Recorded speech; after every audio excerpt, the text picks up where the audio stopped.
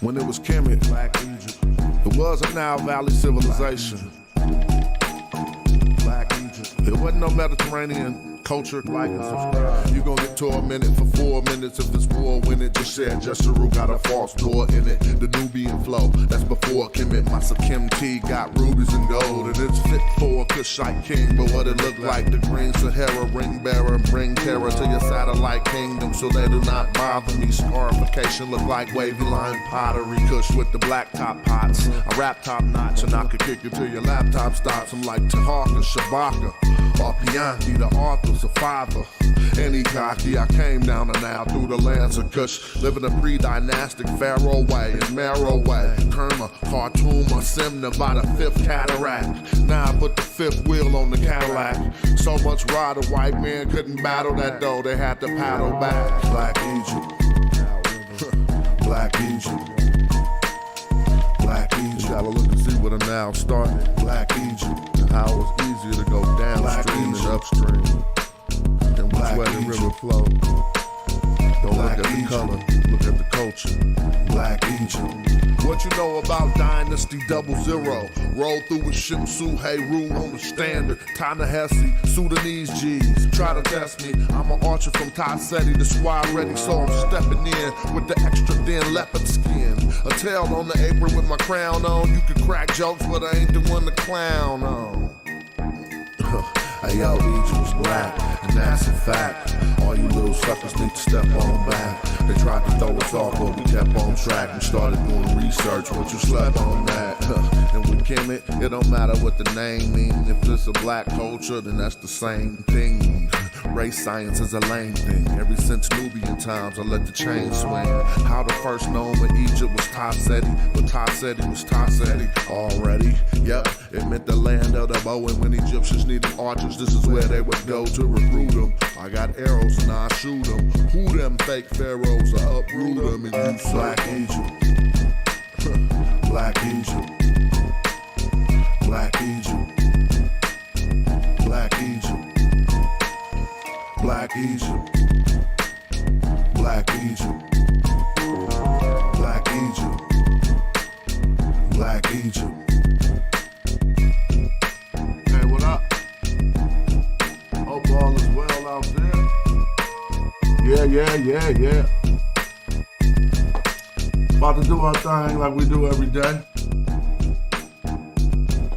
But hold up though, I'll be there in a minute.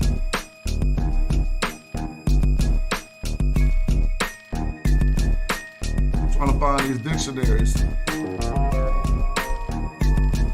Hey yo. What up? Thanks for tapping in. Put up a comment. Say something. Help to get the show popping. What's up, Kinetic Energy? Peace to you, family. Oh, I don't know. It's a new day. Whatever you discuss. You know, I'm the type of person. I don't drag yesterday's baggage into tomorrow.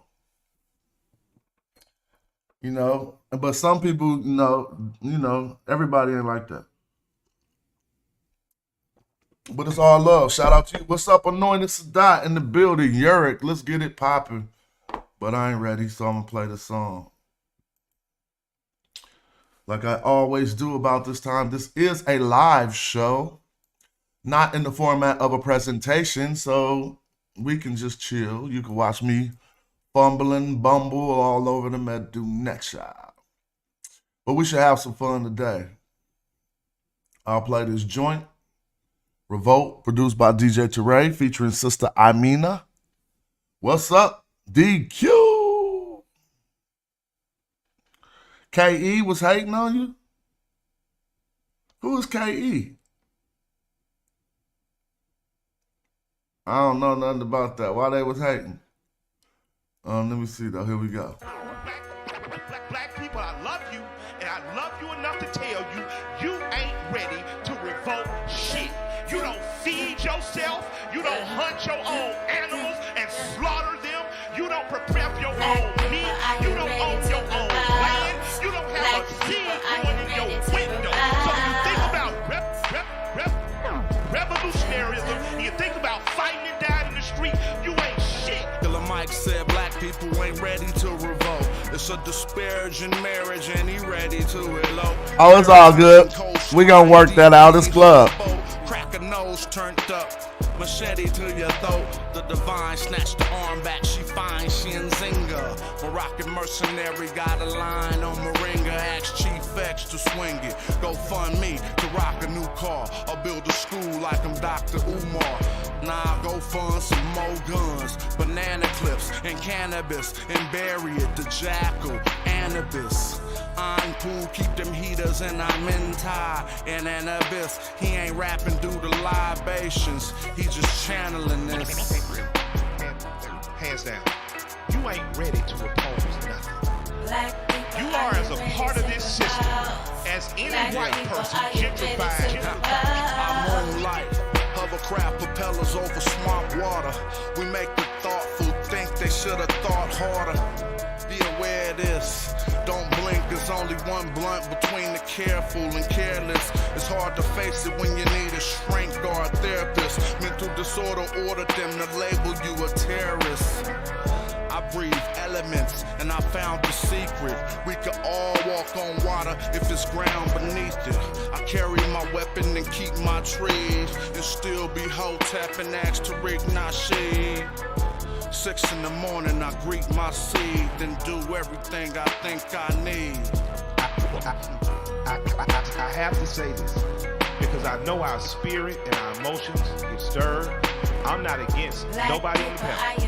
I'm with everybody on the panel. I'm not diametrically opposed to anybody. I agree with everything my brother said about revolutionaryism. So let me ask you guys a few questions. We're in the South, we're in the heart of the South right now. Who fishes? Who knows how to fish?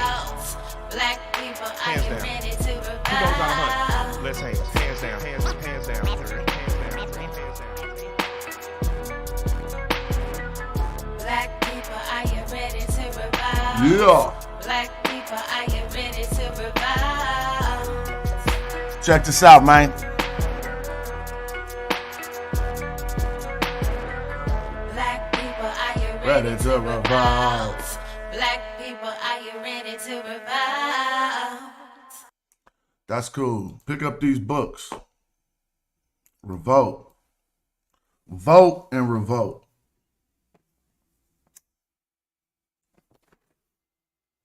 So I'm starting out this show in the newest, most well-qualified ancient Egyptian dictionary. The Wörterbuch, the new Wörterbuch by Hannig, Raynard Hannig. What's up, man himself? UKA, Commissar FX, thank y'all for joining the show. L Need. It's all good. I ain't gonna rush into the show though. Sometimes I want to let some people get in here, but you know, you never know what's gonna happen, so let's just talk about it. In this dictionary, under Kim, it's a German dictionary, but we got enough tools to read any language at this point. And after we start dealing with these languages for so long, we start to learn little terms.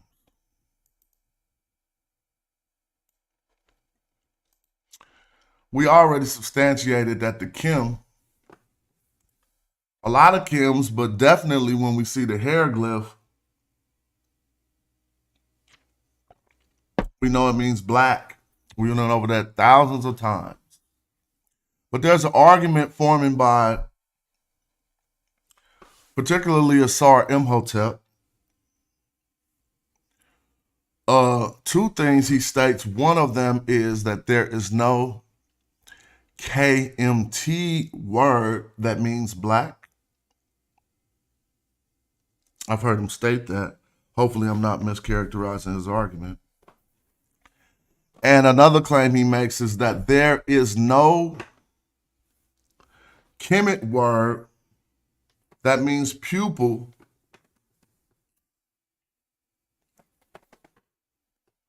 like the pupil, like the black of the eye. And so this conversation becomes kind of weird to me.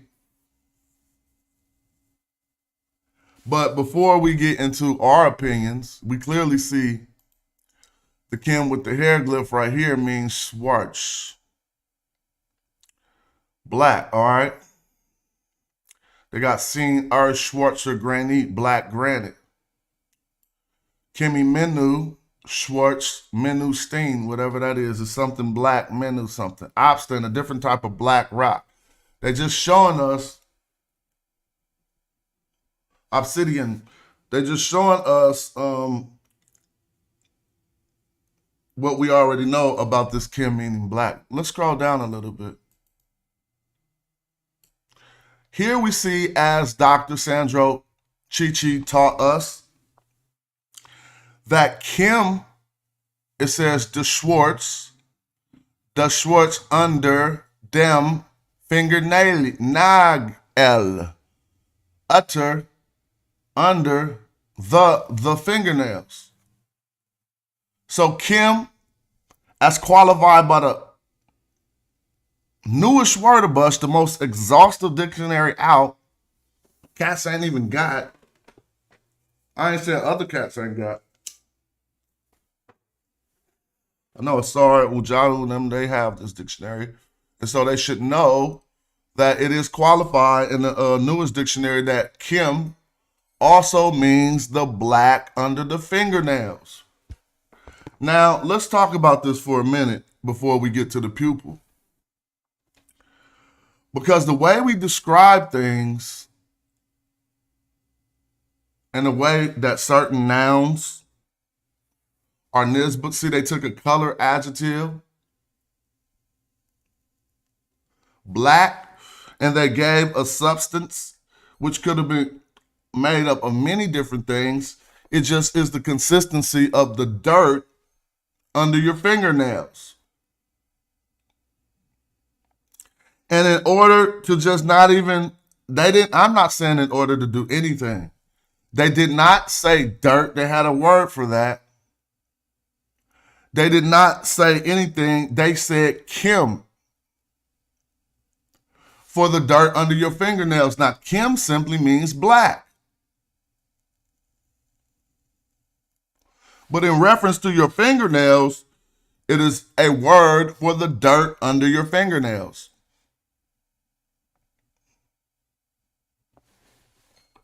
Now, I don't know that much German, but I could say that Schwarz Leder would be black leather. All right, let's go see.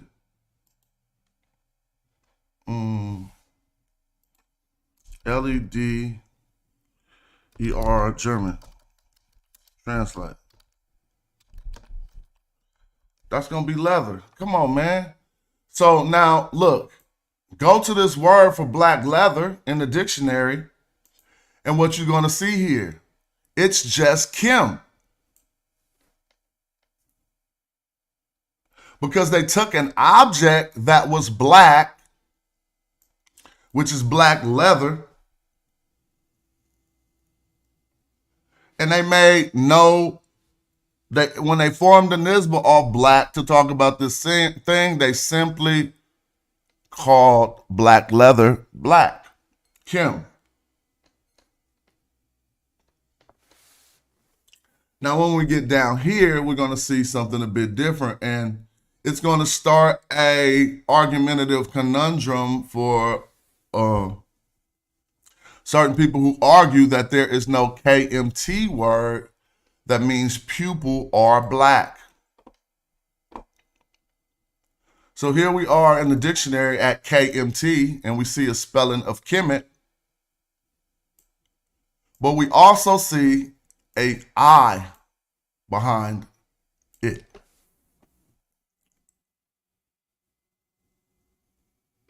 Now, just how the same way we see and how your boy Metatron messed up when he was trying to do the Metu on Kemetiu. He started reading.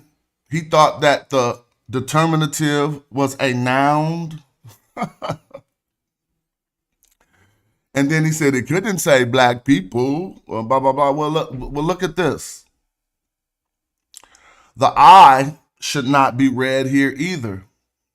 It's only a determinative to let us know the category of the term, how the term is being used. So one could misinterpret this to say they're talking about a black eye.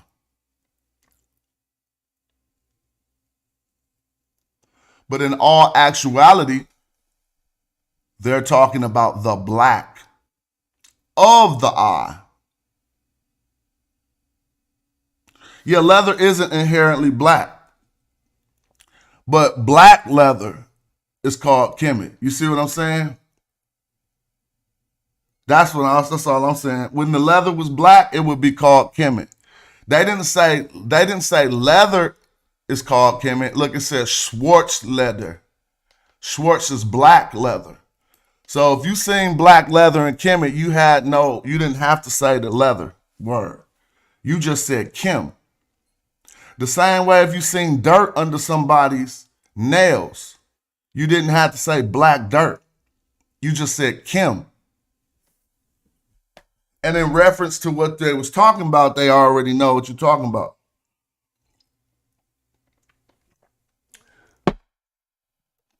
If I'm talking about the eyes and I'm talking about blackness, I got two options, right? Just for humanity. What other options do you have? You have a black eye and you have the pupil of the eye. So here we could clearly see that they have a Kemet in the feminine gender. Okay? That means the Schwarz, the black, right? So now here's the conundrum. For one who argues that there is no word for pupil in the ancient Egyptian, even though they're being highly anally semantic because the black of the eye is the pupil. There's really no way around that. And we're going to look at attestations, but let's say there is no word Kemet for pupil, then this word would simply mean black, which the same person argues there is no Kemet word that means black.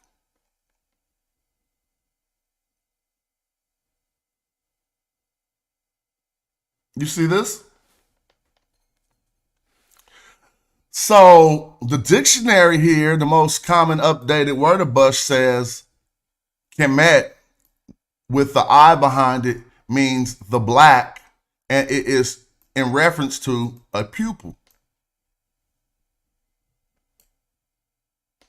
To continue, we can go to this entry with the same the only words to be pronounced is the Kemet. You don't say Kemet ka. As we see the entrance in the dictionary, Kemet. Black cow. Black bull. You don't say Kemet ka. You don't have to. You simply say Kemet, form a nisbah out of this term of blackness, and turn it from a color adjective into a noun. And when you write it, you place the category that the term is in behind it. So this means they're talking about a black bull. This one will be a black cow. A collective term, Kemet, for a herd.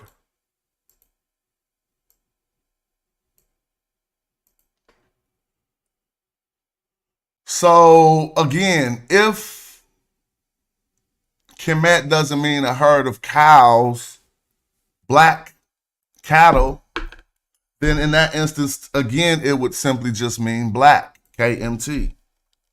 And I think this is page 888, so let me go back to that. I was close to 883 maybe. 883. This is too big, just 1 second. 883, okay. So we did see these entries in the dictionary, But what I like to do is look at them in action. Particularly, we'll look at the pupil. We'll analyze some of those texts. We'll look at Kemet for the black cow, cattle.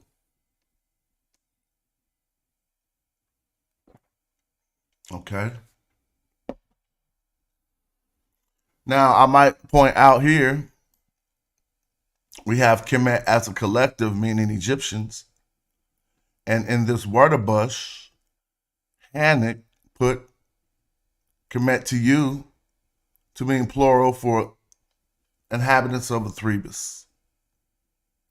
We'll discuss all of those things. We've already substantiated how a Thebes was not there when the term Kemetiu existed, but nevertheless, we'll address that when it comes around. All right. So this Kemet pupil here, we'll look over some attestations of that. And here we are in the TLA. All right. And they have digital facsimiles of certain texts. This one text uses the term, and we want to analyze how this is used.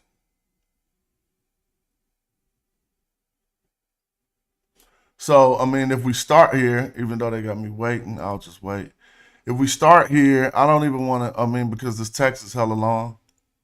Like, and I'm already on page 4. I could start at page 1, but I'd be reading forever. Well, let me give you some info on it. Excuse me.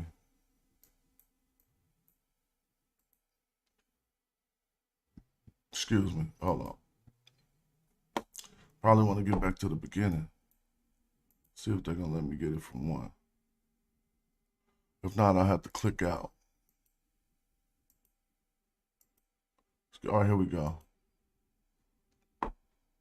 Right back here. Just a second. So let me translate this to English. Yeah, this is a magical papyri, right? A collected manuscripts of the Middle Kingdom, Papyrus Turin 54003. Where we read, don't go down to the black. So again, the conundrum is illustrated because if Kemet doesn't mean black and it doesn't mean pupil, then what does it mean here when it's being used? So if we go into the text, I'll go here. Did I not click it? All right, it's just taking a bit.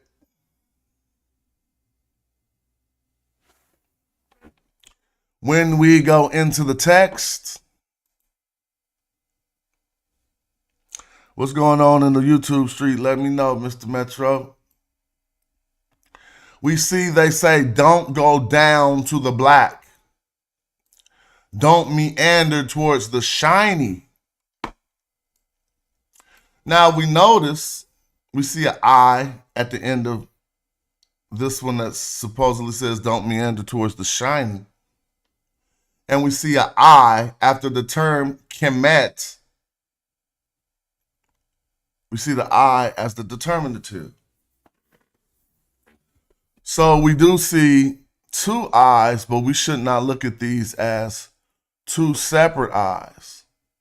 It is actually 2 different sections of the I. Now let's go to page 4 and read this.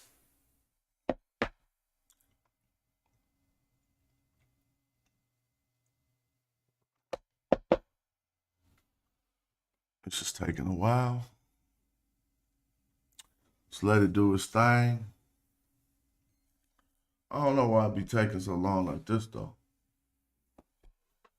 I'm going to stop and try it again. Nah, let me be patient.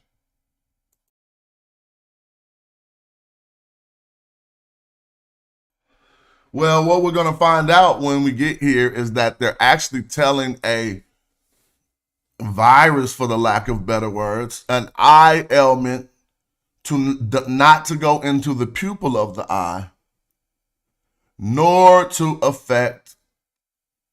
it want it to affect the white of the eye.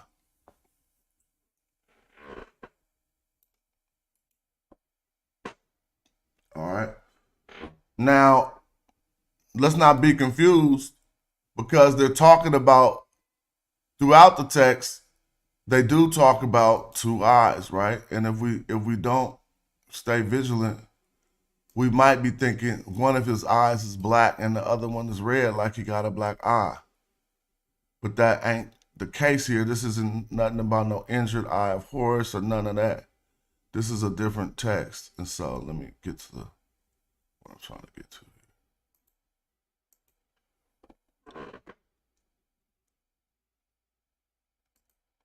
Oh, there you go. Now, it says, just as she will look at this red reptile as it opens its mouth and bears its rows of teeth, she will open its eyeball of gold, quartz and carnelian growing on the eyes of His Majesty Ptah. Okay, let's go ahead and keep reading. This thing is just. Just as Isis bent over Ptah's pair of eyes and licked them, so I bent over my pair of eyes and licked them. All right. From this face of mine, from these eyes of mine, I banished the influence of the god and goddess, one undead. The concealment is removed by being completely unveiled. Just as Shu licked what was done for him, Shu licked what was done for her. Well, I don't know. The patient, literally a man, should say, while putting water in his eyes, my two eyes will not be transferred in my eyeballs will not be transferred into the grip of Shu, into the embrace of darkness. It says, into the day, during and through the morning star. Men, give me my eyes so that I can see them. Because I want to see them, you give me my eyes. You may be spit out injured on the Hygiene cane plant, or whatever, it was a cane plant, that is in the midst of the Nayet bush. After the shepherd fetched the longhorn cattle, and after the green plant sprung.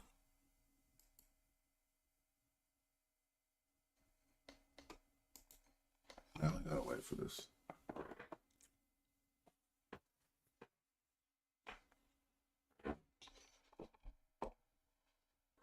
Now here it says,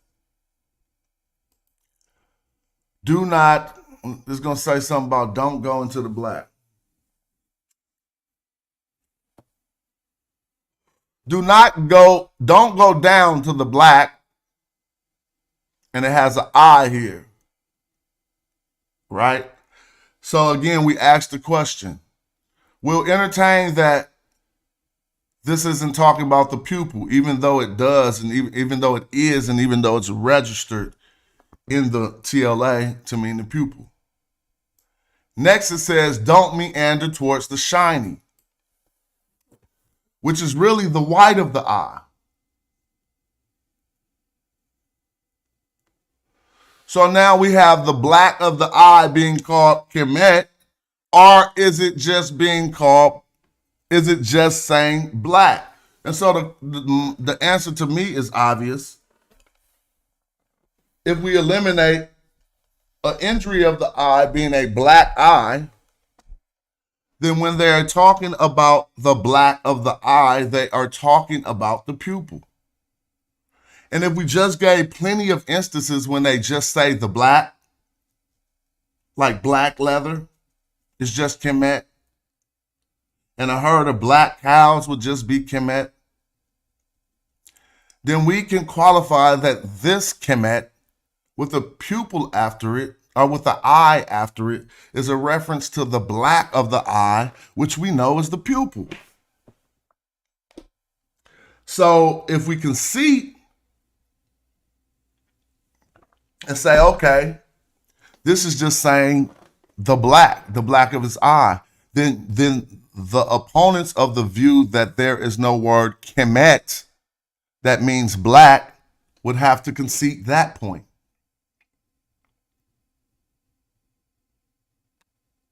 They're forced to. Again, if we click into this term, it's going to tell us it's a pupil. So when somebody say there is no ancient Egyptian word Kemet for pupil of the eye, these are the simple questions they have to answer.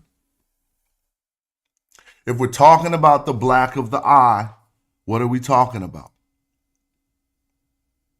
And if we see the instances where we take color adjectives and don't compound them with other words, we simply turn them into nouns to represent things in ancient Egypt. How come that isn't the phenomenon happening here? So notice how it's easy for me to show you what I think with qualified sources, because I'm not really going against the grain. I'm showing you what the scholarship says. Those who say they are better than every dictionary and every scholar, I mean, sometimes they could be right. I don't take that away from them. But it's not going to be the case. Every time you present your material, the whole world is wrong and you right. That's just not going to be the case.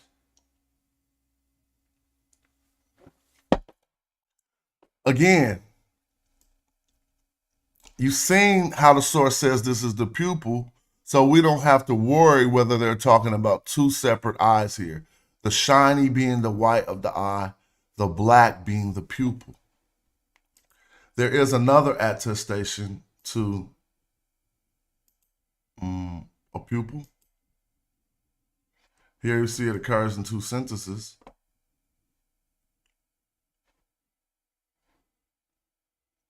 Okay. And here they are. We just looked at this one, I think. Yep. The second saying, your black, i.e. your iris area, is in your center. This is more revealing because the black, it has an eye right here. And it says it's in the center, hori ab. That's the middle. The middle. This is the middle. If it's telling you where the black is in, see it says middle. If it has an eye and it says black and it's telling you it's in the middle, you don't think that means the pupil?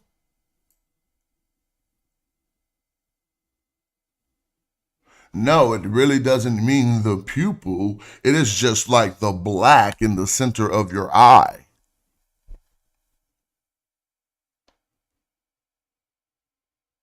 It doesn't mean the pupil. Linguistics, if you do historical comparative analysis, you'll see that the black in the middle of your eye doesn't necessarily mean pupil.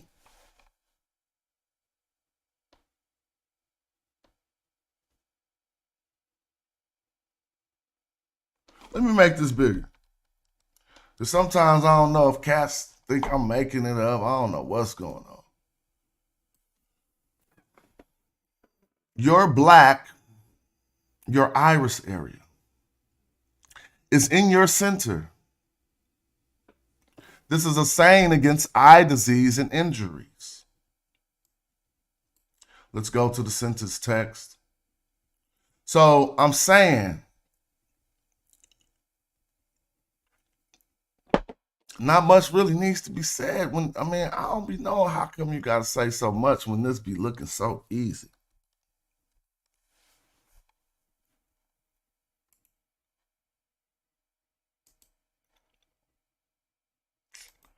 Why I keep gotta do this?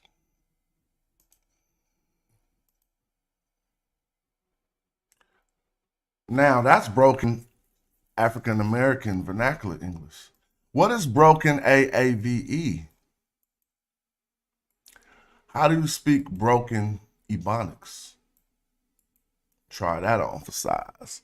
I'm waiting on this computer. There it go. I think it's just acting hecka funny. There it go.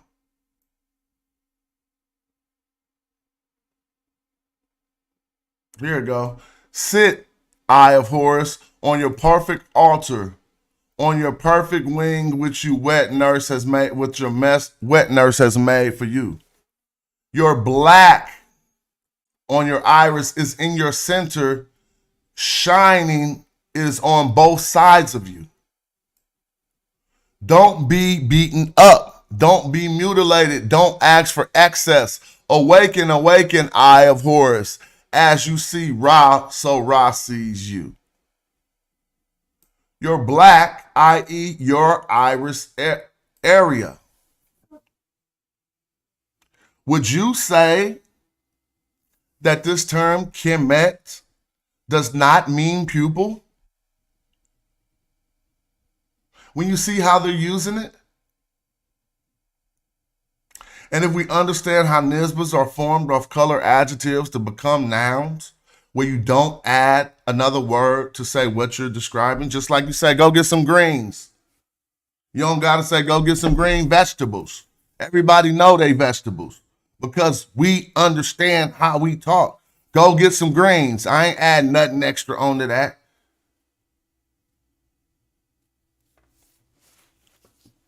Now, even in slang, if I wanted to make it not be about leaf vegetables, suppose I wanted to make that be about cannabis, you're going to have to add something on it so that the human know the distinction ain't talking about leafed vegetables.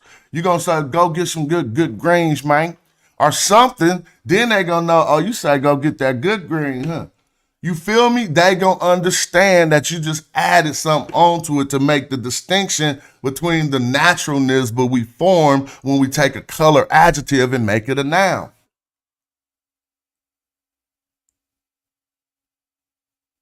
You damn sure ain't coming back with leaf vegetables if someone say, go get that good green, man.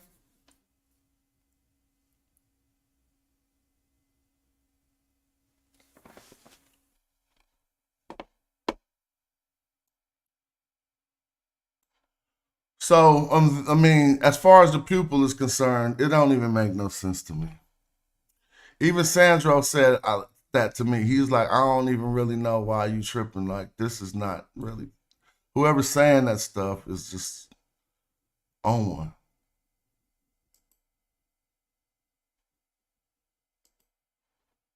But, you know, it is what it is.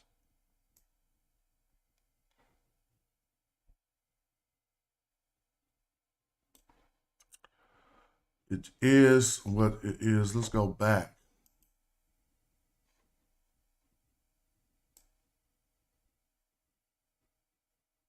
I remember a quote from a Greek person who described, I can't just remember who it was. It makes me mad. I shouldn't even talk about it because I don't remember.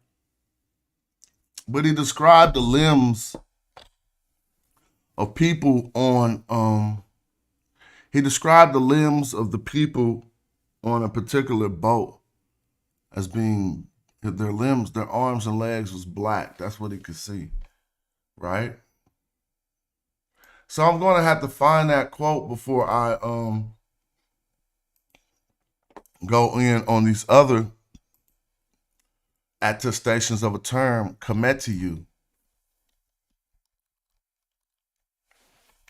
Because there's an instance of the use of this term where again, I argue, okay, you can say this means Egyptians here. But can one argue that it means something else? So let's look again at all the Kemets we got. We got Kemet that is an illness. We got Kemet blacked out, inactive, that is a black cow. But we do have Kemet active for sacred black cattle. The word really just say black. That's what we got to peep. What part of Kemet says cattle? No part of it. Just like this, Kemet means the black land. What part of Kemet says land? No part of it. See, the determinative gives us the category. So the category for this Kemet is cattle. Since this determinative is 049, the land, crossroads, then the category for this Kemet is township, land, polity, not just barren land. Ain't no X on just land. It's occupied land most often, or at least formerly occupied, or somehow a city situation being there. We have this Kemet for paid in full. Now, notice how they changed that. Let me go down. Oh, hell no. Did they do it? Oh, that's why the new TLA beat the brakes off you. Oh, they did it.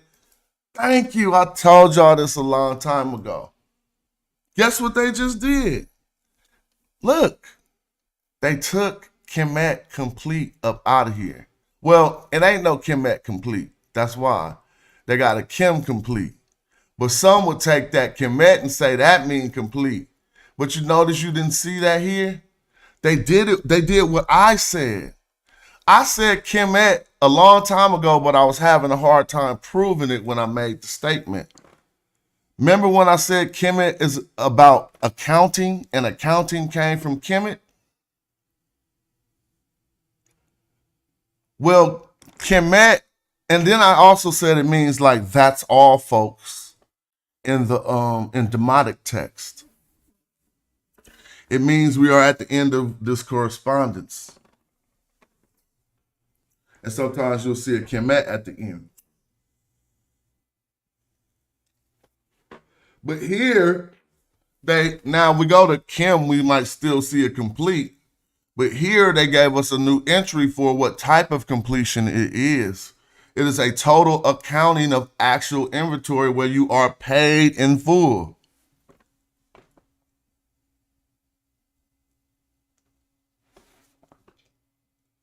You feel me? I'm telling you, I said that a long time ago. I was like, man, Kemet is about accounting, bro. I even told my man Domo that. I was like, it actually mean have your paper. He thought I was making it be sometimes just because I'm not really joking. I'm showing you what I know in a different way. It clearly means you got paid in full. You Kemet. So you got your complete payment. Complete is in that root. But we got to understand it has to do with a cattle count or a getting your bread or something. You in the black. You feel me? Oh, look at the SAR-M-K. You are in the black. And we see the entry for Pupil. We see entry for the Schwarzland. But let's go here to Kemetiu for Egyptians. And remember what I said about the Greek attestation that talked about the people on the boats had black limbs. Here in the TLA, the term that I would argue there's a possibility, and we definitely should not divorce the blackness of the root like we didn't do with none of those other terms. We didn't do it with black leather. We didn't do it with black cattle. But when it comes down to a category of humanity, we divorce the blackness. And we don't do that with no other color Nisba. And I'll break that down. And I hope y'all know all I'm saying when I say Nisba, I mean any adjective of color that we change it to a noun, that's what I'm talking about. Let's look at these 6 occurrences of Kemetiu, and see how this was done. I would like to see the rivals of my stance on this Pyramid of Pepi attestation, which I feel has been adequately refuted, that this could not mean people of Egypt, because at this time period, I mean, that's simple, very simple. Pepi knew nothing of Egypt. Pepi knew nothing of a Kemet. That's like the aliens come to Earth right now and they land in America and they colonize America and they call it something new. But I wrote a document today. I wasn't saying whatever they gonna call it when they colonize America, the aliens, because I ain't know nothing about that yet. It ain't happened yet. And so, okay, well, let's take the opponent's view. We'll say, well, you know what they mean. It's referencing to the geographic area. Well, it actually isn't. It makes it messes up the wordplay of the text if we appreciate this Kemetiu to mean the people of Egypt. It don't make no sense. You will stand before the people of Egypt like the Apis. You're missing all the indications of blackness inside of this attestation. As we go to see the text in work, in action, we're going to see, man, I swear every time I tell it to translate, if I got to do this, I'm going to be heck of mad. It keeps staying on detect languages. Let's make it stay on German, dog. German. Golly. All right, now, let's see if that works. There we go. Now, look. When you read the text, as we've broken down plenty of times on here, we have to address the wordplay of the ancient Egyptians. All three of these statements go together as they are stated the same. And you see the object of the sentence and the subject of the sentence correspond. That not only do they correspond, but they correspond with wordplay and they correspond ideologically. Men is a god and a chapel is a god's domain. So if you stand in front of a chapel like the god, you basically gonna be a boss. You see the relationship between chapels and men? You will stand in front of the chapels like men. Don't you see the glory in doing that? You will stand in front of the tabernacle like Yahweh. You see how the object and the subject is connected? Well, here we disconnect the subject and the object if we translate it this way.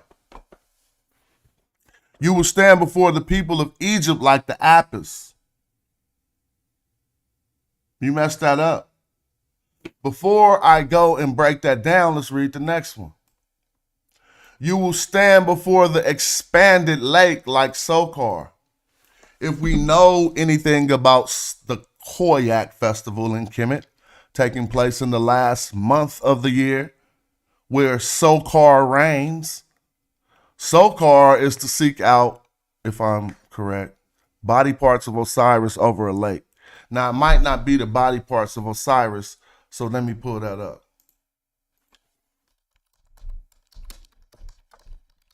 Let's see what Sokar, let me see. Let's see if I can find that. It's supposed to be the Koyak festival. Here we go, Koyak festival, right? But I want to make sure the source is cool. Koyak, all right. I should have put the A. Here we go.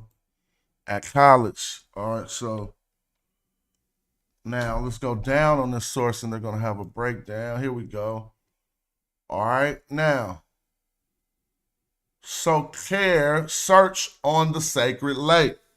Do you see how the subject and the object on the, I'm about to do it like Christmas.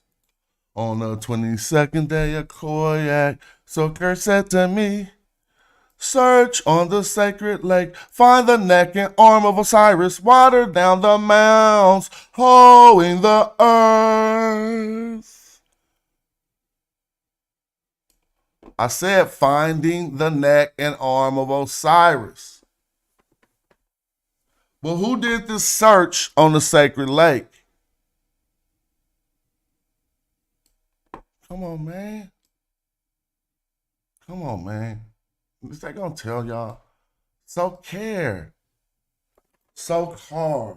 Okay? So now when we breaking down the text, we clearly see, not even in wordplay, but just in understanding of ancient Egyptian culture. What they doing, man? Hold on real quick.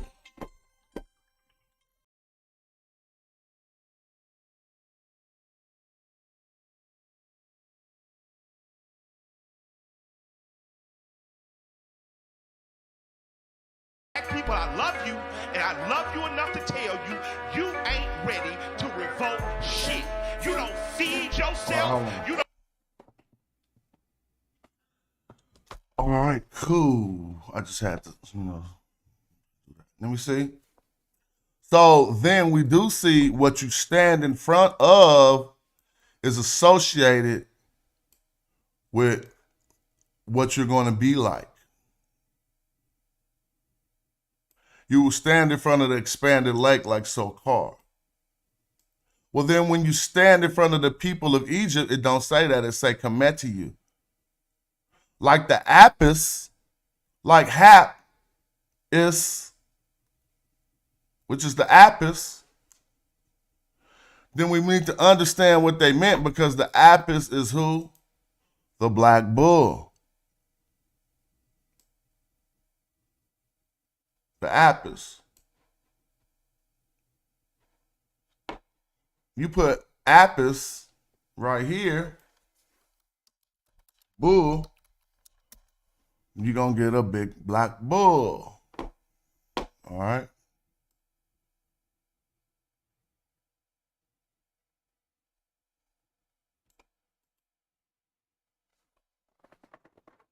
So then, if you read statement and you divorce the blackness from the term Kemetiu, you're not about to get it. Because it says you will stand before the Kemetiu like apis. So it to make sense of this, you have to have the blackness in there. Let me show you why there's another disconnect. Let's say you do want to attach this and say Apis is of Memphis. Apis is, the bull of Memphis. We got to remember this is Pepi doing this talking. In his tomb. So whoever wrote it for Pepi back in the 6th dynasty. Well, we not finding, I don't want to mess that up, but I'm just saying the prominence of Memphis grew over time to where we can start thinking like, this is Egypt making a reference to people of Egypt and Memphis. It is more like, and you will stand before hey, bro, this is Kemetiu. I don't know what to say. You got to lead the black people. You got to lead the black in there in order for this to make sense. You will stand before the people of the black land. You will stand before the black people. You like Apis. And you will stand in front of the expanded lake like so-called. But another argument is people of Egypt wasn't a thing yet. Again, I know people trying to act like that doesn't mean anything, but Pepi wasn't talking about that. And he used a term that was related to blackness that precedes Kemet. He didn't know nothing about Kemet in that time. So he wasn't talking about Egypt. He did not, unless y'all pull up some new attestations with a Kemet, meaning Egypt in the 6th dynasty, he wasn't talking about that. But I ain't going to hinge on this one because there's some other ones.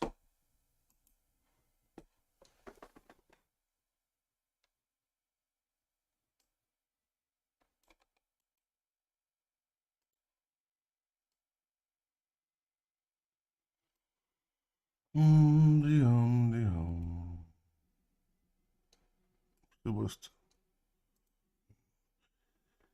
came after he had quickened the inhabitants of Egypt and removed their distress. This is Simroset III, where the term Kemet is actually meaning the areas that we know now as Egypt. The term arises during the time period of Simroset I. And this is Simroset III. And notice his text says Kemet, but they got this Kemetiu here, but some say this is not a Kemetiu, it should just be read Kemet.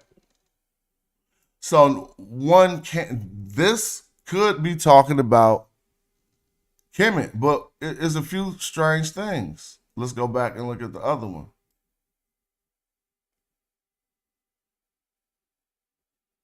And this is correct, except the chick bird is wrong. This is like 600 years before, or maybe not that long, maybe like 500 years, 400 years before this one. And this is right after the term arises with Amenhotep I. KMT starts to mean the area that is, the area of the black land, that whatever they want to call it. It starts to become the country. That's what I should say, a term for the country. But this text is talking about the people of. So if someone wants to say that this says black people, they would have to translate it. He came after he quickened or whatever. It doesn't even say quickened, yo. It says sa'ant, F. He caused life. I don't know. He brought, look, this is to cause life, to make live. What does it mean? To make live. Told you exactly what I said. To perpetuate, to nourish. He came after he nourished the black people and removed their distress. This is what that would say. I don't really think it said that. Not this attestation.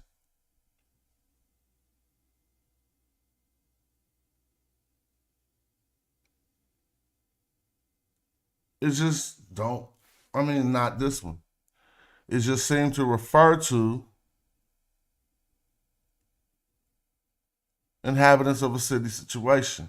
Now, if all those inhabitants were black at that time, let that be it. But I'm just saying that seems, y'all. Now I'll open up the chat so y'all can clear up how this would be stated. I'm just looking at it.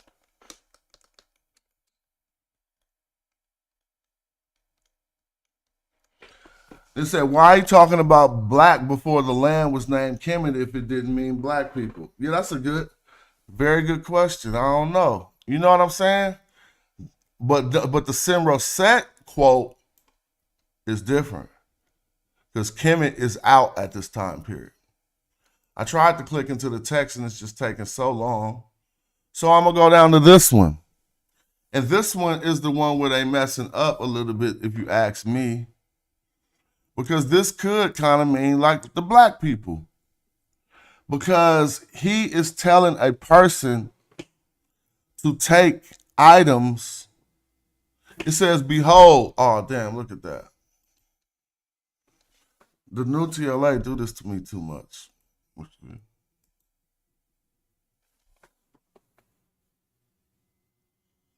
I'm going to read what it says once it comes back. It says, behold, their ruler, Malachi, sent a letter within this ships to the Egyptians. But they say, or to the Egyptian speakers. But the term is Kemetiu. Now, I do have another attestation from people in this area describing the people on the boat as black people. And you have to actually think of a harbor in Babylon with all different type of boats on the harbor. And he said, take this to the Egyptians. Or he could have said, take this to the black people. The question is, which would have been easier for the messenger to identify when looking at a group of boats? How you gonna know that them the Egyptians if everybody looked similar in color and stuff, and the boats that they would take to Byblos wasn't even of Egyptian design? They would take a particular type of a boat called a Byblos boat in order to be able to bring back the cedar wood from Lebanon area. So this one could argue that he is saying he sent the letter to the ships with the black people, because they even saying to say Egyptians are Egyptian speakers. Well, let's look at the text.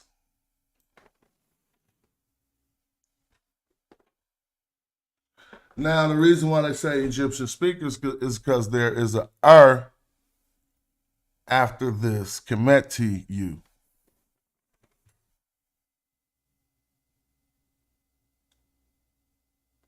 And I mean, it's so easy to say the boat of Egyptians, the boat of Egyptians. But I wouldn't disqualify one who said no, the descriptive would have been easier for him to describe them by color in this instance, and to say, take that to the people of that color. Well, nevertheless, these are the attestations. And here's a different one. But in the same text, north to Alaza, whatever, go in one of these ships of the Egyptians, and they keep saying are Egyptian speakers. There, who shall speak to the ruler of Alaza with the commission from Byblos as follows. Here we see the Kemetiu without even an R after it. So that means they're Egyptian speakers that they're conjecting is unqualified.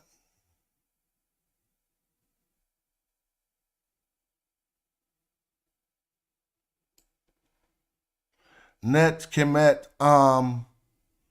Jed, okay. But see, that they not getting speakers from that. They say, look, it says Egyptian speakers here, but also it says there who shall speak.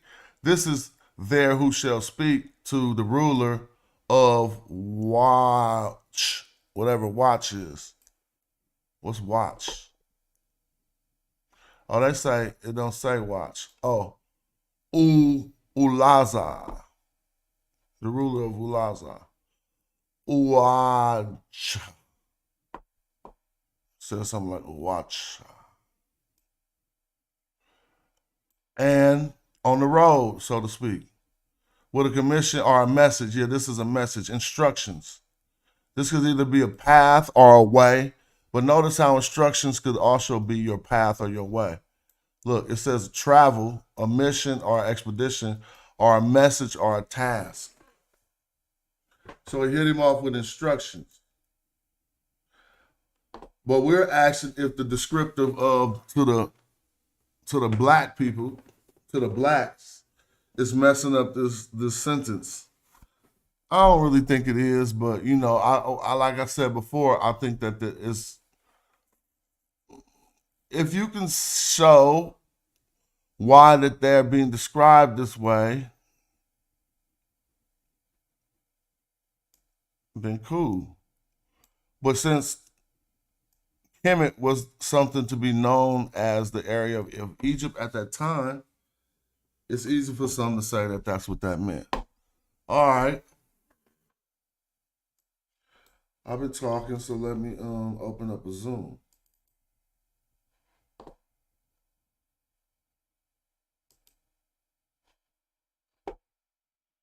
Real quick.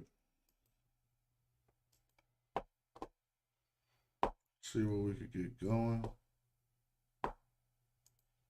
this morning.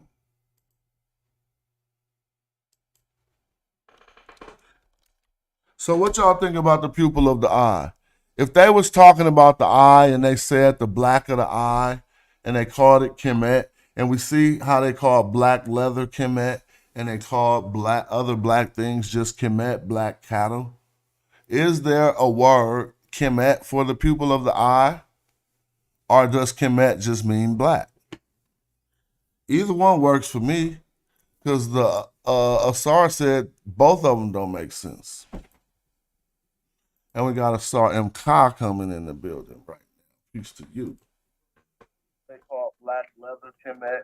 You might, yeah. What's up with it? What's up, fam? I don't understand now because you said this already.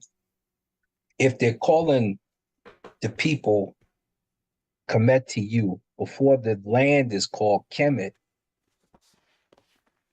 we're not talking about just the black land no more. Exactly. We're addressing the people. And we really, people don't really understand how the meta nature works, which is what kind of gets on my nerves sometimes because it's easy to dupe them. It's easy for me to no, see, here's a black over here. That means this instead of this. Mm-hmm. It's too easy to dupe you. Stop being so dupeable. Because if you understand how the meta nature works, the adjective has a description function to it. If it doesn't, there are certain cases when it does not. You can't find any, somebody said the other day, professional Egyptologists who won't say the adjective doesn't have a descriptive function. The reason it has a descriptive function and we know it is because this is when language is first being created. So they weren't so elaborate just yet. They had abstract thought, but their words were still simplified concerning how they're structured and why they're structured that way. So the shred was usually something about red or holy. Black was something about this or this, right? So we know that. So now you've got Kemetiu when they're talking about the people with the adjective as the descriptive, because they could have called them Deshertiu or something like that. They didn't. They said Kemetiu. They could have called them Setiu, which meant that they loved that particular nature as opposed to the color. They made this clear for you. So you cannot keep trying to rest your loins on the fact that it has different meanings, because there's a bunch of words with different meanings. But the root of the word is black. And when it's used in that fashion, is black. And professional Egyptologists have described it as the black land, but now we've got the people to accompany that. Where you gonna hide? Where you gonna run to? Well, you remember yesterday we were talking with Chris and we was going over this, and I was making my point when we was looking through the Ramseum about Kim not being a gnome yet. Well, I forgot to refer back to this text where Pepe is clearly showing it wasn't a gnome yet because they still writing it with the wall. Yes. You feel me? So they're building. Yeah, exactly. they building it. It's gonna become that. But right now, at his time period, he said Kim right here, and he just got the wall right here. Now I do got Kim the black god in here. Let me see if we can find it. One of these is Kim the black god. Let me see. It's not on there though. Why did I even snip this line though? For some reason I snipped this line, so let me look through it.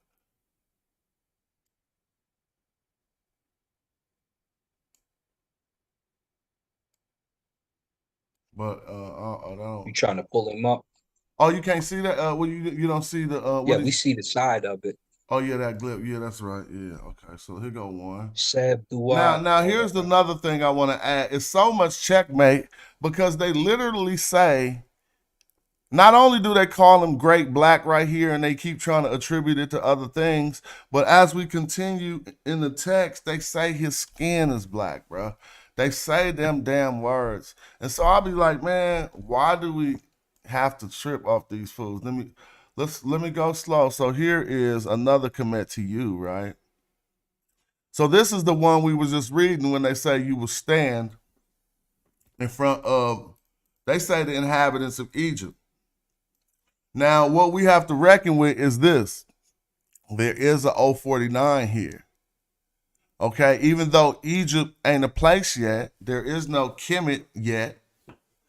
He put somebody put a 049 on this Kemetiu. So how is that addressed? What yeah, that can't be a threebus at all. Yeah, it's definitely not a And the threebus in the water butch and in the TLA, it says its original name Big Black. So if you point to a threebus, because we know Egyptians, we know Kemetiu weren't using that word. That's a Greek term. It doesn't come around till Ptolemaic era. Then we know that they would have called it Big Black. Yeah, but they put a town 049 here, so what's the answer? Like, it got Kemetiu with a town glyph. We know they ain't talking about Kemet. This ain't a reference to Kim if you ask me. So what is the city situation with the Kemetiu in the 6th dynasty? Mm. You know what I'm saying? That's what I'm trying to figure out, yeah.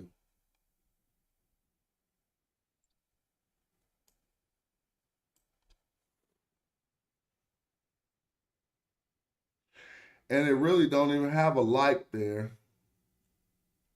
Say that again. You sound a little bit far away. It really don't even have a like. It don't say like Apis, but it does just say. Yes, it's happy. Yep. That's why I don't know Kemetiu what happy. We got Kenti, Kemet. Yeah, I don't see what they saw. All right, I'm gonna go to the next one. Let's see. Kemetiu happy. Is that it? See, I don't know what they saw.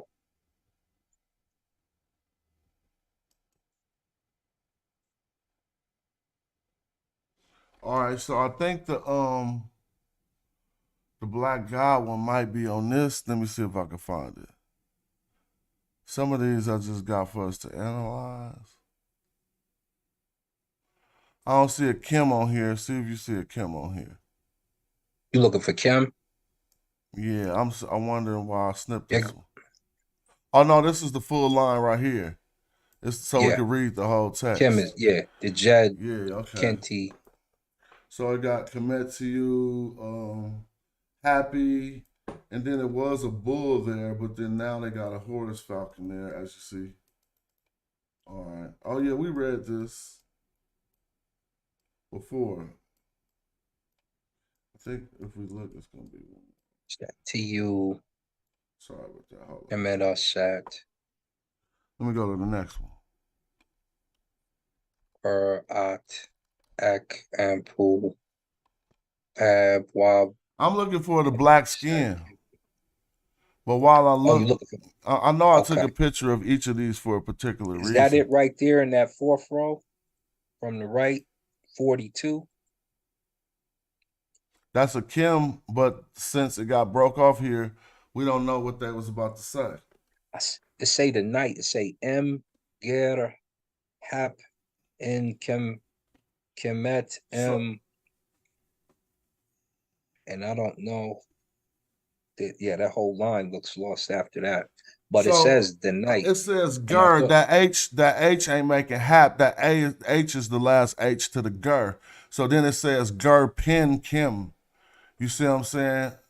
So and this night is black or something.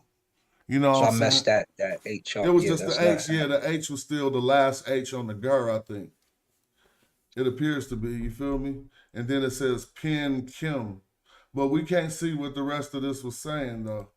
Right. But we can see that Kim blackness is related to night, even to Pepi right here. You know what I'm saying?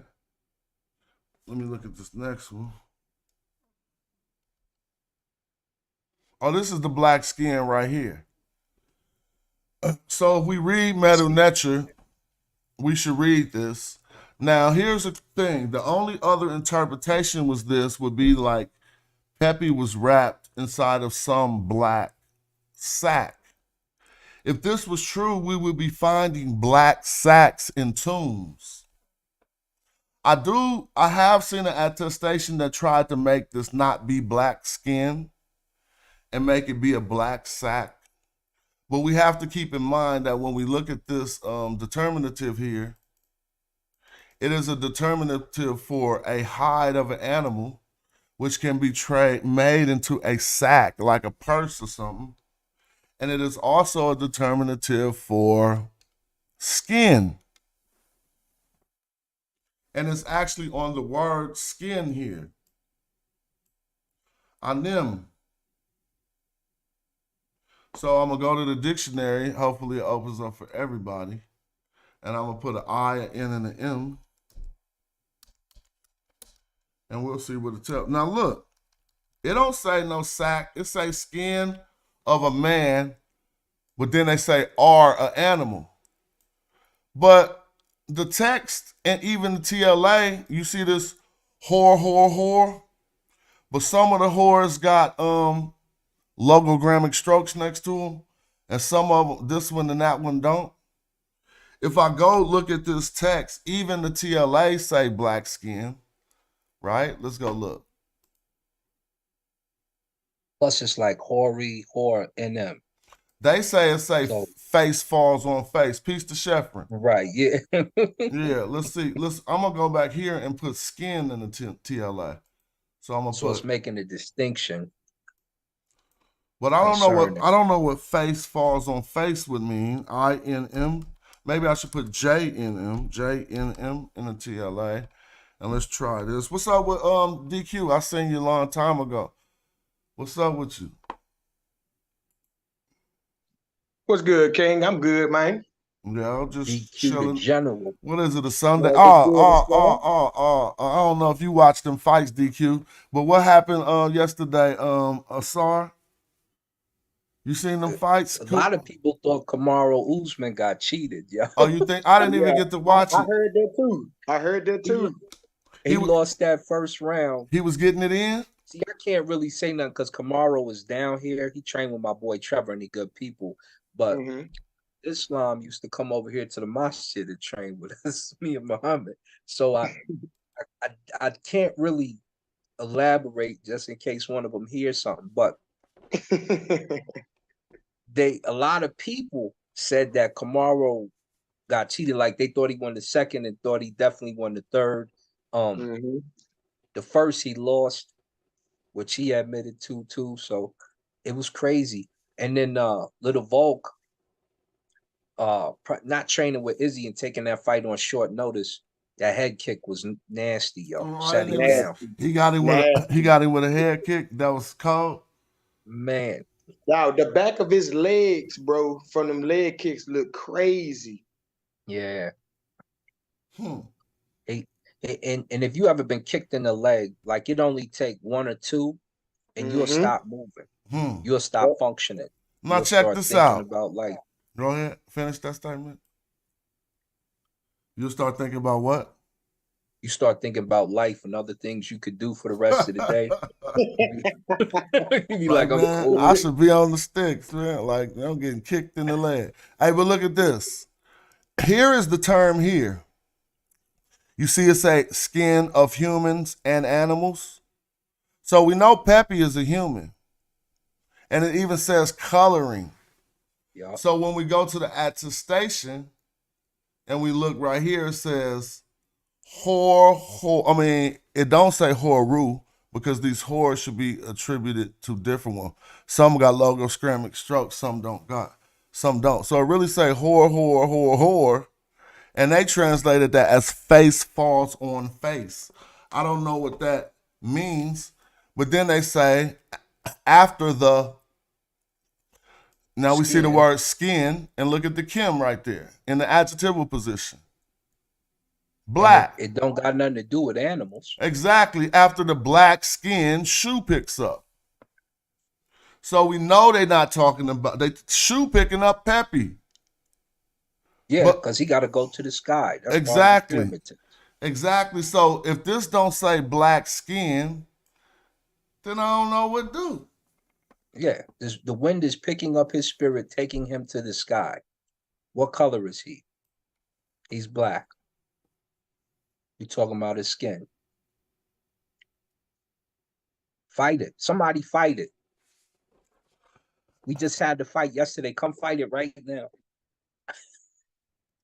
Here's the INM word with a bunny, skin of the man. Now, there is an INM, they might try to say hide of an animal. Let's look at it. This just says skin again, right? Anim, skin of a man. Let's move this. Or animal, right? Skin of a man or animal. And if he's the king, it could be a reference to him being the black bull. Now look, it says your shape, your form, or your nature when they have it here with like this. They have this right here, and it says skin of a man or animal. So it's either talking about his black nature, his black form, or his black skin. Well, that's why I say he's the king, so he's represented as the black bull. He is the Ka of the people at the time. So, you know, you can't really, what are you going to do? You're going to say he's not the Ka? He's not the king. He's the king. And we know they're talking about face on face. We know we're talking about a human, and we know Shu was picking his skin up. Yeah. Because ain't there another text that says Shu picks up a man's skin or something like that? Picks up the skin of a man or something like that? I found another one similar to this, but they tried to say it was some type of a sack or something. Let's look up Anim in the TLA. We'll see the attestations right now. They should be on the bottom of the screen. Is y'all seeing the TLA right now? That guy is in the building. What's up with you, boy? Peace to the family, peace to the chat. Peace, King. What's up? In 2013, they got the DNA of Ramsey the third family, and it says sub-Saharan African. Yep. And they got the regions of where everybody comes from and how much they contribute.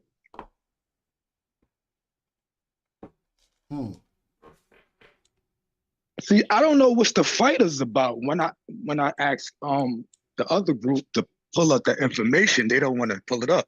I just get it. Your alarm set for 8:29 p.m. I think the fight is, as much as they say race is a human construct, right? They harp on the fact that they're brown, not black. They don't want to be associated with black, so they're using the human construct in the society. Okay, help me understand this. So if you don't want to be called black because of its supposed negative nature in the United States and globally currently, then they don't want to be associated with that term, as opposed to looking at how it was looked at before when Africans were in control. Black was looked at as the defining divine color. Now they don't want to be associated with the term black, and you'll hear him say that. Don't call me black. I'm not black. See, I'm actually tannish. Or it's weird. So, they're using the social construct and they're putting it on these words, and then they're accusing us of doing it.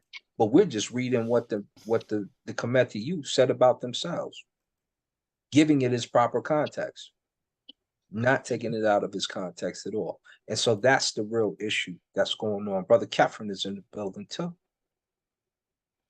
What's up, Chef? What's up with y'all? Chilling. I'm trying to Man. get me back to streaming. Work off my stream fatigue I had for a minute. I was like, I'm cool on streaming. But then I looked at my YouTube numbers going down and said, all right, you got to keep working.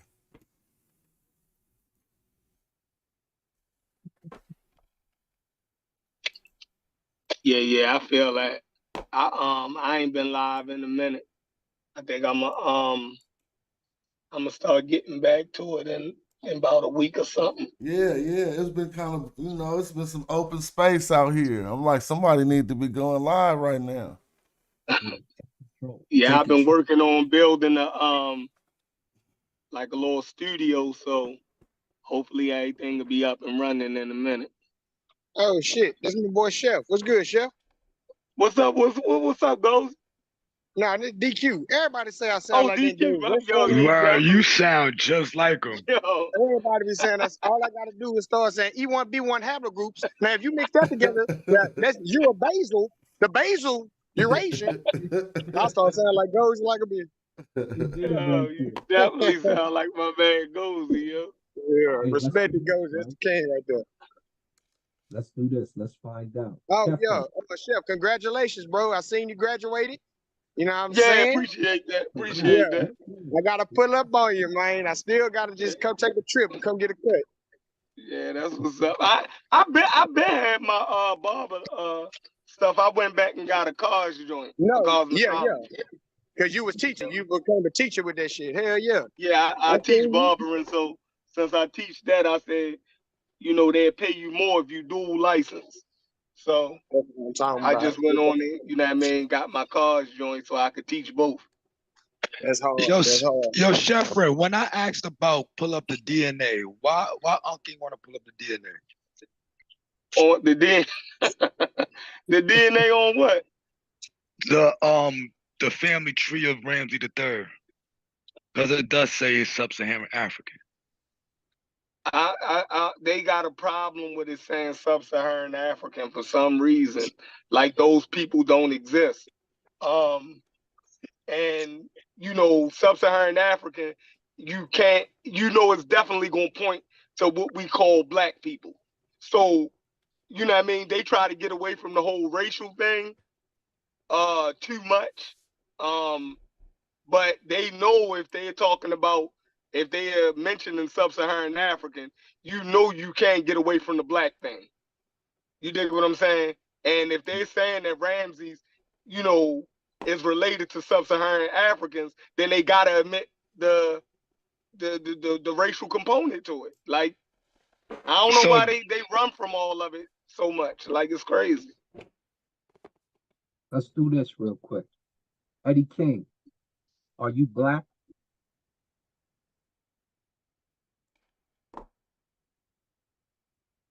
Oh, he didn't pop up. Chefrin, are you black? Yeah, I'm black. DQ Hampton, are you black? Yes, sir. That good brother, that good guy, are you black? Yes. Do y'all have a problem with being black?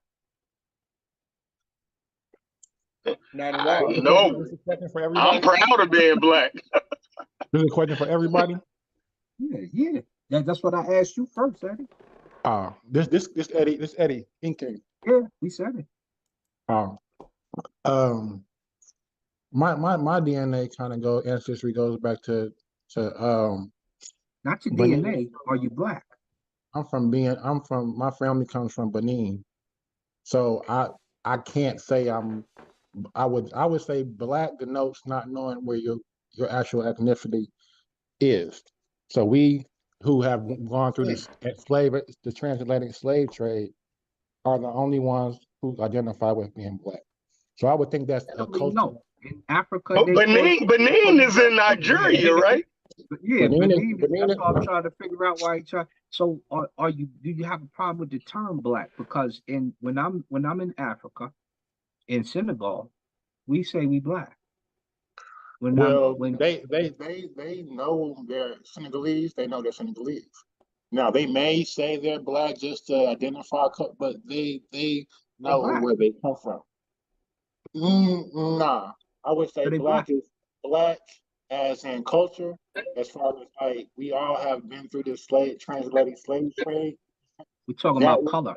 So you Nah, trying to you're Right, say not we talking about culture. Well, how you bring black into culture? That's tough. yeah, That's tough. well, you're right, talking we about know skin we color, know our ethnicity. Hold on, hold yeah. on. We know our melanated. ethnicity. So Hold on. Are Australians black? No, hold on. We know our Yeah, the ethnicity, yo. Aboriginals are. They came from New Australians are Guinea. black. Yeah, the I would originals I are. would. If you asking Australians, Why y'all doing this though? I'm Yeah, I you don't I, moving I the don't you I moving the don't I Because don't it's goalposts two want when to you things. when you I ask wouldn't that supply. question. Because the two I'm things. We got guys going into cultural references, which has nothing to do with color. We got Right. guys going into DNA, which has nothing to do with color. If we're not talking about pigmentation, that's what we're saying is if you black, so you so black. so you're talking And about because my thing is this. hold up. Because when the Greeks saw you, they didn't talk about your culture. They said you're black. Then they started talking about where you're from, which goes into your culture. They Well, said that they white, they said and then they Ethiopia. would go It would into have their been different no. cultures. So I disagree, brother. Listen, they let's did pull up not some say text. black. They said burnt face. They said Ethiop. So they were calling What color are Ethiopian. you? They were not saying black. They were They saying were. burnt Why face. you messing Burnt. that up? They use two. What They use color are two you if different you're burnt terms. face? No, but he wrong. They use two different terms.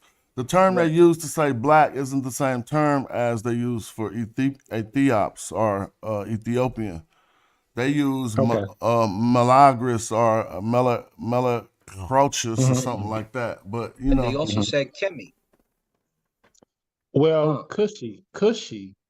So Cushy, look. So listen. not cushy. Cushy means a reference to where you're from. They said Kemi, What- which is in the Mm, Demotic. okay, so look, this is where I would because we just looked at the I-6 determination where it was a crocodile. Uh-huh. Okay, so can you reference how that crocodile, where do you get black from that crocodile? Well, hold on real quick. Let's Say slow they down. had Let's black slow mud down. on the foot of the crocodile, But and that's what they referenced it to. But, But but real see, quick, we've real already Also quick, been say real that quick. they're I just Kemi. want to say we've been before through this. y'all gonna go too far down that argument, some things has to be laid Okay, out. Right okay. now, it's some will argue the crocodile stance, but that's rather inconclusive.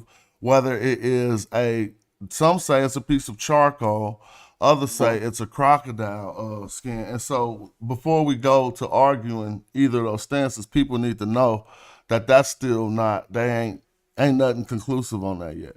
Okay, okay, for sure, But the But because we we reason we that know that grieves that me, symbol. But hold on, we know that that symbol was a symbol that denoted a dark color. Exactly. but And So we know that whatever the symbol came from, we know that they used the symbol to as a reference for a dark color. a Period. dark color which could be red. well, it's dark now red. it could be red in comparison, but they wouldn't just call red Kim. But you know what I found? It Oh my depends God! on the Hold on. soil. Let's It slow down. depends Let's on the slow down a soil. little bit. I found an attestation with some scholars talking, and guess what they said when they was trying to Uh-oh. say what ancient Egyptians would call the color that they drew. Adamu. He said that would not be just Charette. He was like, I know it looked well, I gotta find it because cats gonna freak out when they see that. He was saying that this color on the wall that they drew themselves would qualify as a dark hue to them and would possibly be called Kim. Because you gotta remember, dark red would be Kim in comparison to light red. But if it ain't no comparison being made, no one's red anyway. But if it ain't no So, comparison being made, then Kim is just meaning black or dark.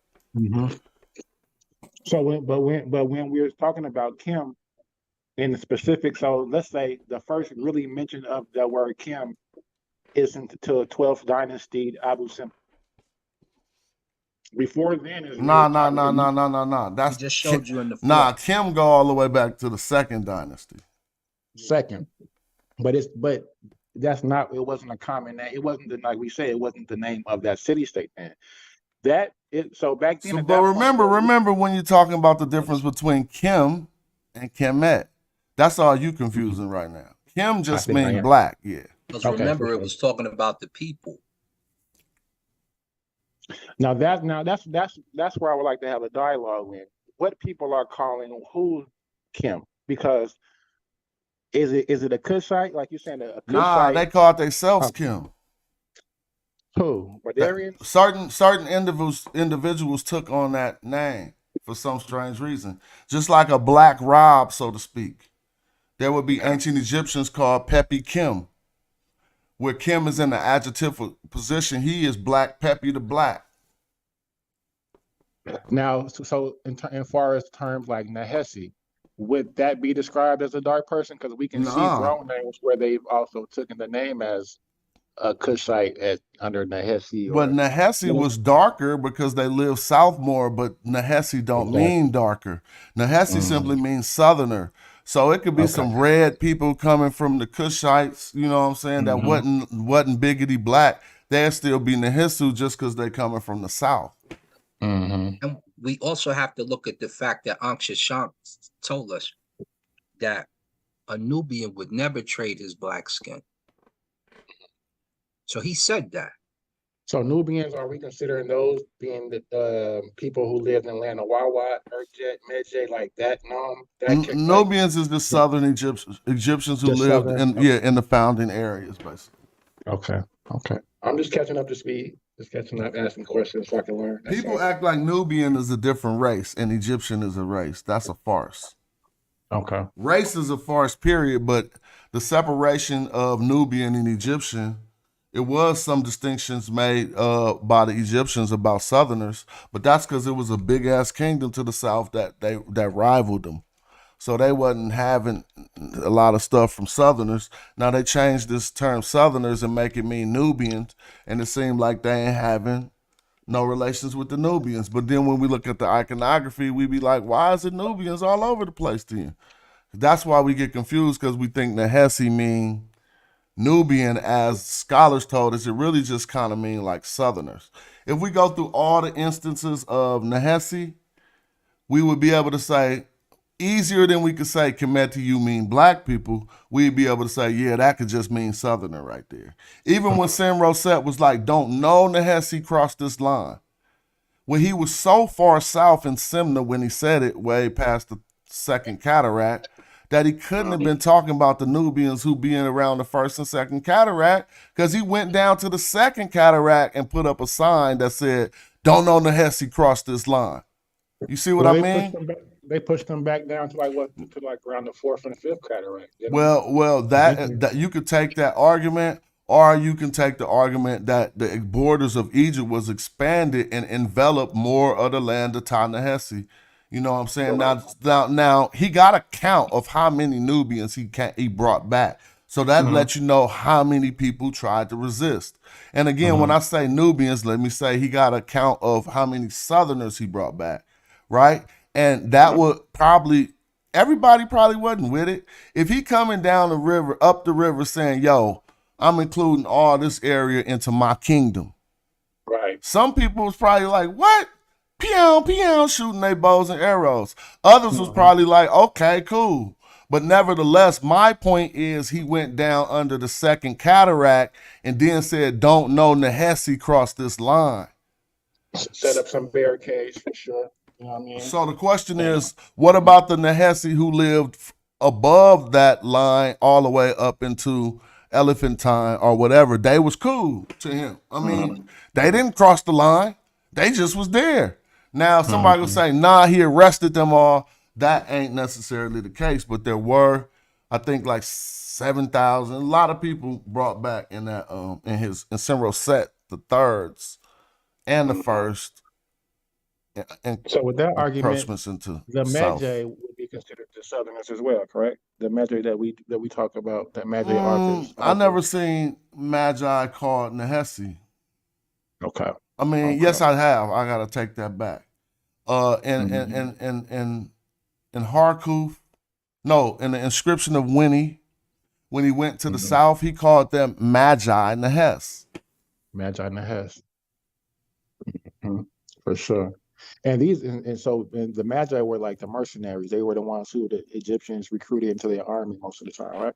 Something like that, but Kate Liska has a new document that's starting to prove that there wasn't no police like that.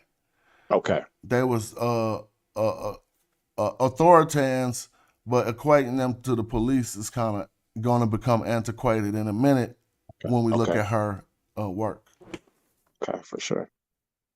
Yep, I'm definitely interested in that history. You could Google Kate Liska, all her documents. I mean, if you just want to read some, Google Kate Liska, and she focuses on the Magi, and she's the leading authority on the Magi right now.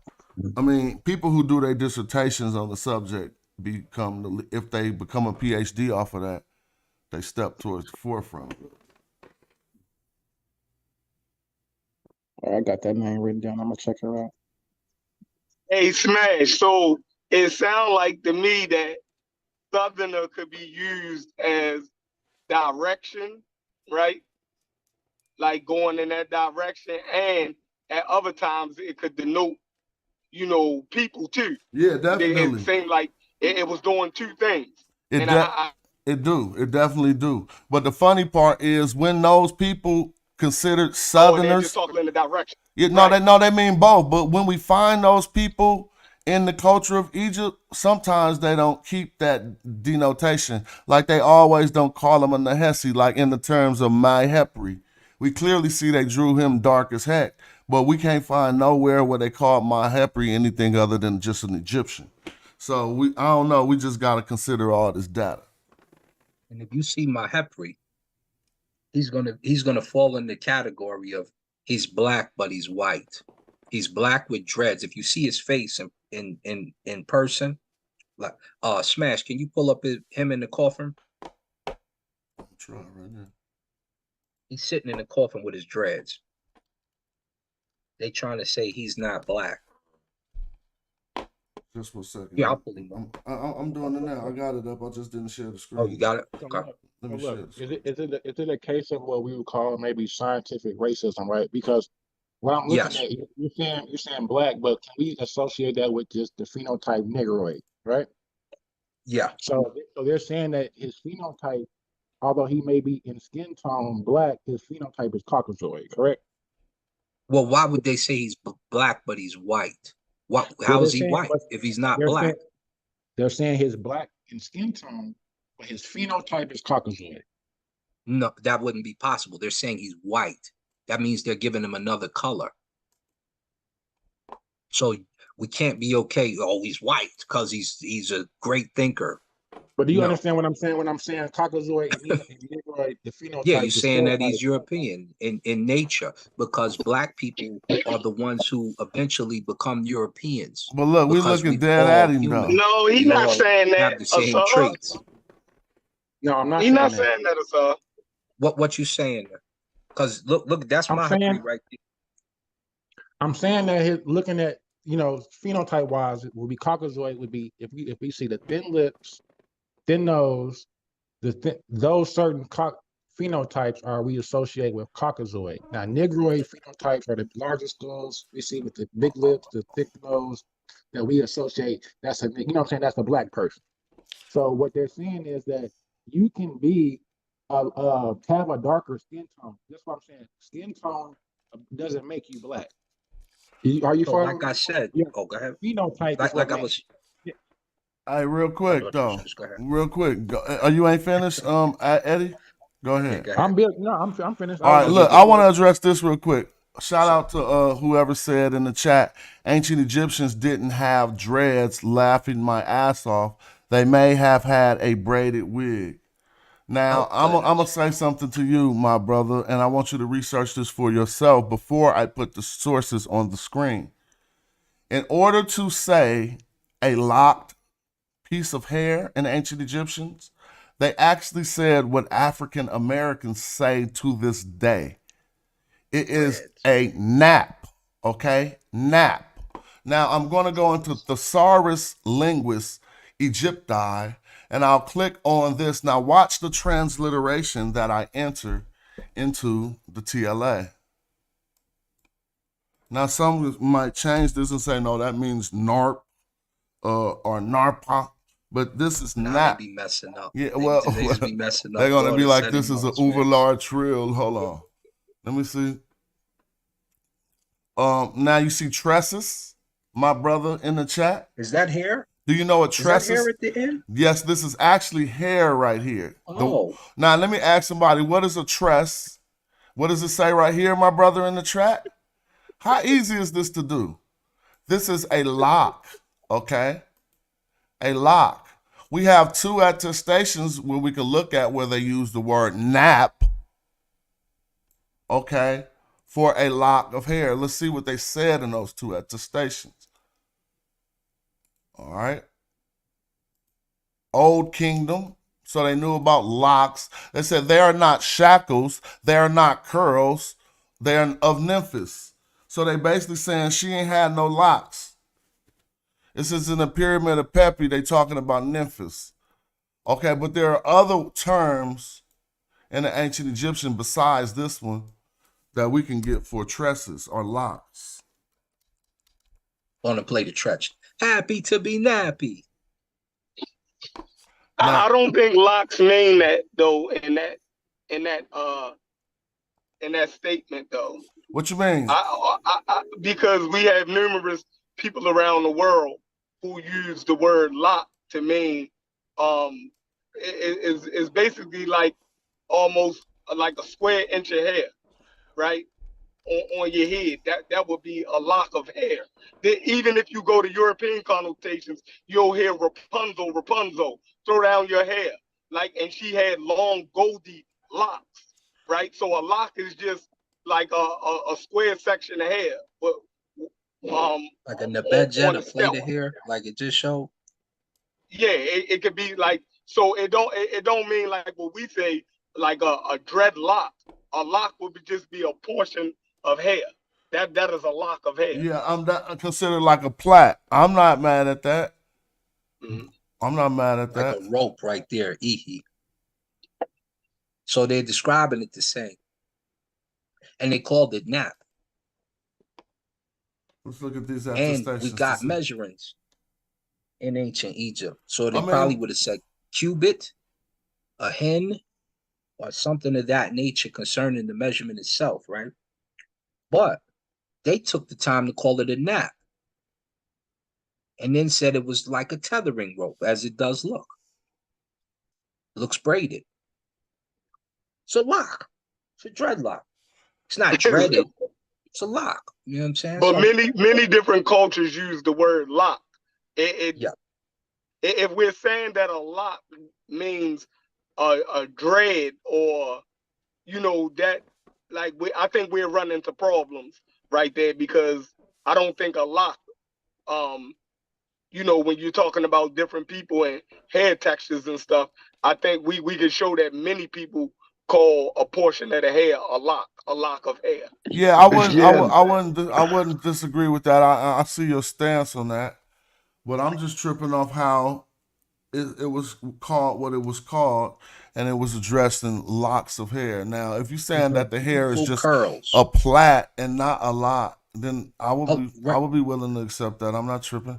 But there it is, Lake of Locks. Nah, go right back to that. I'm saying that. But he's just gonna say the same thing.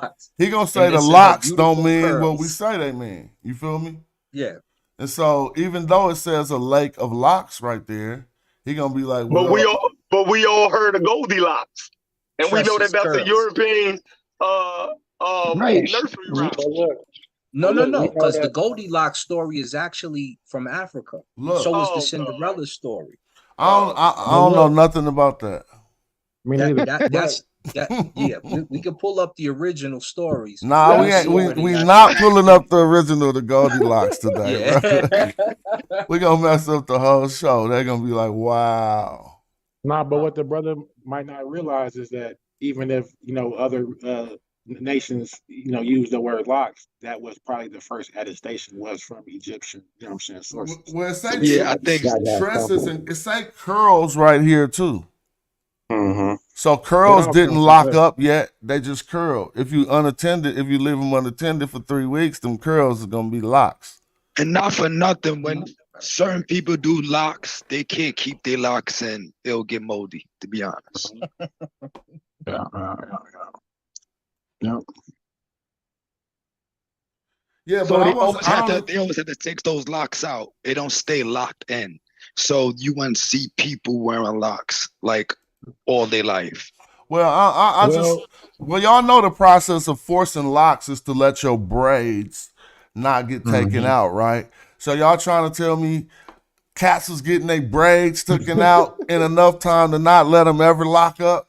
Well, they was getting retwist. Yeah, you know they was getting re-hit and stuff. Nah, bro, somebody had locks. You tripping? If you had dreads, if you had braids, you let them things stay in too long. They already locking, and you working in the hot sun. It probably took a week and a half for your braids to turn into locks. If you was If you understand, ahead. not to cut you, Smash, but if you understand what I'm saying, certain people, if you understand what I'm saying, cannot keep locks. Yeah. It will get moldy. Yeah. Certain people. He's Certain saying people European hair texture on this planet, sometimes. if you understand what I'm saying. Yeah, I see what you're saying. They have to actively twist it and what have you to keep it locked up. But I don't know As what opposed to your made natural where did curly hair. the dreadlock? Whoever even has said anything about dreadlocks? We was talking about my Hepri hair, which is curly like Joe's right there. Right. I think because I said dreadlock, they tried. Oh, it's not dreads. It's he doesn't. But see, when you go down the rabbit hole, you're gonna see that it is. You should be happy to be nappy. It's not a problem to be nappy. You're I lost in agree. the constructs of America, and it I hurts agree, your but feelings to be. Yeah, it's like I, watermelon. When no, hold people, on. go ahead, Cap. I think when the British had called the people of the islands, they used a negative connotation. You know, when they was talking about the hairstyle that those people used to wear. Yeah, that's But why the they word was dread is on there. that's why they Right. put the word dread in there, Dreaded right? people, and But their hair is right, dread. but they was using a common word that was already in their vernacular and in their language to denote a portion of hair. They called them locks. But then Not I'm as with you we, on that. But let me ask you a right, question. but not as the hair like we call it is locked up like we're talking about a lock. They wasn't saying it like that. But let They me was just ask you saying something it. though, Chef. Look at Go the ahead. screen. Can you see the screen? You're Yes, saying sir. it like a Look at the tendering front of his hair that hadn't locked yet, and look at the back. Mhm. This turned into one big old lock back here. So I'm asking you, do he got locks or not? He got locks. He did I not don't got know locked. if that's a These are that not looks locked. like it looks like matted hair. Ain't that Does what? the That's what pattern a of his that hair is what a remind you lock of a is. tethering rope? A Yeah, he lock. looked A like lock is matted hair. Yeah. Yeah, it's definitely matted hair, but is it? I'm saying you see those individual curls Mm-hmm. on the skull on that is a lock of hair. Yeah, I'm with So if that. somebody I'm would with cut that. right, but the big matted piece in the back, I don't. That's just matted hair. Well, matted hair that's a lock. is locks. That's a But here's lock. the Together. thing. You just described In everything on this. modern times, that's what we call it. I'm with you, but look, you just described everything on his head as locks after saying ancient Egyptians didn't have locks. I Have you didn't heard say of ancient Egyptians didn't have Oh, that wasn't you who said that. You just said right. they See the meant, chat. you just said locks meant something a little different. It didn't have to be matted hair to you. It didn't Exactly. Yeah. Because I see And this. it, He got locks to me because really he just ain't twisting each one right, and they haven't really all the way turned. You know, I grew locks. We all grew locks before. They all start like this, right? And, Yeah. and eventually they turn like the back of your head. And if you form them to strings, you're going to have pretty dreadlocks. But some people don't form them to strings. You get them merce type of dreadlocks. You see what I'm You saying? only get, like they say, you only supposed to have 10 of them on your head anyway. 10 big ones. You ever lay in the bed and play with your girl hair, right? Mm-hmm. You can take a portion of her hair and wrap it around your finger, right? And that would be a lock of hair. That's how that's an English term, and it comes exactly. later. Exactly. So when we're trying to use it to denote a hairstyle, an African hairstyle, we we kind of getting lost in the English word. But what happens You get is what I'm saying? what happens. Let me if we just go deal to with the it. Hold on. original, Yeah, exactly. Go ahead, we go Asar. to Say nap. that. Yeah. See, Yeah, this is so what you if we go to losing. the original, we're gonna go to nap, and the description that they give is a wrap tethering rope, which is locked together. It's a bind. See, the When ancient you Egyptians tether said the a rope, it's nap. binded together. It's locked together. It ain't no So lock word in ancient Egyptian. They It said would be nap, a tress, a tress. but it ain't a tress word in ancient Egyptian. What they said was a nap, right? And so then it goes through to the English language, and we taking that as a nap is just a lock of hair because white people don't get naps, so they could never understand that anyway. And I'm just breaking this down, but when you bring it back to African American vernacular English, we could understand a lock of hair being called a nap by the ancient Egyptians and know what that means. Facts.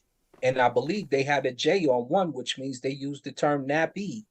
Facts. Yeah, they do Facts. got Facts. nappy on there. And nappy changes it to a person, just like we do. Yeah, they just took our. They If took you our say stuff and nappy, that means a person's hair is nappy. nappy. Yeah.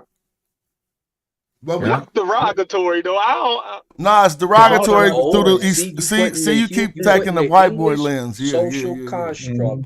on something that's ancient and beautiful, and that's Can I the ask the brother a problem. question? Go ahead. I'm not stopping you, Bill. But the question I want to ask the brother before I sit on top of my head, because would you look at the Medusa and not realize that that was a black woman with locks that they took and put snake? You know what I'm saying? Like to me, it's like they took that image of the black woman with the locks, and now they made Medusa and gave her Greek Rome. You know what I'm saying? And made her snakes on her head. You know what I'm saying? And so it's like they've always had this fear of, you know what I'm saying? I don't know, just locks. Even right now today in schools, like you can't come to school with that African hairstyle, or they can make you cut your hair, or they make you not be able to. It's damn near illegal to be African in school right now. You know what I'm saying? Like coming looking like with locks. Yeah, that's an American construct, and we have to break those. We can't allow them to get set, and if they get set, you remove your children from that school and you boycott that district until they get it right. But let's Yeah, look at it's this a lot of though, districts. real quick. That's why the charter schools was getting so big. Why he Yeah. represent himself like this though? This is what I keep on trying to say. What color did they use to make him? He represented himself like this though, right? So I'm trying to say, what is the problem here? Like, if he left his, we all know a person who leaves their hair unattended, who look like this for any periods of time, and if it ever get wet, it's about to lock by itself. Let me ask you, Joe, because I see your picture, I'm gonna put it on the screen, and I just know from our culture that you put some effort into twisting your hair, correct or not? No. Your shit just Yeah. did that, bro.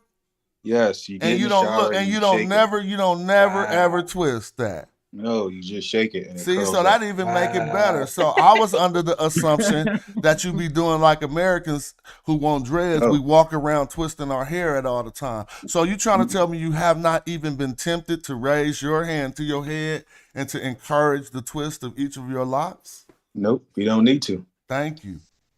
So how long did it take for you to take that form? Probably like you got to use like, because in the culture you got to use like butters or fats, and that's what allows your hair to absorb water. And once your hair absorbs water, that's when it can curl regularly, like easy. And that's the piece of the conversation that people don't really practice their culture enough to realize you're not supposed to have afro hair. Afro hair is supposed to be curly. Afro hair is supposed to be like ringlets. Like sheep wool. So what Not kind really of sheep hair would wool. I have? You got the same hair. You just gotta put either like cholesterol treatments or butter in that shit. Butter. So I think what we getting mixed up. Hold up, is- because my man Sot 12 is beating up my man with the Arabic name in the chat, and we want to put him on the big screen right quick. Because around here, you can get hands put on you. So look what happened. Sot 12 just pulled up a source because dude is in there arguing that Egyptian priest was cut bald-headed. Here's a statue of Amenemhet III as a priest. You lucky I don't have the wigs that they And now put on these their look bald like heads. locks to me. I don't know what y'all talking about. Yeah, yeah. Hold on, man. Y'all Well, going no, no, crazy. no. You see that? You see that on his head? Hold on. Let's That's look at a my man, wig. the good guy, real quick. Hold on, because they don't understand what's going on. Look, the spotlight. I gotta remove all pins. Hold on. He looking like the good guy. Hold on. I'm trying to make it bigger. Hold on. Look. The dreads coming out the same way, coming down thick like that. Right now, look at this. Come But on, man. no, They you hate. know what, Smash though? Damn it. That's a wig. Okay, that could be a wig. That's No, fine. it is I'm a with wig that because being I a went. wig. They're in the Cairo Museum, and they're curly, and they're dreaded at the bottom. And so, just for the record, So a minute SOT 12 was having an argument in the chat and asked me to pull this source up. And so I'm pulling it up. Now it says, the face of the monarch is framed with a bulky and unusual haircut, seemingly archaic in style that falls heavily onto the shoulder in braids. They called it a haircut. You see here, unusual haircut? pull up. See if you can pull up the priest wigs in the Cairo Museum.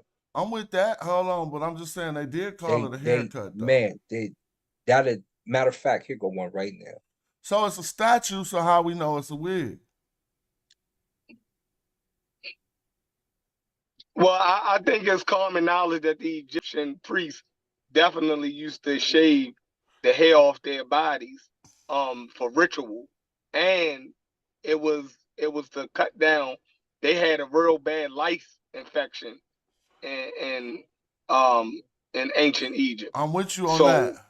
But then you put on a wig that also could get the same. No. They would use Nubian wigs. Well, let me ask y'all a question, because why are we going backwards when this museum right here called it an unusual haircut?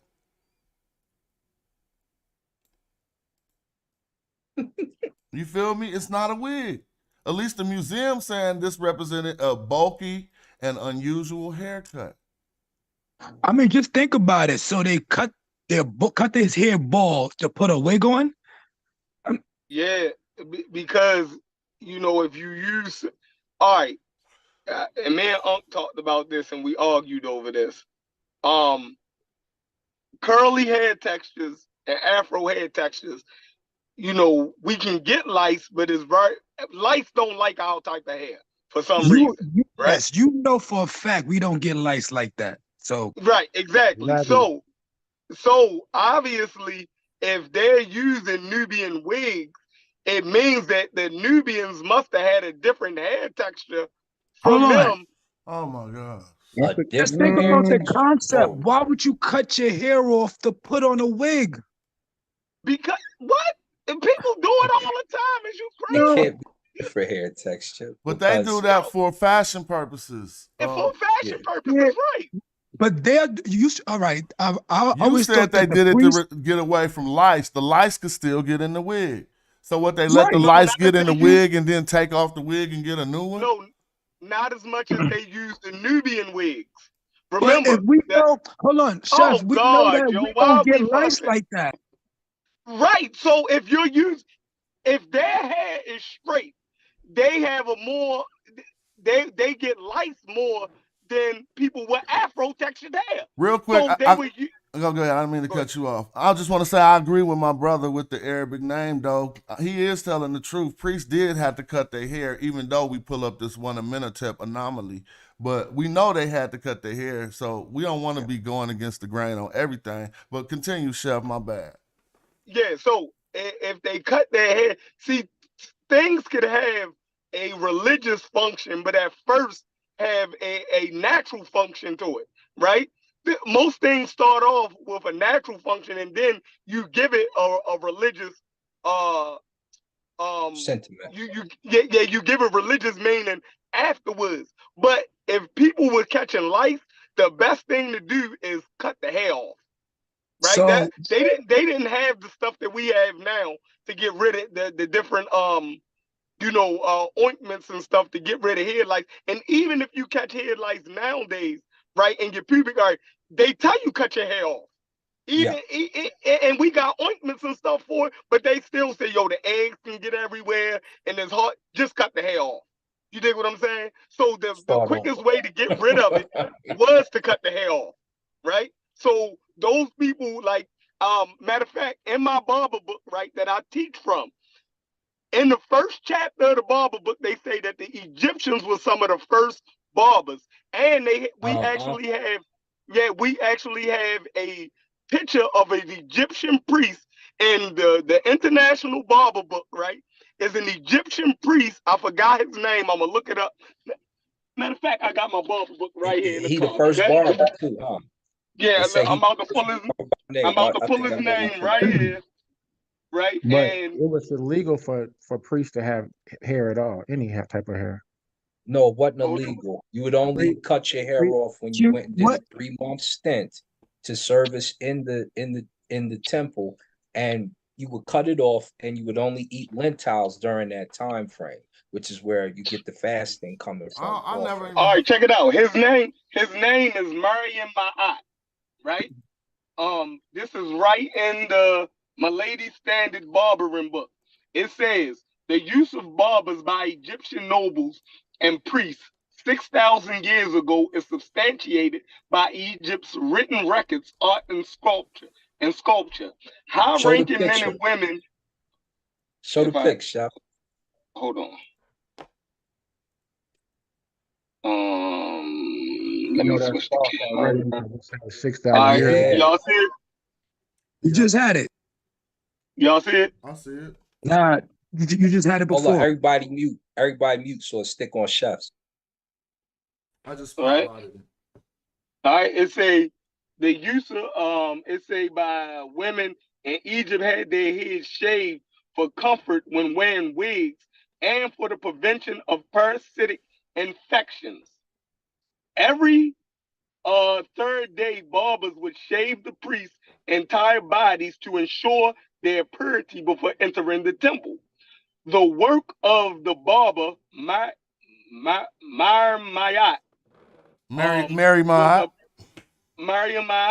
was apparently held in particular high esteem as his image was sculpted for prosperity, right? So it's talking about how the Egyptians, and it goes all into it, how, it aligns up with other African cultures. But white barbers, Mexican barbers, we're all learning the same thing. And it's basically talking about the Egyptians was the first barbers on record and the reasons why they shaved their hair. Well, now let me ask a question. Who disagrees with that? I don't. Nobody. Color was the people in the shop. No, I'm messing. What happened?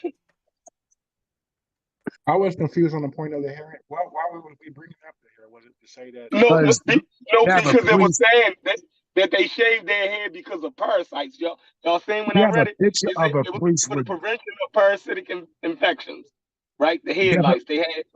Go ahead.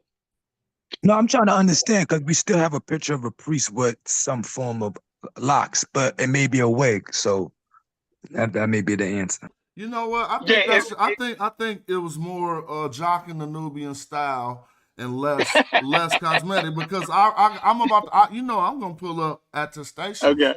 And the most of these sources is just like scholars talking.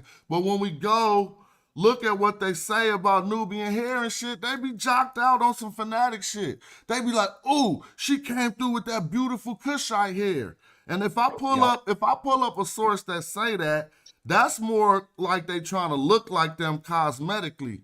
You see what I'm saying? Then they trying to soothe some fight lice or something. Even though that might be another. I mean, some things have byproducts that are good. It's also good for lice. But one thing I would ask us is, do we think Nubians wore Nubian wigs? Because we got to remember, Nubians is just the southern Egyptians. So, and this is a fair question. Do we think a Nubian woman with short hair also would wear a Nubian wig? Or was it only Egyptians who wore Nubian wigs? It was saying that the Egyptians wore the Nubian wigs. Well, in my source, because of the infection, the parasitic infections, and I guess the priest started to take that as a sacrament. But think about it. If the Nubians manufactured the wigs, Mm-hmm. They only manufactured them for Egyptians? No, they would have some No, people in Nubia who wear it too, but So I Nubians would did wear say Nubian wigs. right. And I would also point out the fact that why wouldn't Europeans wear Egyptians? European wigs. Hold on. Yeah, I'm with So that. yeah, Yeah, I'm with But that. hold up, cool. Yeah. but hold That's up.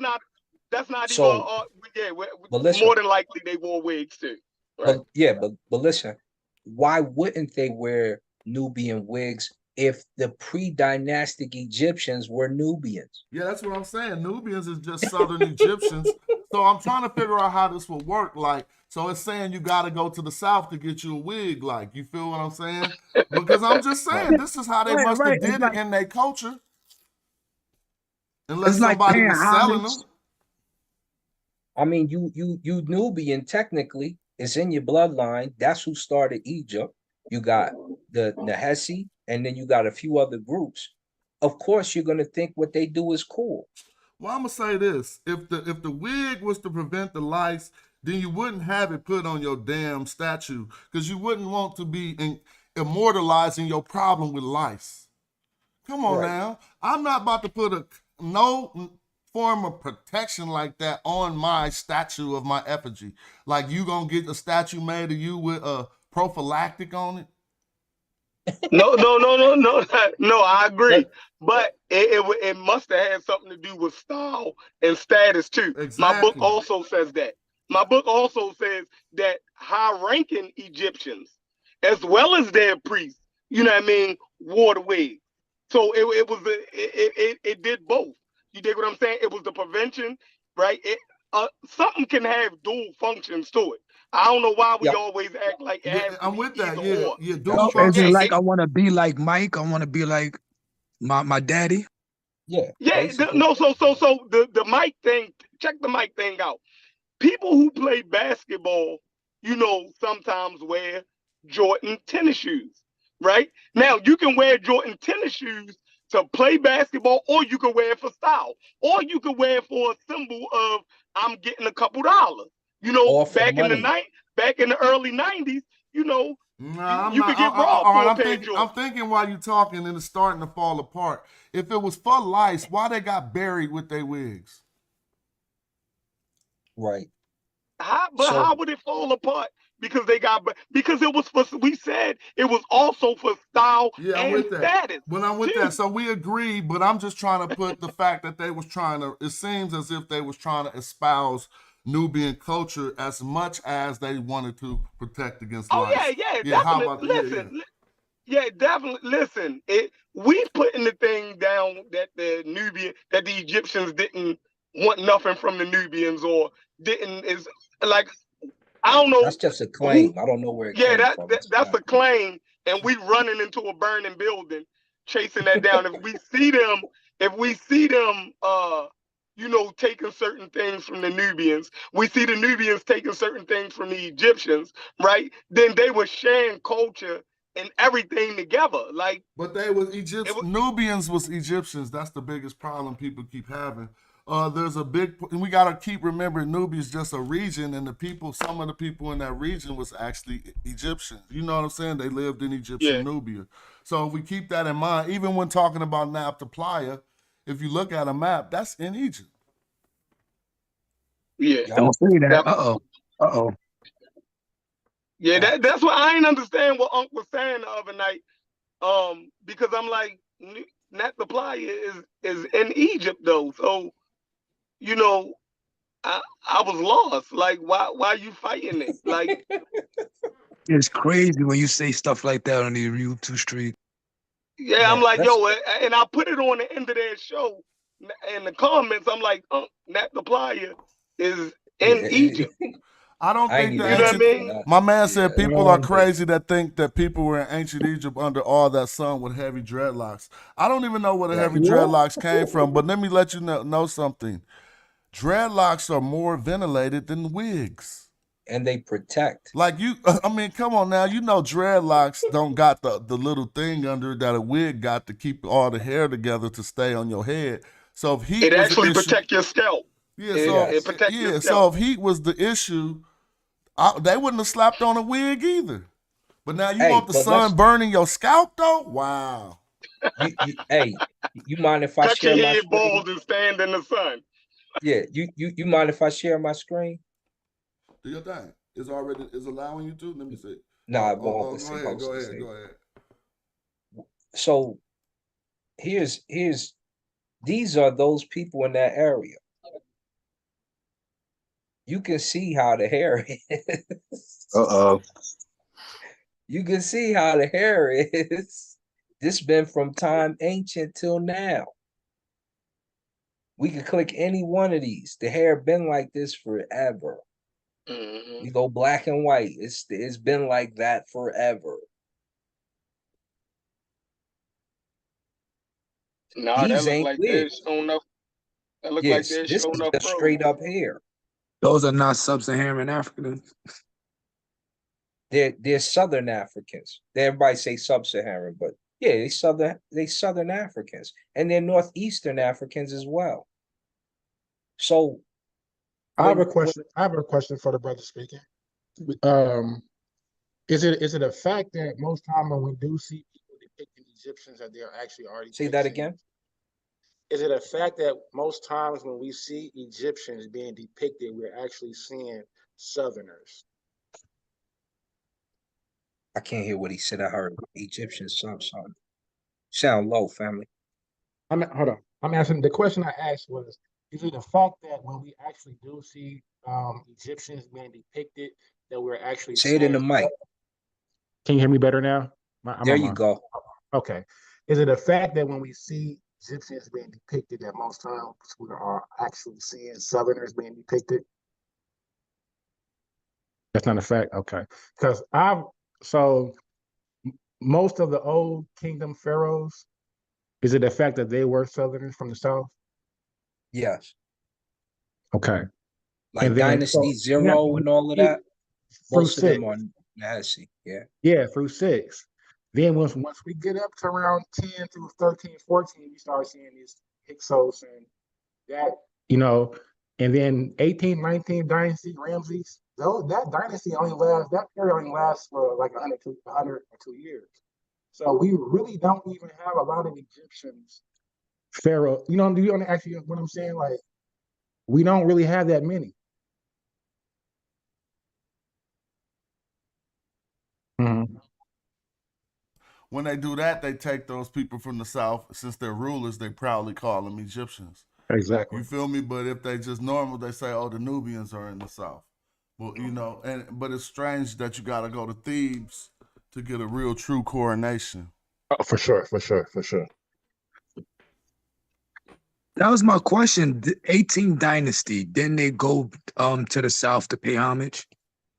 Almost all dynasties, every third and every intermediate period was quelled by whoever had the juice in the South.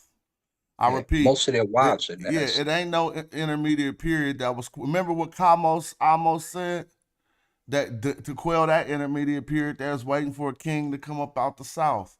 Mentuhotep, when he got surrounded by the Hierakonpolis kings and the other kings, and Ankhtephinem or Sarenput, one of the two, he went to the South, came back with people and smashed stuff out, and then we learned about Kush in that right after he did that. So I think he might have went really far south and said, "I got people, bro," and came back and put hands on Egypt. So every intermediate period was solved by whoever had juice in the South. And now, when I talk about this often, I don't claim Cleopatra as no black person, and the evidence shows even that she didn't have the juice in the South. She went to Syria when she got exiled. See, when people got beat up, they go to the South, regroup, and come back up and fight. She didn't have that plug. When they came for her, she didn't go south. She went to the east, northeast, or whatever. You feel what I mean, northwest. I mean, just north, Syria, north of Egypt, basically. You know what I'm saying? And so, but if you talk about, think about anybody. Whose coronation wasn't in Thebes? If it wasn't in Thebes, it was in Memphis. And Memphis What do you, gained its prominence over time, but Thebes is like going home to your people. and that was a topic that I had brought up yesterday to you, Smash, about. I was asking about the white wall and the coronations being held there at Hecate up until Hyksos came. It seems as if like once the Hyksos took over, most of everything started being taking place in Thebes. The coronations and stuff until Amenhotep came back and was like, yeah, he wanted to No, take they that did it back over. way before that. Way Mhm. before that. Thebes has its importance way before that. Ipit Okay. Asut, if I'm not correct, Ipit Asut is Ipit Asut in Thebes? I think it is. Yeah, and so Thebes has been important for a long time. When was it where the Pharaoh was talking? I think it might have been Imhotep where he was talking to his congregation and they was saying like, hey, no, we actually cool right here in Thebes. Like, we got our little portion that comes off of the Nile. Let them have what they got the Nile. We don't really need it. He was like, nah, forget that. I'm gonna take back what my father. You know, do you remember? You know what I'm talking about? I Talking can't. about when the Nahesi took back over, and they said finally the originals are back on the throne. Yeah, because it was funny to me because he's asking them what they want him to do, and they was like, "No, we actually cool with our little portion of the Nile." You know what I'm saying? Because the portion that they actually have now was actually control most of the flow that goes into the Nile. Is it the blue or the yellow? I'm not quite for sure. I'm just talking off, something I read, but yeah, they had control of the portion of the Nile off of Thebes, and they was really just content with that. Um, but it was Amenhotep that was like, nah, I want to regain all of what, my father, you know, you know, our fathers back in the day, they controlled, what the Hyksos had at that point. But I always had questions about that. I had questions about like, um, how did the Hyksos and the Nahesi get in tune with each other? Because I've read where the Hyksos was sending the letter down there to Kush, and it got intercepted. It's I was because just it would be Nehesu who would go into the Levant areas and hold stuff down. So what would Mhm, happen would be, you can't just send civilians out to manage your vassal kingdoms, and you do need mhm, an authoritative force out there. But your best common guard in ancient Egypt will be the people of the land of Madjai, right? But they mhm, were not the only skilled archers. So they would sometimes, yes, they would send some Southerners to up to the mhm, Levant area. And I have an inscription from the Temple of Amen with a correspondence between Nahesi and they were called Patati. They're not Magi archers, but they're Patati archers, and mhm. that they would be camping in the Levant areas. So then you would understand that there would be some type of, people talk about Yeah, a stuff and where relationship they they built. exactly, yeah. Mhm. Okay, for sure. I've been looking for that source for so long. Yeah, but okay, thank you. I got it You want now. to pull that source up right now? Let's try it. You I can got now. It's a great one. I've been looking for it. it Go is through the archives too, well, I because gotta we remember a word that's in that text. I know it's to tie. Um, dang, one of them people's name is. All right, y'all can just y'all can build while I try to find it. Okay. I'm check out finna. some of Yeah, the archive shows too, because a lot of this stuff, like if Smash ain't covered in depth, there was a group of us on here with him going in depth in it. Okay, for So sure. Here we go, right here. I remember. All right, so here go Ugarit, right? So Ugarit is just right there by Lebanon. This is where we get the Ugaritic text from the Bible, blah, blah, blah. Right now, if I go into not this Kadesh, I'm going to go down. It's going to be a correspondence from the Temple of Amen with these Nubians in the Levant. Let's find it. This is still the Kadesh battle. Here we go. Terra Badidi. That's whose name I was looking for. high priest of Amun Now Ra, check king of the this out. gods. This is a killer because your boy could show how Nubians called by that name was chilling in the Levant. And again, they were called Nehesi, so they weren't called by their name, but they're called by their name in translation. Let's look over here. We could clearly see Nehesi, right? Yeah. We can see Nehesi right here, and we'll see another Nehesi.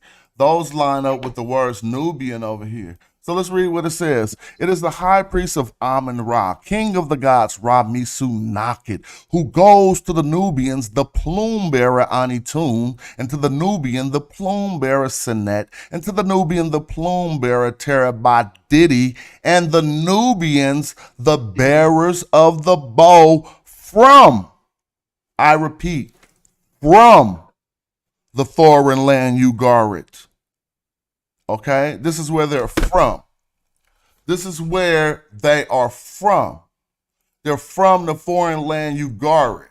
Okay, now if I go take this Ugarit right here and pop it in so people can understand where this is on the map, we're going to see, oh, that's right there. And look, y'all see the dot on the map right here? Inside this Mediterranean, how high up? That's above Lebanon, it appears. Of Israel. Yeah, it's definitely, so they was up there. And what did he say? He sent a correspondence to the Nubians from Ugarit. Yeah, Terabadidi. I always got to remember my man Terabadidi. So let's go back here and read it. And he says, and it's now these dudes had range because he writing them a letter for props for beating some boys up on the other side of the Red Sea. Now, if they was up here, he thanking them for beating up some boys either around here or around here. Right. And that's dumb crazy to me. I was like, damn, them boys had range. You feel me? Let's read what the text say to see if I'm tripping. He about to thank him for putting toes. Watch this. Furthermore, I have heard that you went out as a troop of archers, together with the men of the gold workers from the gold panning group from the temple of Amun-Ra, the king of the gods, under my authority and that of every administration. The strong arm of the Pharaoh LHG, my lord. Life, health, and life, health, and it's supposed to be, but this is Uncle Jocelyn basically. But my lord struck down the enemies, the Bedouins of Muqin. If we go look at where Muqin is, that's hella far from there. But let's keep going. Who had settled in Queque? Or what would y'all say that? Queque? How would you say that? Yeah, you got it. Who settled in Queque on the shores of the Red Sea. So he thanking them for putting hands on some people who settled on the shores of the Red Sea. And it was Amun-Ra, the king of the gods, the great God, the Lord of every land, who went with you to support you. So he just taking credit for the, he like, yeah, y'all beat they butt because y'all was with Amun-Ra. Now he telling them to rejoice for this because of the many good things that Amun-Ra, the king of the gods, did for the Pharaoh, Ujasaneb, his son, when he defeated the enemies, the Bedouins, who came to conquer the land of Egypt to attack, threw him to the ground. So he giving praise to some Nubians in Ugarit who beat up some dudes who was on their way to try to put hands on Egypt. Now, most of the times we find correspondences like this, it's the Levant sending items to the king and not the other way around. You can hardly ever, Egypt send out goods, but you got to remember, they stopped doing that during the time of Akhenaten and stuff. Akhenaten messed that up, and he messed up the tradition of vassalage in the Levant areas. He started tripping off Akhenaten. He took the gold he was supposed to send Dush-Rata, and he gave that to his workers to build the city of Amarna. You feel me? Because I think he was the first P-whipped brother out here. You know what I'm saying? He just messed up the whole economy for his love of Nefertiti. But so this is after that. You know what I'm saying? And so after that, we find the contingency of Nubians living up there that's still fighting for the king and getting a letter from Thebes, by the way. A letter from the temple of Amun-Ra in Thebes, by the way. Think of how far that is. Let's go back to the map. Man, Thebes ain't even, well, Thebes way down here, bruh. You feel me? If y'all see that. And they sent a letter to these boys for beating up some people. I don't know what side of the Red Sea they were on. But let's keep on reading. As he did address them as Nubians from Ugarit. And if we want to go look into the Medu-Neter, we can do that. So let's keep it going. It says, May Amara, I read that already. Keep it up. He got juice. He telling them to keep it popping. Now look, this is how he pulled a strong move on them, but you got to understand the work of this. The people that he sent to accompany, see, they just patati. Even though they Nubians, if we learn, the Pharaoh would never, let me show you what I mean when I say they're just patati. Go P-A-T-A-T-I, archers, A-R-C-H. Patati, right? Y'all see this? Yeah. Now, right here, you see it say Patati, Egyptian, Pejet. They was the Pejeti. They put, this is the same rules of grammar as we talking about. Watch how it applies. A Pejet is just a bow. See how they put this J, which represents an I or Y in transliteration, to form a nisba out of a bow to make a bowman? Well, that's why we still got the I on the end. It's patati. So they are bowmen. It really came from Pejet. But you see the D was shifting to the T sometimes too. But this is a DJ sound. So it's like Pejeti, right? But you see it do say patati right here, patati. And so if we learn about these people, they'll tell you these are the archers that was Nubians who got sent into the Canaan. So look, this is hella funny because people just look at pictures and think that, look, he looked like an Arab. And they try to use, this is Rahotep. They try to use the images of Rahotep. First of all, I got homies look dead just like this. You feel me? But they try to look this and be like, look, he ain't all black. He ain't all black. But they don't know, regardless of what his hue was, he was a Nubian. And so that's what they got to reckon with. And he actually controlled, look, a superintendent of the military and military supplies, including archers. Note, he was over the patati. He wasn't raw enough, and he probably wasn't from the areas of the Magi. So what then the Pharaoh would do so that the patati wouldn't get out of control, you have to correspond with them with Magi archers because they inferior. So, but it's going to clearly say the patati cuneiform were a contingency of Nubian archers of ancient Egypt that were often requested and dispatched to support Egyptian vassalages in Canaan. All right. So now we know when we're looking at the primary why he wrote it like this. Look, he said, I commanded the Magi Nubians I sent to you. So I'm still in control, basically. You feel me? Don't think y'all raw. I'm giving y'all props for beating up these fools, but look, I still got Magi. And I'm sending them to bring y'all good things, not to no beef, not for no funk, but I still want you to know who in control of this. So he says, I send you the Magi Nubians. Now let's look over here. We're clearly going to see Magi, right? Oh, well, I clicked that and another word popped up. I thought I clicked M-D-A. That's Magi. But something else is popping up. I hope y'all see that happening. Look, I'm clicking this, Magi. And this other word is popping up. So they got that messed up. But if we don't know Magi, okay, are the people of the land of Magi, the Magi. All right. And so I commanded the Magi Nubians, so he sent them with plans. That'll probably be this word right here. That's this. I apologize. Whereas, let's just go through it all the way from the beginning. To command, this is like this, but they put it's like a, look how they doing this. I think they messed this whole page up.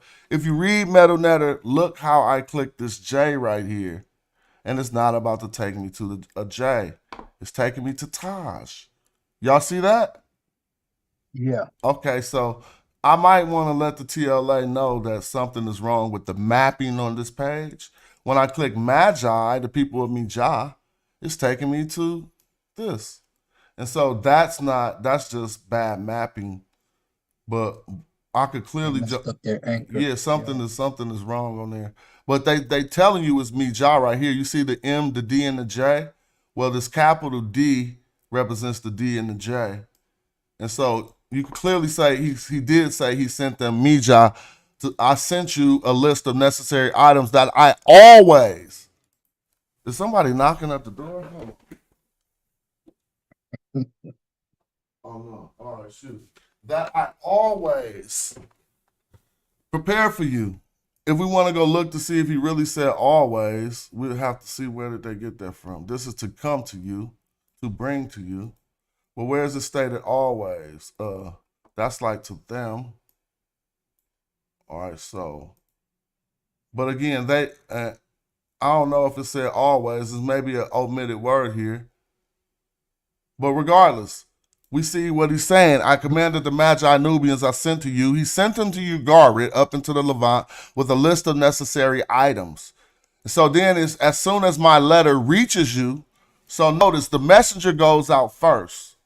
So he gonna get the letter. He tell them, look, as soon as my letter reaches you, remain in the settlement of gold workers until these things that I have sent you under the supervision of my retainer reach you. So that means they gonna get the letter first, maybe by some messengers, and then the people who come in under the supervision of his retainer, who is again after that going to protect the gold workers. Now the Pharaoh's intent is to not get his gold people robbed. So he sent a letter to some Nubians he had hookup with in Ugarit. Listen, and give your attention to these people. Who is these people? People of the gold miners of the gold panning portal of the temple of Amun-Ra. Please pay attention to them. He says, who are under my command, to let them bring this gold of Amun-Ra, the king of the gods, your Lord, and not to allow it to be taken away by the Bedouins. You remember? Y'all already beat up the Bedouins. I praised y'all for that. Now I got some love. I'm got to send y'all hella stuff to make sure my people I got panning for gold up there don't get robbed by them same people on their way back. Now look, not on their way back. He only want them to watch them till the Magi get there. He says, and prevent anyone from coming to commit wickedness against the land of Egypt. And so we're going far into this just for us to get to see their status. Do they sound like some noodles, or do they sound like some people who out there with, we need this. He checking in, bruh.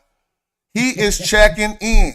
Like, look, I got my people coming. I'm letting y'all know. And to prove it, he's going to send them things. He don't request anything of them but that they show their valor or whatever for his people. He said, and as an act as good workers to Amun-Ra, king of the god and the pharaohs, and says, your Lord, and take heed. He says, a list of necessary items which are for the Nubians, the plume bearers, the Nubians from the foreign land Ugarit. So I started this when you said you've been waiting for that source for a while. And so now I'm just giving you, I'll share the link. It's in the TLA. You can clearly show people that it was Nubians in the Levant being corresponded with that was in control at that time period. But if we want to go over what they sent them, it started making me think that like it was 25 bosses up there, and then it was more people that they commanded, because they gave out equal portions of smooth shirts, 25 pieces of bronze jugs, 25 pieces of knives made of copper. So, the whole army ain't gonna have a copper knife, but the bosses might. 25, right. They sent them 25 hatchets made of copper tied to wood shafts, so like axes. 25 pieces of good bread with Koresh type. So one of them each was going to get some of that. But look, they sent 1,000 pieces of Shay and the pet bread from Koresh art, and 100 pieces of various small animals, 50 donkeys for 5 pieces. So it seems as if they sent them stuff for them to feel good, and then also rations for their people and their armies or whatever. You know what I'm saying? Right. And so this attestation proves more than one thing. It proves that Nubians was up in the Levant doing their thing a long time ago.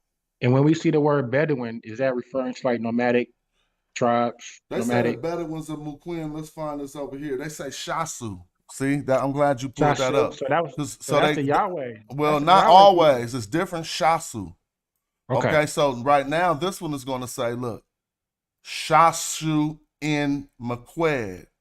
So this is the nomads in Mequed. Let's see what Mequed is. That's the Euphrates. All right, let's talk Okay. now. So they went out from Ugarit and put hands on some Shashu of Mequed all the way in the Euphrates. So they had reach. That's dope. Yeah. That's dope. Yeah.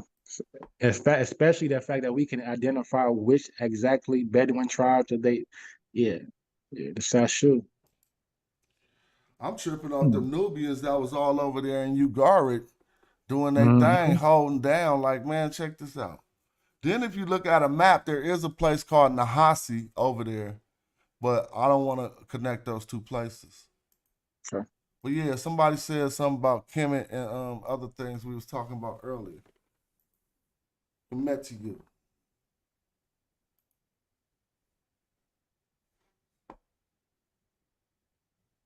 I enjoy how you are able to break all this down and put it in layman's terms. Cause like just like now, when I was looking at all that, I recognized that little S that we talked about yesterday, the ST. Mm-hmm. I saw that on there just now. I recognized it. So it's like, brother, you might not even recognize it, but like you teaching metanetter as in a way that we can pick up fast. I'm learning as I go and I'm recognizing the, you know I'm what I'm gonna give saying? you another tool that'll help. And anybody who watch my shows, it's a simple practice that you could probably do in the morning before the show. It's hella easy. Ancient Egyptian. I'm putting the ancient Egyptian script up here, right? And this is what something easy to do. Let's see if I can find just this. You want to do it from a qualified source. Practice. Don't even think about all of the other ones. Only do the hieroglyphs representing one consonant. Don't do none of the other ones yet. This ain't even a lot. So this is going to match you up with the alphabet. I guarantee you, anybody watching, if you spent 1 week, you don't even got to spend more than 10 minutes a day. Don't just look at it in the morning and try to remember what they correspond to. Like you probably know some of them, like this vulture. Right now, it is a question mark here, but it should give us a sound. Some argues to give us an R sound. I'm looking at this new argument, but it's known in Egyptology to give us an A sound. This reed leaf right here is going to give us an I sound or a Y sound. This the Y when you got two reed leaves. And also this is a Y too. Now, if you just remember these, you're going to have an advantage when we start to go on to the next step. Once you feel like you got these down pat, you're going to go down to these, which represent two. They're called biliterals. They actually represent two phonemes, two sounds. And you see the Kim glyph over here. You see they all have two. Then I don't want to say consonants. In some instances, two consonants. In some, this is a Y, which doesn't really have two consonants. It has a consonant and a soft vowel.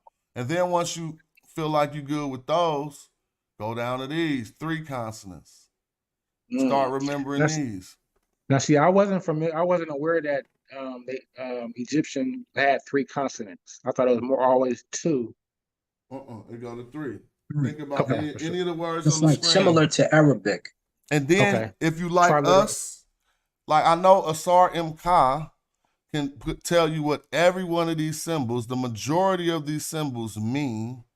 If I picked out one, if I said, what does this mean over here in the gym, Asar? And I'll make it bigger for people. No, don't worry about it. I mean, we right here, but I might. Hold on, let me get off the. Now I'm on the YouTube. Type it. Hold on, let me go back to. Let me go back to my view. What would you call this right here? Okay, let me see your cursor. All right, I would pick another one then, or this right here, or anybody in the chat could put it up, or any. I mean, well, basically.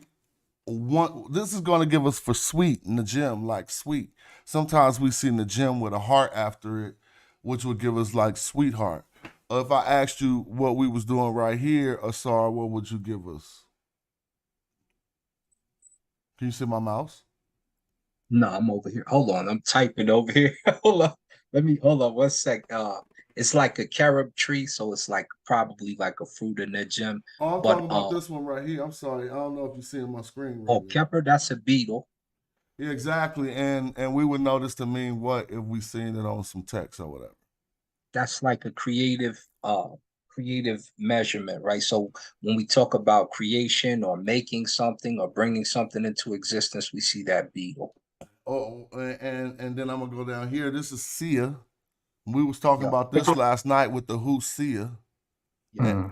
Not to be so. Notice that eventually, the more you play with it, you're gonna be like, dang, I kind of like know all of them on the screen. And the ones that are your weakness, you just carry on them with So them. like that net, like that netter All right, sign let me with the go flag. back to it. Right here.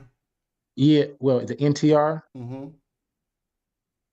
Right there, yeah, right there. Now, so it makes it easier for me to like, okay, could you tell me what the NTR means? Is it Netaru? No, we don't. We can't really tell you the pronunciation all the way out, but we can. We Okay, have two different systems of doing the knowledge.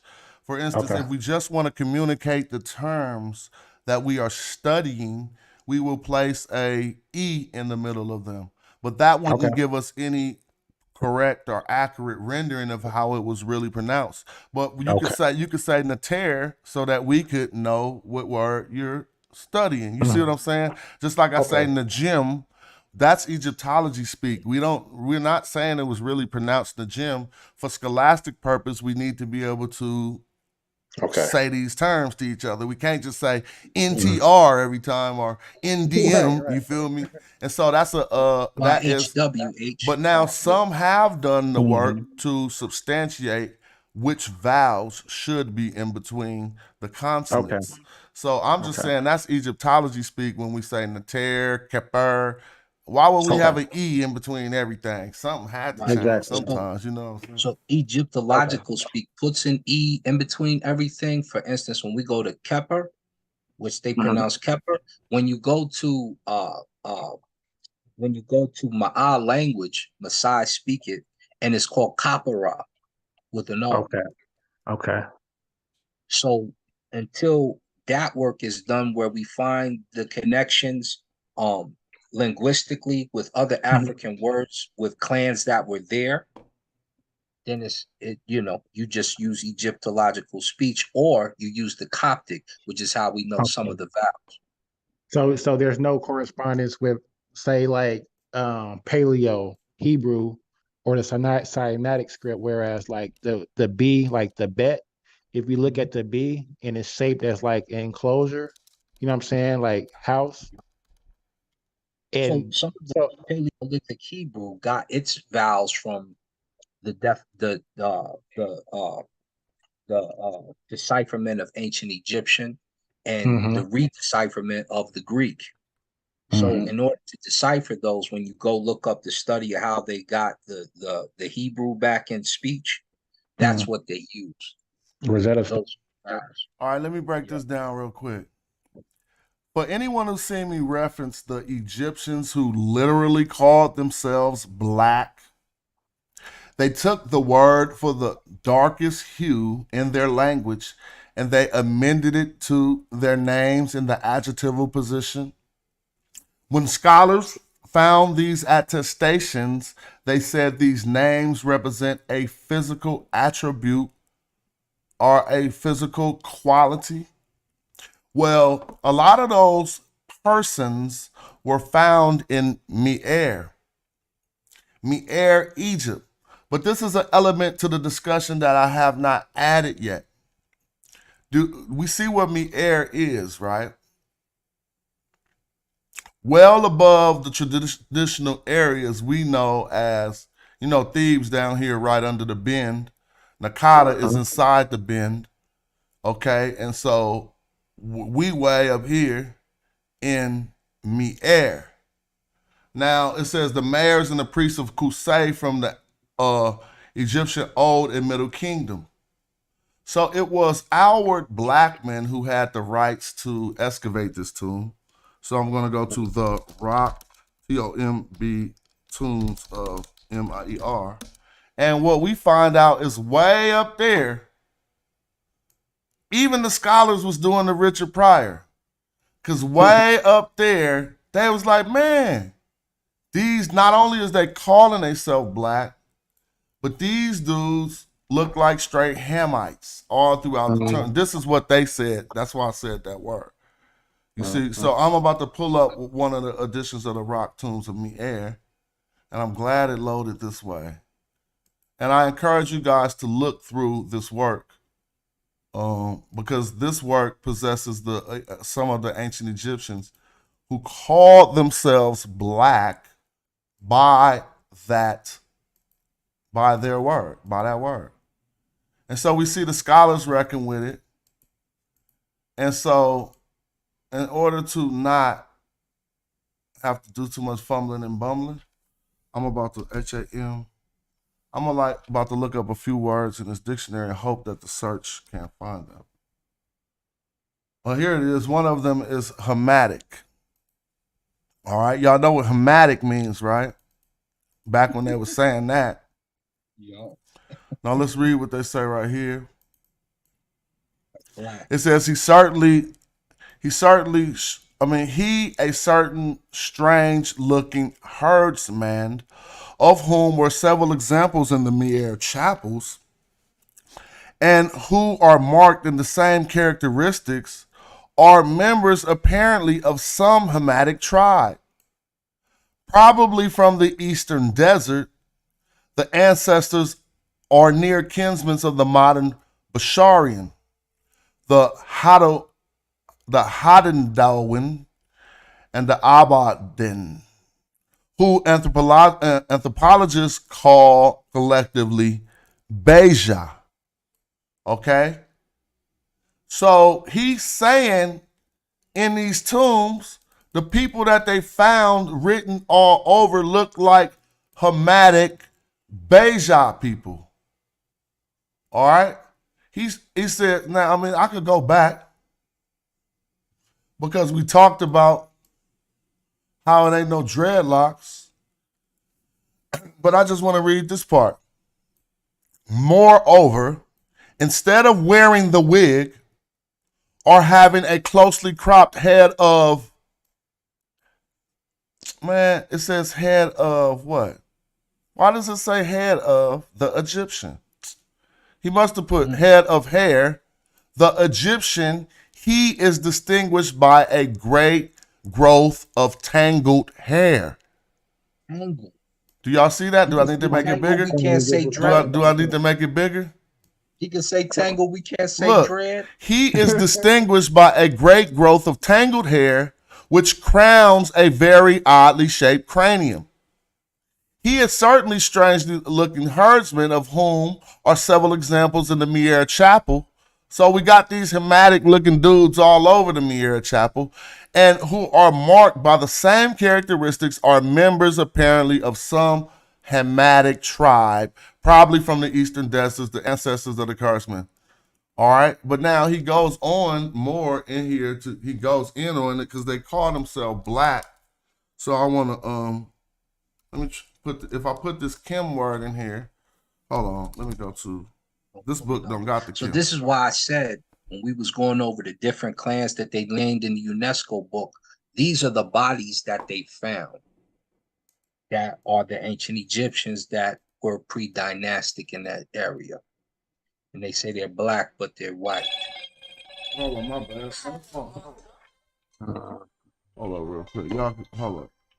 Are you referring to the Jersey mummies? Nope. The Bejas, the Ethiopians, the Nubians, all the people that they named in the UNESCO book that were actually the people they find there as bodies, they called those the ancient Egyptians.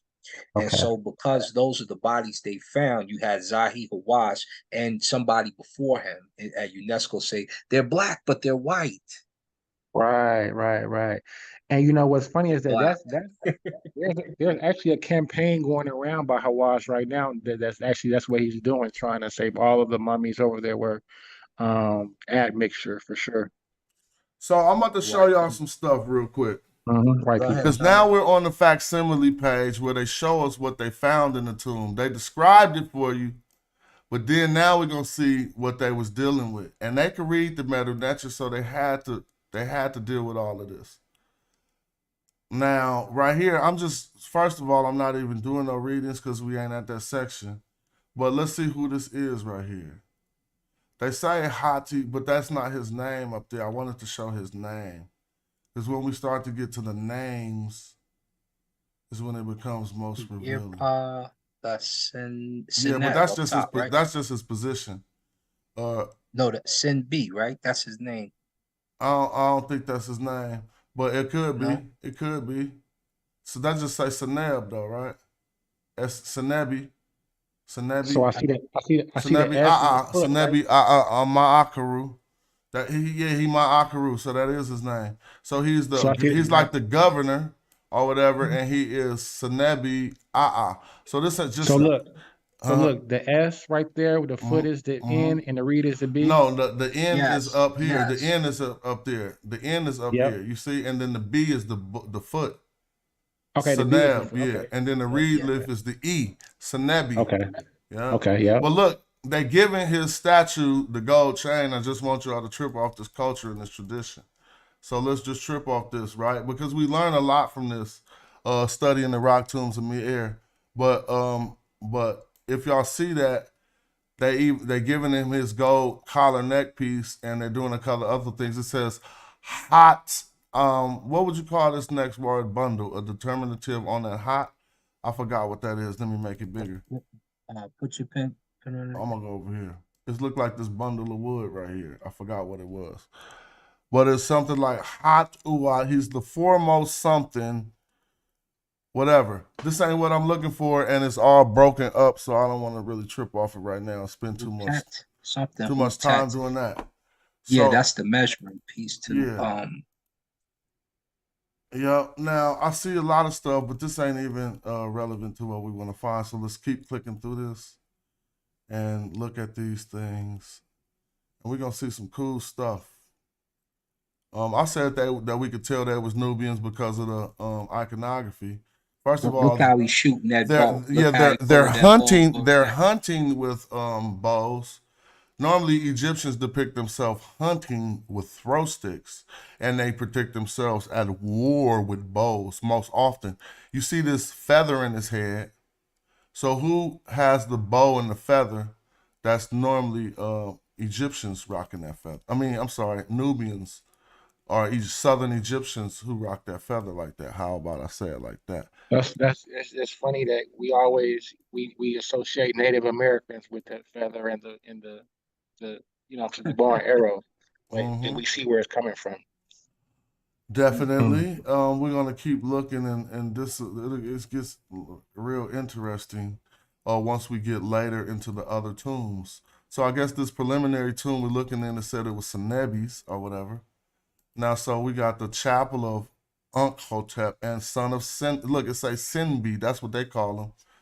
Sinbi. Right here it says that. And so, again, we did that right. But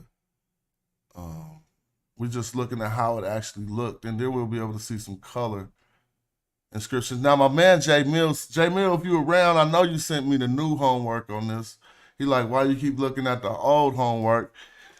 And he showed me that that the dude painted Jasher was called Kim. And so they told me, and I was like, oh, I gotta show people that. Because let's click to the right. And we remember him describing how this guy was drawn darker than these guys over here. We can see that with our own eyes. Someone made the effort to use a darker hue on the biggest subject here that's casting the net, catching his fish, while these other guys clearly are of a lighter hue. But we're just gonna keep on looking and chilling until we get to the real one. Now, this was the herdsman he was talking about. The Bija herdsman, who he said looked like a Hamite. Yeah, a Hamitic. So they are making the admissions that this reddish brown color is giving them black people by saying he looked Hamitic. See what I mean? And so don't let nobody mess that up. But specifically like 18th dynasty. They look like Tutankhamun. No, but we're way in like the This 6th is dynasty. before the 18th. Yeah, we like in the 6th or It's way something. before. Okay. So this was book 1. We'll go to book 2, and as we go through the books, it get better and better. Y'all can just keep building while we're doing this. I'm just trying to, see if I can find book 2. And so Is it safe Dynasty, to, they done. pardon me? I was gonna ask, is it safe to say that the elite had that sort of a body type, slender type, tall, maybe 5'9" to 6 feet? No. And No, yeah, it's not safe to say that. okay. Because your early kings were there's like twas and very short. and there's a standard representation that they sometimes broke. Now, Okay. I just accidentally seen a Kemet right here, so I'm gonna zoom in on it. They talk about a black cow. Actually, they're going all in on this. Oh man, because he gonna try to do something. What he gonna try to do? I don't recall this instance reading this, but nothing they could do could work against the truth unless they're trying to. So what they're gonna wind up saying is equating this black bull to something. But I want to see what's a good point to start reading for this show. Talking about some bullfights, right? But even here we see the black bull called Kemet. Look, with no other words around it, right? Now they say Uri Shu. Oh well, no, this is what Uri Suja. What does Suja mean? We just looked up the word yesterday. It was Saja. It was to go out or something. Travel towards. Yep. It says it right here. I caused to flourish the black herd. Right? But they say black herd, but this just say Kemet. It ain't nothing else you should read right there besides black. I thought Kemet didn't mean black. That's what I'm saying. And then here's the funny thing that it actually has a different Kim after it. But I know this other Kim. Oh, I need to point this out to Sandro. But this is Kwama, right? So this word after this is going to give us Kwama M. Kwama M. So Kwama is like to cut up or something. Kwama M. Uka. Or. But I just seen this Kim and wanted to read what they was talking about. And right here, he's even going to mention it. He says, a view of Papyrus 1 quoted Ta Kim as the black, let's read it, the black herd. It said, Ta Kemet must be a harem of Memphis, which is the black bull of the Apis, I think, while the passage in the Papyrus Turin already quoted shows the great offspring, which is Kwama It says, are the male offspring of Memphis in this harem. Okay, so let's keep going. It says that the Apis bull had, like the Memphis bull, so it ain't the Apis, it's like the Memphis bull had a harem of cows, seem also to be very possible in the strength in this passage, where they talking about this Kemet. Right there, so again, we got these cows being called Kemet, and again right here, Kemet, but people say there ain't no word Kemet that is for a herd of cows. Oh boy. So we're disproving the so-called myth that Kemet doesn't mean black as a word for cows or for the term black. So you can see, and they used it in that passage like 5 times. We actually doing the work. That's the difference. Well, they can talk around it. Come break the metal nut. Hop on the show and break the metal nut down with us, and we'll let you have your say on it if you can do it. You know what I'm saying? So that should be self-explanatory right there, because there was references to they're not really black bulls, they're directions. The other day, my brother said that. But what direction was given in this papyrus? That was just straight nonsense. We pulled up. J Mill provided the photos of the rest of that tomb, and I would like my brother to read where it says anything about directions. Here's that sign we look for right here. Let's read it. See, it says 2 bundles, deba. Remember this sign? We was like, what does that say? Deba. I said deja. Yeah. But deba, I think I said that. But word signs for deba, 2 bundles of reeds tied to what? Excuse me. When I got the skin normal Egyptians? Go up to the top. We about to read something. Because down here, I know I'm not getting skipped all around. The head of the Bayesian Hartman. Where did it go? Yeah, it went somewhere. Hold on. Let me make the book smaller so I can see where I was at. 2 bundles of reeds together.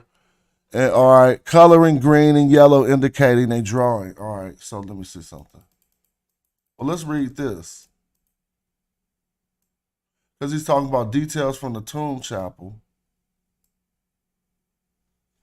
And he's talking about head of the Bayesian herdsman for the unusually long and rather bushy beard, bottom register, skin normal, red, beard gray with red markings on the upper fragment. Note the attempt to indicate erect, frizzy nature to the mass and matted hair.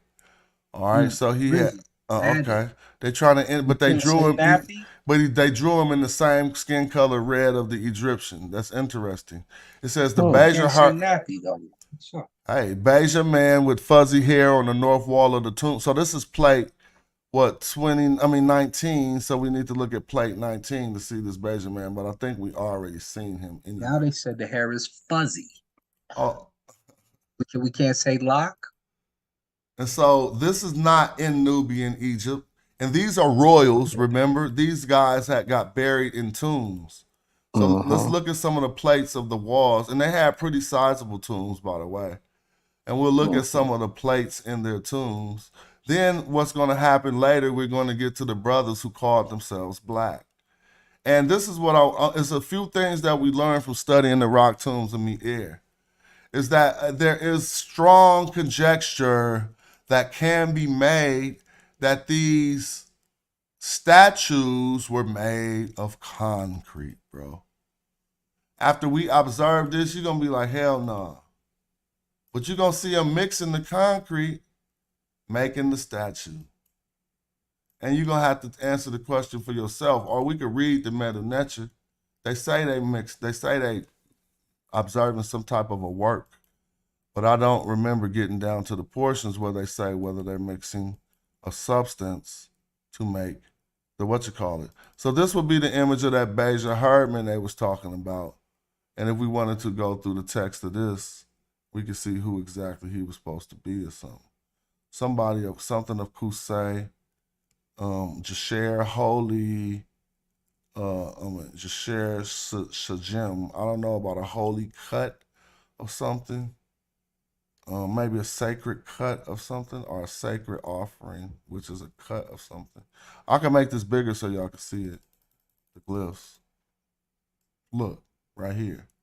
So he's somebody in Kusay, right? Is that big enough yet? Let me go bigger. Look. We can go to the beginning now. So he was the it's say Pa. It's like a Rinpa, it's like a dignitary, like a governor, Rinpa Hot, and whatever this place was about to be. Oh, Mi'er. Look, Mi'er. You see Mi'er? Mi'er. So he's the governor of Mi'er, right? Right. And then something broken off, and he's the something of Kusay. We see this is Kusay right here. And you see the city situation right here.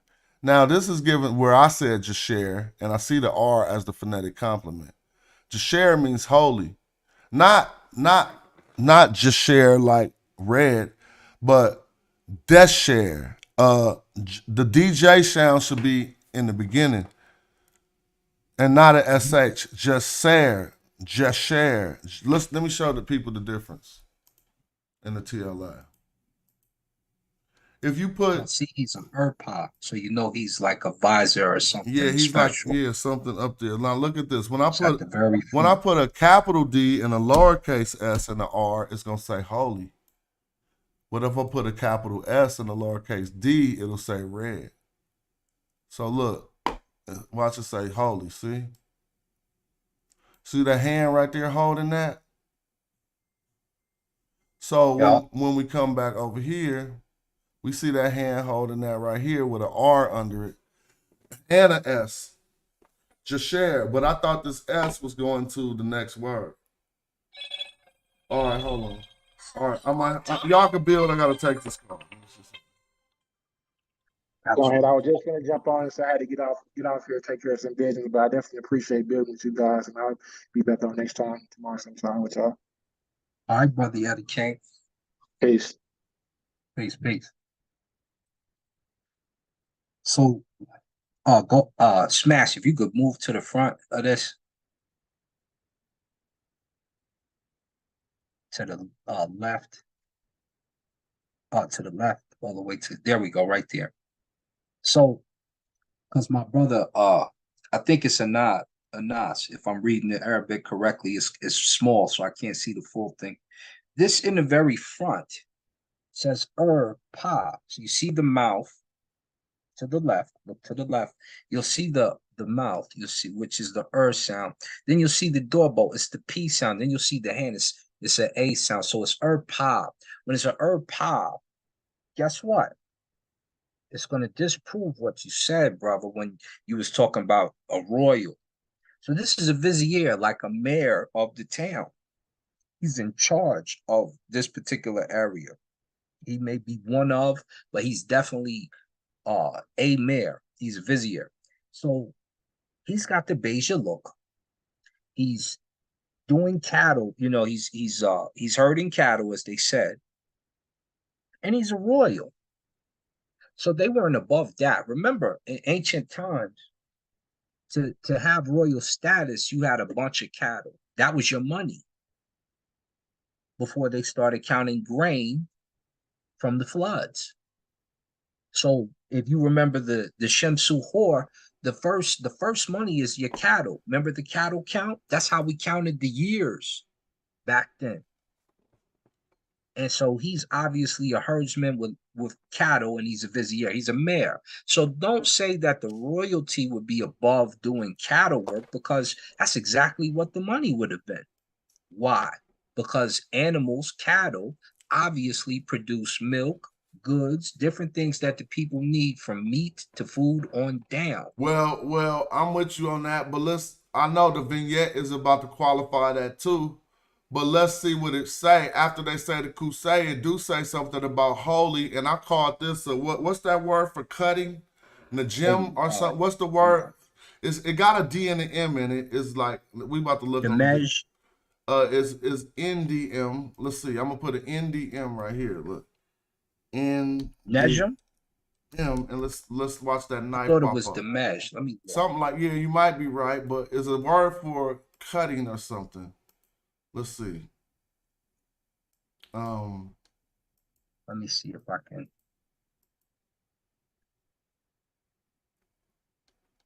Somebody gonna put it up in the chat. But that knife with the legs or whatever. Yeah. Like going to the cutting room or something. I can't remember the term. Then and Dema. Huh? Dema. Because to cut, like to cut a limb off is behen, but to like cut off a head or to kill is din. Oh, the gem is sweet. Or I'm messing that up. It do got a D, but I know it got a D and an M in it. So let me try to rectify that. Let me go to the TLA. I know Dema is to cut off the head, but they usually use it after smiting. I'm gonna put cut. It would right be here. like little D, little M, and then big A. And then you also have the cut a wing off is Jamat, which is praise or worship. But it's about to pop up. They got a knife, but I need to find a knife with the feet on it. Let me see. Yeah, there's also Shedi, which is to remove or to cut. Somebody not put to it. be Now mixed somebody up with put it in the chat yet? Hearing. There's Wedja to cut off. Nah, that's not Compresh, but that's a good guess. Who threw that up there? Because this is the cutoff. Yep, these are all, but that's just the knife, not the knife with the legs. Feel me?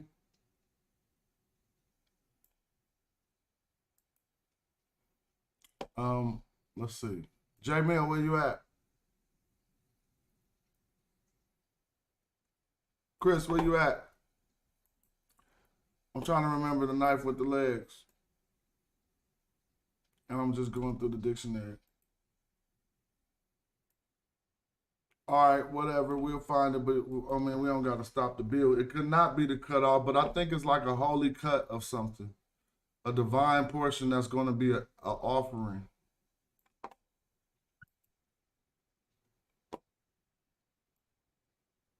Yeah, I'm just not going to do that no more. Because anyway, we haven't even got to the good part, and I want to do that. So I'm just going to keep going through this book. We got a few books to go through to look at all of these plates. So hopefully I could do that. There it is. Then to cut off to kill. You found it? Yeah, right. What did it say in the dictionary? It says then right there to cut. WB. I don't see your dictionary. I only see my screen. Okay. But you can just show it. What is it? I mean, what does it say? It's to cut something off? A holy cut or something? I don't know.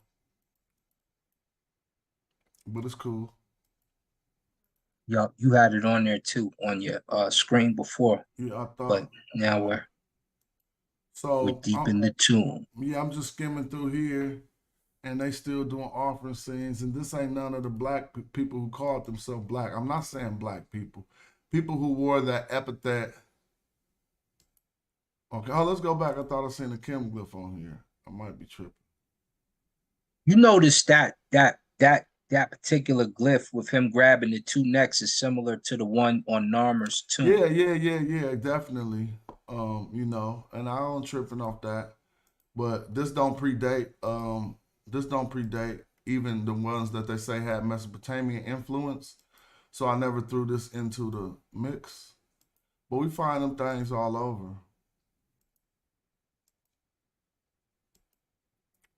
You know what I'm saying? I might as well just go to book 4. I know which book I want to be in, but since we just chilling with the content, why not just look through them all? Or his stela, I said his tomb.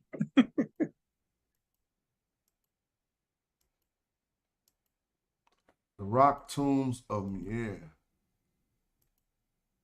Giraffes. They got giraffes in Kemet.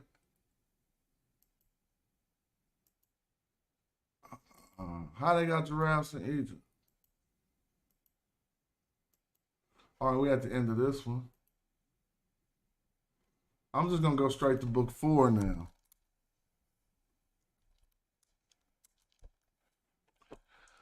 Y'all can look over book 3 whenever y'all want to. This one going to start getting good. Because in this book, he go to different tombs in the same area. And he lists everything. Yeah, he be breaking it down in here.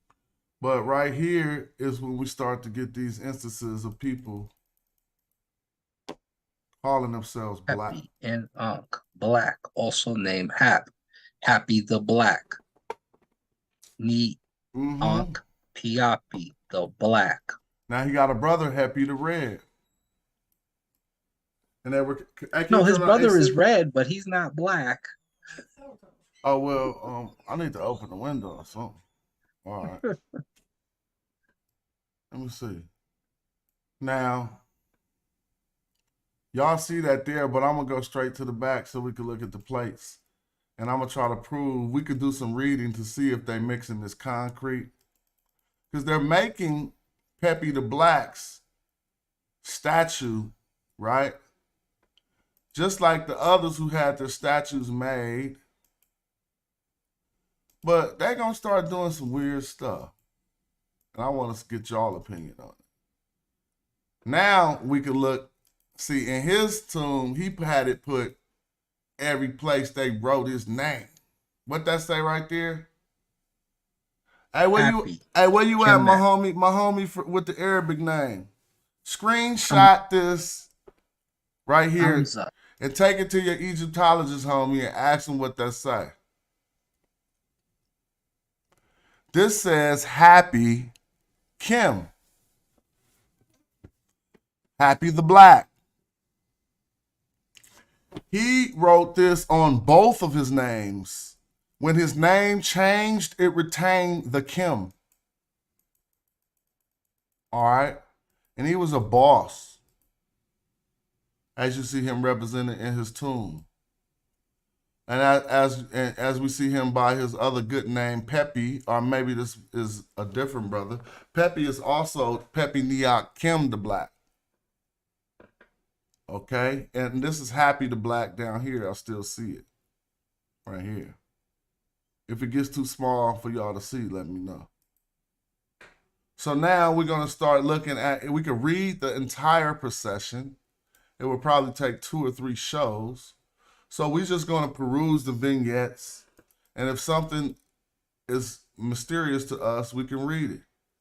You know, but we can clearly see what's occurring. You know what I'm saying? Festive type occasion where they're bringing food offerings for Niak Kim. But I want to get to the part where they're making his statue. All right. All right, here we go. Now, see, this is starting to get weird, y'all. Because look at this. What are they doing right here? Yeah, see, they over the table. You see them mixing something in this ball? Yeah. This is a part of the construction of his statue.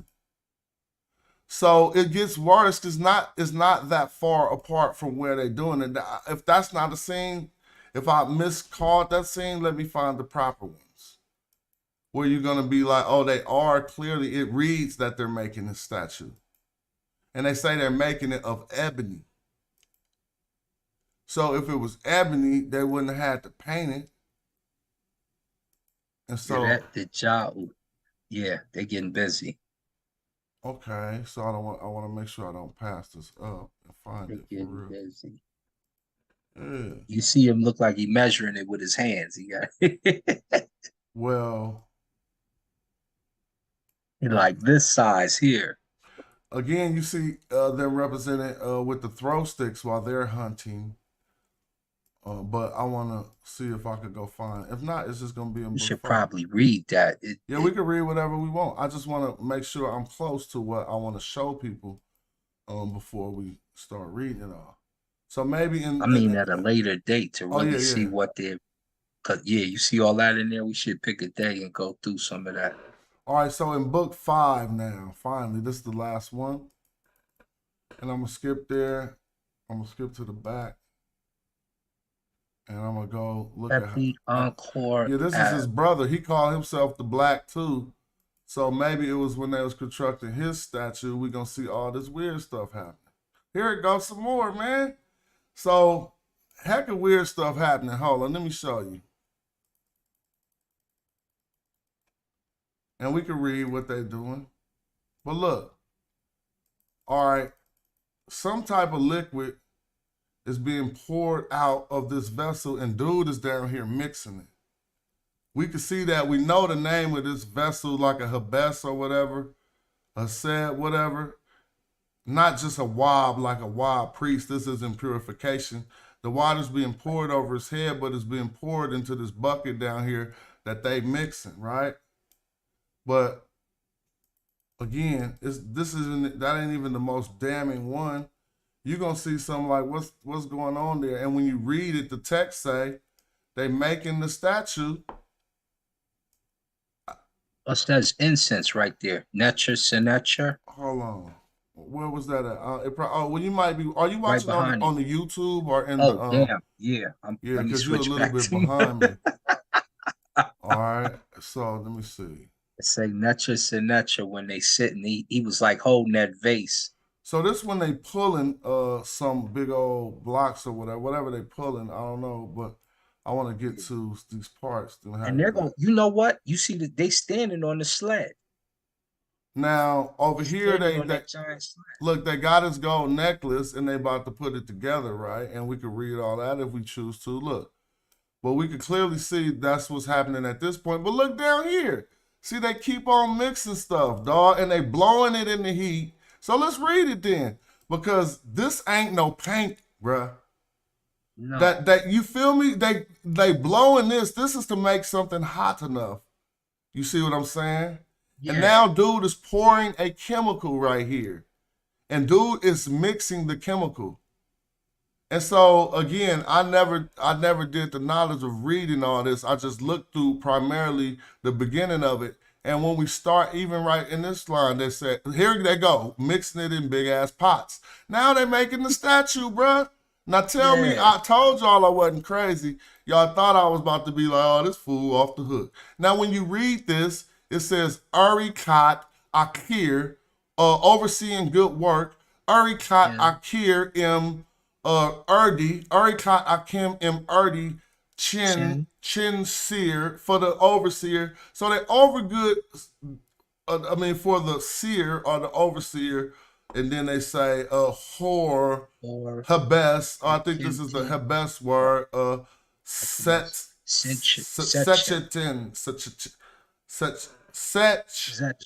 Chin. Yeah. All right, now we wanted to break that down. We see they say that they are viewing or overseeing good work, but they don't say we are mixing some chemicals. But we can see they doing that. Right. And that's the good work they doing. Now look, dude is even like putting a piece.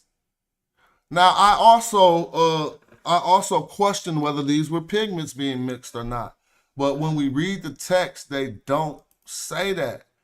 Right? And so this is why I thought that this book was very interesting, other than the fact that they keep calling themselves black. They have a process of making these statues that consist of mixing some type of substance. And if we were to be more thorough and exhaustive and read all of these at once, we could see what's going on. I will do a show where we start at the beginning of this and we get to the bottom of it. But that, we could do as much as we want right now, but it is a cumbersome undertaking. Yeah, we'll do it on another show. Exactly. You can see at the top, though, it say noob. Like, hold on. Yeah. Let me go back. Go back 4 times at the top. Well, am I missing it? Let me go over. Where was this one at? So this is Happy Kim. I might have switched the page the wrong direction. See my eye, Now, right here where they messing with the gold, maybe I need to turn the page. See at the top, they got like 1, 3 Nebus, 3 gold signs. So Nebu, and then they got is that a foxtail up there? And it say something about men after that. So they bringing it together. They're fashioning this necklace. But I'm just asking, animal skin and gold put together. But why is they mixing all this stuff though? Now, what pigments are required for that? This is the page. So let me try to see. We could probably find the black pigment in this text. Because when I read it, they said they made the statue of ebony. So if they wanted it to be black, it was soothed by being that was already accomplished by making it of ebony. Maybe I could write the word ebony in this book, and hopefully this book is searchable. Y'all know we dispelled right now anybody who says that. I think Khufu, who has the black statue, we're showing you that they intended to make it black. Well, they clearly say they made it of ebony in that one instance. They'd be like, he's black because of the soot. And no. Well, see, they got the full process here. So understanding this, we would be getting hella far. Because now they're using some piece of wood, something to turn something, it appears. And if I could erect this text to make it stand up straight, we'd be able to see what it was saying. Look, so y'all think this is paint? All these big old jars they mixing? Well, what does it say on top? It says, Akir, So the overseer of excellent something. I mean, I not I care, but I peer. I mean, irrepu. Now I know this word because they mess up on this word in a text that they was teaching me in this class at Harvard. It's a word for color. IRP. Let me look and see And I what this can't is a tell what word that for. bottom piece is. No, it's a word for, okay, that's a word for wine. That is a word for wine. IRP. I do know that's a word for wine. But I don't think this is wine. I mean, why would it not be wine in these big ass jugs if this is a word for wine? But we have to see. Let's see. About to get toe up. Can y'all see this right here? Yup. IPR or IRP? IRP. See how? And it's spelled at the top too, the same way, right? But And look, at the bottom. But look, it ain't in these jugs. I mean, it's in some big old other jugs. Maybe that is wine because it say IRP, right? Zeus said it's wine too. Yup. And they now y'all see the dictionary saying wine or not? I don't see the dictionary. We still see the rock tomb. Oh, hold on. Let me share this right. Trying to stop my share. Did I just?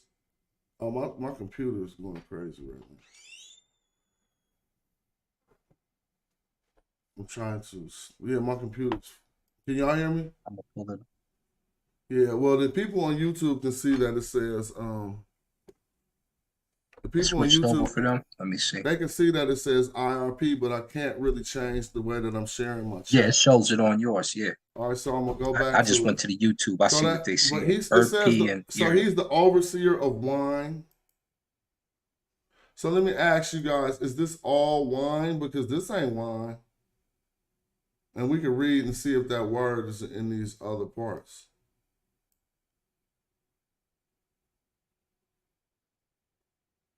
And that's definitely ain't wine that they heating up. So we need to read this part that they heating up right here. Hold up. So I need to save this picture, save image so that I can rotate it. Yeah. Let me see. Might do a series and just let's read the whole thing. Me, you, Reggie, that'd be cool. Well, this would be cool to just do this right now. I'm not even tripping.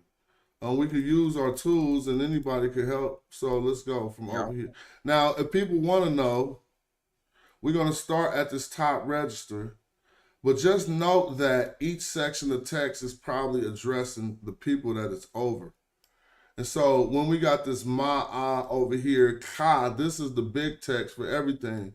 And it says overseeing work.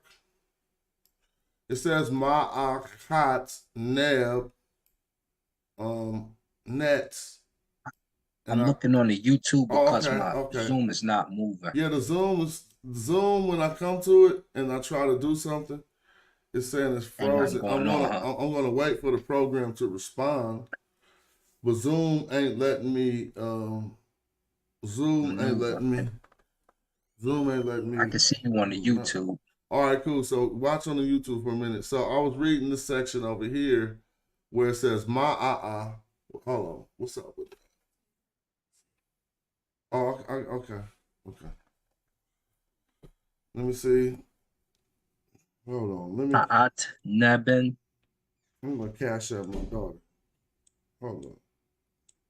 So thanks for the cash apps, y'all, because I'm sending that right to the young one right now. Thanks, Anointed Sadat. Thanks, Robert. And I'm sending that right to the seed. They be like, cash at me from college. And thanks to everybody else who about to send the cash out right now. Let me see. But you can go ahead. I'm just handling my business. So you got Ma'a Iri. Yeah, so yeah, that's the oversee. Well, I got Ma'akat right here. Ma'akat, okay. You okay at the bottom? Yeah, I'm reading down on this column. So that says overseeing work, and that is a statement that repeats in this text often. And you see that this person has the pot over their head. Yeah, nab nets, and then something about something else, but I don't know how we should read all of this. That was that stick he was holding over the top, mixing it, whatever that is in there. So then if we come up here, Something's broke off, right? But then we got a Yeah. do, some type of a do. What type of do you think that is? Before that, Kenti. You know, it says do Kenti. Up here, you see this do?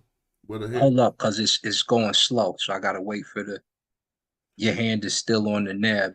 Okay. YouTube. Yeah, I don't know what's going on with my Zoom, but my Zoom is completely frozen. I can't even close down the Zoom. I'm just gonna waiting for wait it to for it. shoot over there because I see the part you're talking about. I don't know where you at Well, yet. it's at the very Okay, top. there of it the, is. Yeah, at Do. yeah, you see that do, and then it got a Kenti after it, or something that looks like a Kenti. Then it says min. Minek. You think that's Minek? It might be Minek. Yeah. Yeah. Okay. Minek is a word. I know. It's min, got min and it's got the N yeah, under it, yeah. and then you got I'm the with you. K. All right, Minek. So it'll be min and then ek right and then, after. Yeah, and then it got a Nebu after that. So I know min means to bring together. I'm gonna look into the dictionary and try Minek. Min means to bring together or to establish. Let's see what happens when we put an X on the end. MNX. Ek is gonna be the separate word, and then we got the. Yeah, here go Minex right here. Yeah. It says a potency of a king. Let's see another one. Minet, here it go. To be joyful or to be amazed. To make up a story or a joke. Oh, so now when somebody made that up, I'm going to say Minek. Hey, if you can see my dictionary, it says Minek means to make up a story. Yeah. Or a joke. So, oh yeah, y'all do some Minek, bro. They making up great stories. To chisel, but Minek means to chisel, so that's the one is right here. So they are chiseling something here. Minek Nebu, so they chiseling the gold. Minek Nebu, we got that. Now we got on, set, seti, so by, set means to shoot. I'm waiting for it to come back so I can hop in. Yeah, Oh, okay. So they're chiseling gold by shooting Ru Kenti. I gotta figure that out. Yeah, Zoom acting funny because my whole Zoom frozen. I know. I see it. I'm just looking at the YouTube while you're going through. All right, so now we back on the gold. Yup, the neck. See. So these substances aren't wine right here. So they clearly tell us they chiseled out the gold. We just read it. All right, because it says Minek Nebu, that is chiseling gold on, by, saket, by shooting. Set is shooting, and you even see the bow going into the thing. But let me see, that's seti, and I'm going to show it in the dictionary. Yeah, it's a bow into an animal skin. So if I put an S, a T, and an I, you're going to see seti. See that bow with the arrow? It says to shoot. But sometimes the arrow is going to go into the hide. So, it says to pour out also. So seti almost also means to pour out. So they poured out, and then we got this hebes. Oh man, so they do make it into, they do smelt the gold, bro. Yeah. They definitely smelt it because they tell us here they if it's hot enough to pour out. So it's a word called ru that has the Kenti. See, because right here it says do. It says do up here, but back here it says ru. I know ru the lion, but we talking about ru with a Kenti after it. So I'm gonna open the dictionary for people, and I'm going to type a R and a W, right? And we're going to find that there's going to be a ru with a see, that's the lion ru. That ain't the one we want. That's the lion ru. A lioness ru. See, here's a ru for supports. All these rules are seeming to be lion. No, here's a ru that is words, but that ain't it. Geese. So I'm going to keep looking through this. 3/4, that's not it. A locality or a site. There's the rule. Rule popped up now. There's lion. I don't know, but I don't see one with anything that has to do with what's on the screen. Yeah, the match is not. popping up for us yet. Because on the screen we got R and a chick bird. And then what looks like a kenti. They're going to check locality, site, 2 lion Oh, you looking gods. on the YouTube still? I might I'm gonna close down this Zoom and start a new one because it'll be better for the teaching. Because this Zoom is frozen on my show. So if you can, please come back to help continue this. But I'm gonna click close program right now. And then I'll put up a new Zoom because it's just frozen. All right, hold on. Let me do that real quick.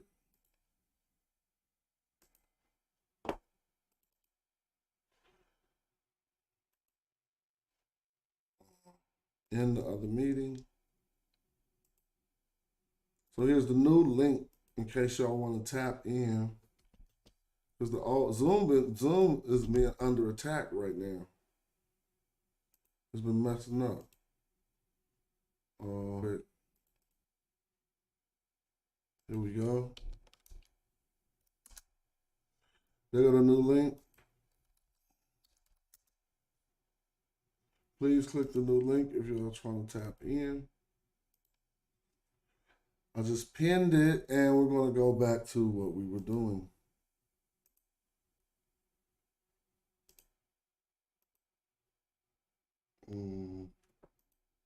So yeah, they definitely say they chiseled out and they poured something to make this gold necklace. If we continue reading, something about the South.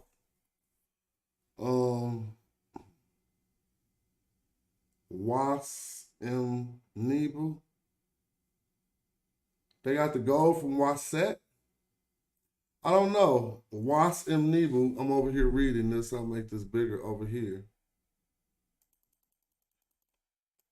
So this is what I said, something about the South. But this, I'm forgetting this myrrh. Is this a myrrh?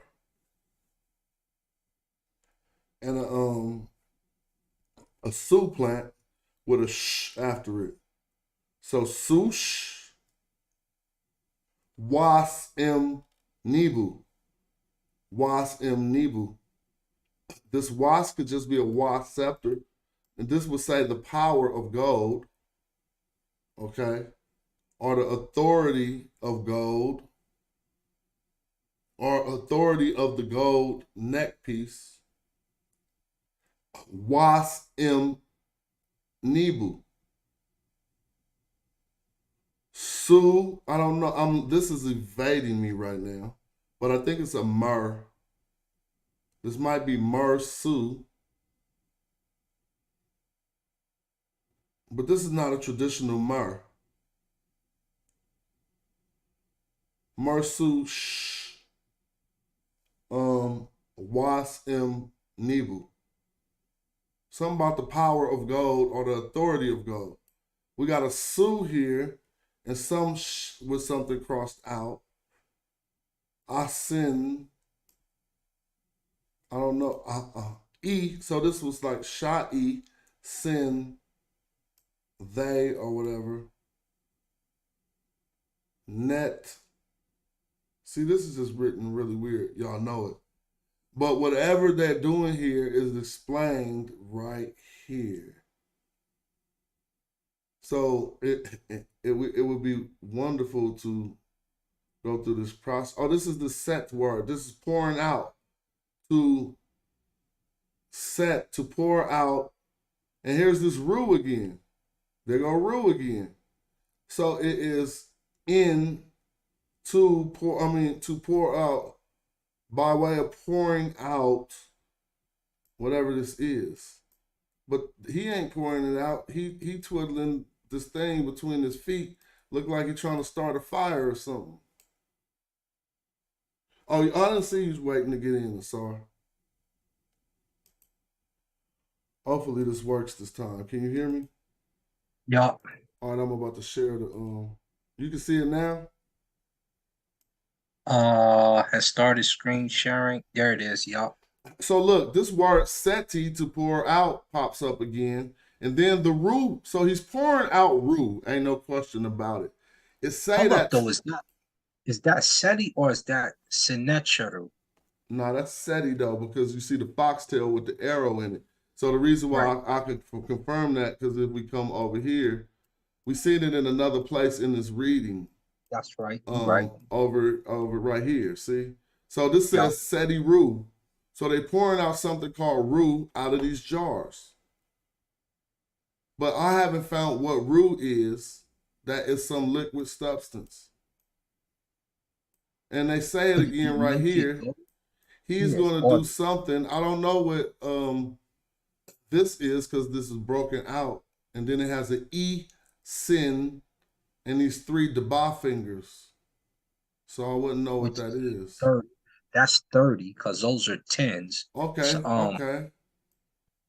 So, and now, but that's how much he's pouring out then of the, because it's pouring it out again, the Ru. He's pouring out some Ru, and then the statement ends.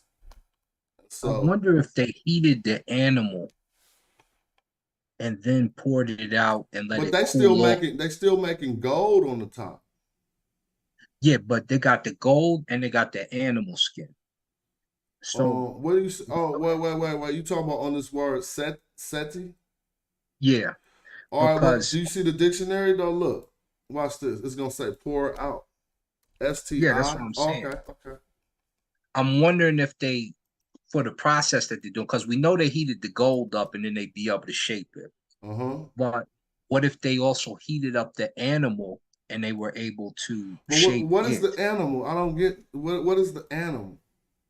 Well, the seti is going to be, I'm assuming, our animal portion. The root. No. Seti simply means to pour out. Okay, but what's the root? That's what I'm trying to figure out. That's what it seems like they pouring out. Well, look at this real quick. Watch this. It says to shoot, to stab. It also says to sprinkle water, but it's to attach, to shoot, or to pour. You feel me? And so we do see them using the word seti over instances when they're pouring something. So, but now look, seti to burn.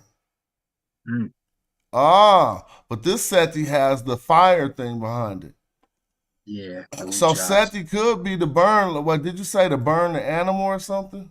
Or you saying, like to heat up the animal fabric or whatever it is, and because we know they're pouring gold out. Once you heat gold, you're able to pour. But where does the animal fabric come into it? That's why I'm trying to figure out what that rule might be.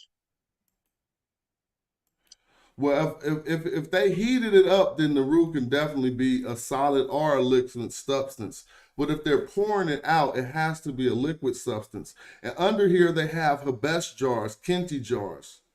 Yeah. So it got to be a liquid because they got Kenti jars for the class of what it should be in. You see what I mean? So if it could go in a jar, it's something that they poured out, probably eventually poured out of those jars. But then the text would take us over to here. So let's see what these dudes are saying. Because after whatever got poured out, this happened. Now let's show people what's going on. You see how I told you this be like a comic book? Not you. I'm talking to the people watching. Yeah, you see how I mentioned that, you see, because we have two groups of text facing each other. And so this dude to the right, this is his text, and this dude to the left, this is his text. One is him at M going towards whatever, and then the other one is N-E-N, or is that? So since this reed leaf is facing to be read with this section, I would say aha or something. Aha, iwi or any, M. And then this would be any M. What is this? Hemet? Yep. That's the tethering rope, and that's the Hemet symbol. Any him. So something is going to a servant or whatever. Someone. Yeah, because you got the Hemet. But this definitely ain't talking about, it don't seem to appear to be talking about the procedure. It says something to go, some type of a servant. Yeah, and you can see he's telling them to go somewhere. He's like, "Oh, what's in their hand?" Yeah, you see, they look like they take this. Might have some type of a stone, but they're doing some work here. So they're not going nowhere. So what is another any? To carry something out. It might be used to carry out a task. So I'm gonna open up the dictionary so people can see what we're talking about. It might, I know I got corrected about this a few times, but I'm putting I. And I think we just typed IW. There we go, any, I'm correct. So there go the feet with the bow, any, right? It says to bring away, but it also means to remove something. So they removing, they chiseling away portions of a rock, maybe. You see what I mean? Y'all, and what I'm doing, and this is why I keep saying that it might be animal hide. When you get like one of the Maasai necklaces, it's an animal hide, and then they got the necklace decorations on top of it. But what I don't understand is how you be injecting stuff that we don't see on the text. I'm not, but well, because of two things, right? When you look at the necklaces and how they're made, it's gold over the top of a fabric. So we know they're making one of the gold chains with the fabric under it, and they got, it looks like stones in their hand, but that would be, the stones in their hand is conjecture. We don't know what's in their hand. Well, it look like stones, and they do look like they're they want us to believe they're doing something on this. And the text above just said to remove something, and so we continue. He's not a removing servant, but maybe the servant is removing this word that we didn't make yet. It says IHA. So let's look that up. But you can continue while I look up this IHA word. Yeah, and he could be removing like any type of impurities in the leather or whatever they're putting the gold on top of to make that necklace. Now, IHA also means to mourn if we put the bird behind it. But we don't got the bird behind it. But we should note that it means to mourn. Because that's kind of, you know, they are doing something for a dead dude. But let's see whatever it means. It means besides. So these people are beside each other, right? Right. So do you think that IHA right here, it means side by side? Oh, hold on, man. I'm trying. Because they usually show people side by side to each other. See, but they are in front of each other. So I'm with you there. Well, it says IHA. So what do we get out of that? Besides, I mean, they are side. I mean, they're face to face. Yeah. And they are removing, but it just say remove servant. That don't make no sense. Anyway, I'm gonna continue, but we could go back to that. Yeah, exactly.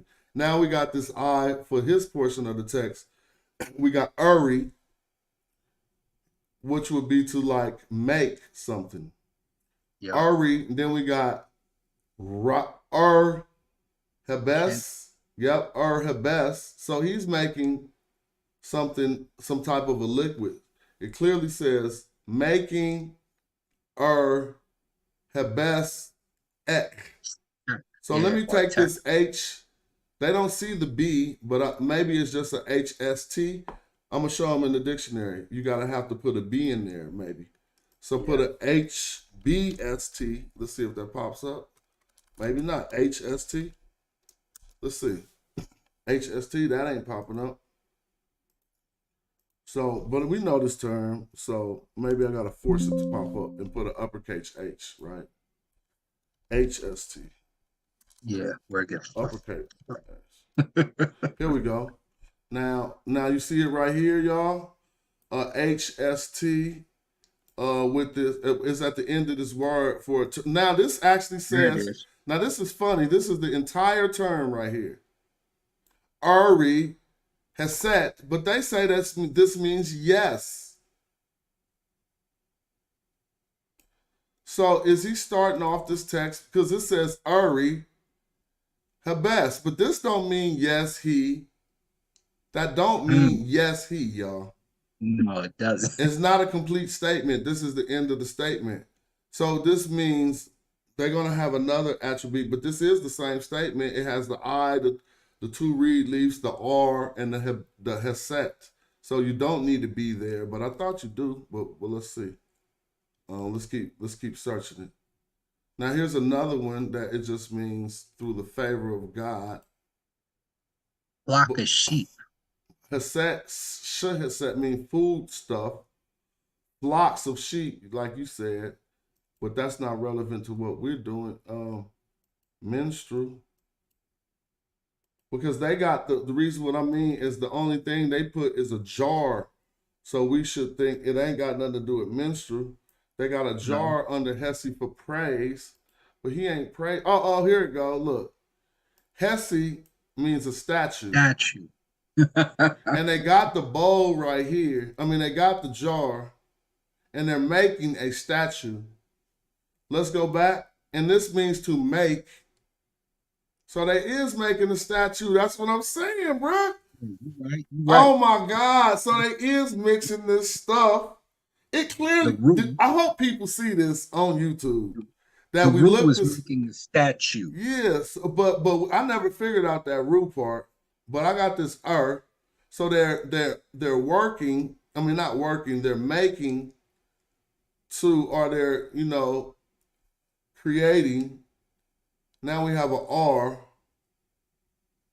which is like two, or whatever you wanna. It's normally directional, but it could not be directional. Erie is for sight too, isn't it? Yeah, Erie could be for sight, but right here the statue. Yes, but they can see it. But this is what I'm deducing. Erie can be for sight, or Erie can be to. Well, actually, Erie can't be for sight. When it is for sight, it's Ma'a. Remember?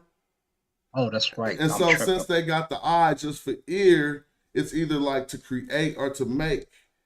So they might have it in a form to oversee, but that goes back to Ma'a. So make statue, yes. Yeah, so I'm gonna show people in the dictionary if they don't if they're not rocking with me. I'm gonna put an I and an R, and what you're gonna see is I'm gonna put an I and an R, and what people will see is an I is gonna pop up, right? Right when we get to the right one, an I will pop up. Now there's an I, but this ain't the one we want. Now see, if you got Iriu is one who creates, or a creator, or a maker. Iri is a doer, a person who does things, a maker. You feel me? A maker of things. And so since we see that I with a nisba behind it, or with two reed leaves behind it, we should clearly know that, and he making something in front of our face, they're making something. We probably would deduce that this Iri is making, and then we looked up something that clearly had Habes as a statue. But this says, has set ek. So that's ain't ek your or his? Yeah. So they making his statue, right? Ek is his. What is mine? Mine's is E, huh? Ek is your. So they're making his statue. It clearly say that right here. So therefore this mixing isn't explained, but we can qualify that as part of the process by making the statue. If people want to see it in the dictionary again, I'm going to show them how we did it. So look, you got to take, even though it has an R on top, I'll add that in there. The root word is HST. Okay? HST. So I'm going to open the dictionary, and up here I'll type a capital H, a S, and a T. And it's going to give us 35 options. Here we clearly see it right here, but this is a different rendition. They said it said yes. When I went to this one, it said a flock. Then I got to through favor, and then it's going to say food stuff. None of those apply. We'll find the one that applies, and it's going to say statue. Song, a ballad, those don't apply. Minstrel, favor. So it's like a favorite thing. That's what it's normally used for. But watch this. A raised bent forearm is also good. But we want to find the one that fits in perfectly. And I didn't have to click this far before. Favor, that's what it actually means. Like you have favor, but let's see. Oh, what happened to the statue? What? Yeah, you had it up earlier. What? Well, here goes yes right here. So we might be getting closer. Hold on, STATUE. Are you watching on YouTube? But I think I'm sharing it the proper way. And no, I'm on your regular one. Oh, okay, hold on. Oh, statue, divine image. Let me see. Okay, you're right. Let me see if I can find it where it says that for statue. I mean, we've seen it earlier. Sometimes it's probably quicker to rewind the video.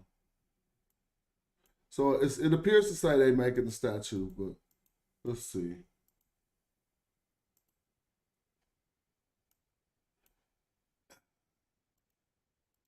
And they got so-called plenty of words for this term.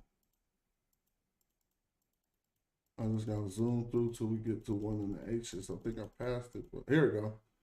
So I told you what happened was the root, right?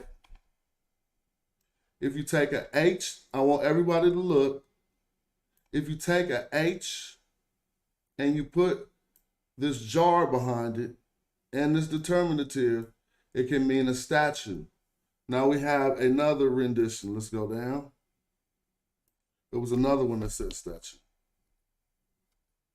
Maybe it was up. All right, I'll just go like this. Oh, that's two. That ain't it. Oh, here's Hesse. Or Hesse, where we take the, if I can make it bigger now. We take the H. There you go. We take the H in the jar, and we got this monument, and we can depict, they're talking about a cuboid statue or a statue, right? Now let's look at the primary reading. We got the H and we got the jar. Now if we just read the H in the jar to say statue, we could take the S and the T to say set and then K. Making a statue, set would be feminine though. So Hesset is the word. Hesset. So they just feminized the Hes word for whatever reason, I don't know. But this is making your statue as we see them doing it. Now if we came over here, you want to start this Erdi what? Erdi Ha? Erdi Ha in Shanu. So this basically say Erdi Ha in Nesh. Erdi Ha Neshnu. We got to figure out what that means, but, huh? I had in Kemetiu. Well, that might say in Shin too, yeah. But let's see. Is that a hymn or is that a new jar? I thought that's a new bowl because it don't I think go. you're right. It yeah. don't. You know how the Shin. hymn bowl is kind of indented on the top. The water sits inside I the think bowl. you're right. So let's see what this is. Erdi means to give. This ha. I thought we looked that ha up before over here. Remember? We did. Ahai. What did it mean? Oh, it was like together or something like in front of. Remember? It was like what was it? Side by side or something. Yeah. So now we see that theme repeating. That it means these people doing their action together. It appears it means that. I'm not being authoritative here. But it appears that because it says that in the middle of them, ha, it got I ha, and then we got erdi ha. So it says given together. Given together. What is the word nesh? Is nesh a word? Let's look up nesh first before we look up insha. Let's look up nesh. I'm gonna put an N for the people and a capital S. And there's a nesh word, but it ain't written the way we need. Oh, here's a nesh. Look, a hair maker, but that ain't it. What if they making that part of the? What if that's the part of the statue that they making, bruh? A nesh is really a hair maker. Now, but let's keep going. Nesh means to flow out. Nesh means to put away. It means to shiver, tremble, or shake. We don't have none of these. Uh-oh, they're gonna nesh new. Ain't that what, I mean, nesh unu? Ain't we got something like that on there? This says nesh new. Yep. Okay, so they are, they together with the pot. That's the pot they putting down. So that means the stuff that they putting in the pot at the bottom. And it even says whore or rest. But that ain't Horus. I hope people don't think that's Horus. Keb, is that Keb, Horus, Keb. So upon, what is rest? I know rest to mean south. Yeah, but this ain't rest for south. This is not RC. This is, this is this S. All right, we got an R in front of this Haset, and we got an R in front of, it could be in front of Sakab. Because S is causative. Let's see, is cab. What is cab? I'm just want to see. You know, I always don't care. QB, right, would be cab. QB would be cab. EB. Cab, look, we got the same Hess thing. It means to pour out a libation, this cab. The other cab is cold water. That's mist cab. Something inside. Soil used to cool something off. Yeah, you know the cab is to cool off the heart too. Like to, and they was just heating stuff up. So cab is to cool, huh? Cab is to multiply. So we got options. We got to see what they're talking about. I'm gonna go with the cool off. Yeah, because it got the jar right there. It got the jar right there. So they cooling something off because dude heated it up over here.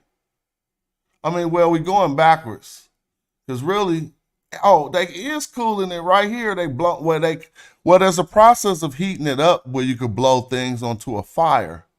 Yeah. But if you blow things onto things that aren't lit by fire, you're not fanning the fire. You're cooling it off. So they are, and they say it's in the bowl upon something about cooling. Let me look up the word rest. His hand is in the bowl now too, so it can't be as hot as it was. Yeah, I mean his hand is in the bowl though. Hold on, let me see RS. Yeah, RS. We have 4 hours. I'm gonna get ready.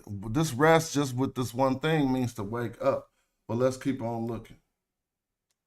Find the right rest. All of these is about waking up.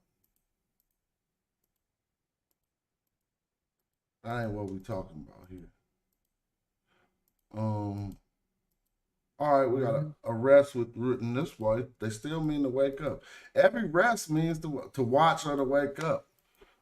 Maybe they talking about to watch, to guard. This would mean however, yet, or but, and that's the way it's written. Rest, rest to wake up, awaken, an awakening. Now you know they making the statue for a particular purpose, right? And it is gold. But I don't know if it has anything to do with an awakening. I don't think this whore rest. You think that word is whore? Rest, camp. Watch it cool. To awaken his cooling, to awaken the cooling. That don't make no sense. I would say to watch it cool.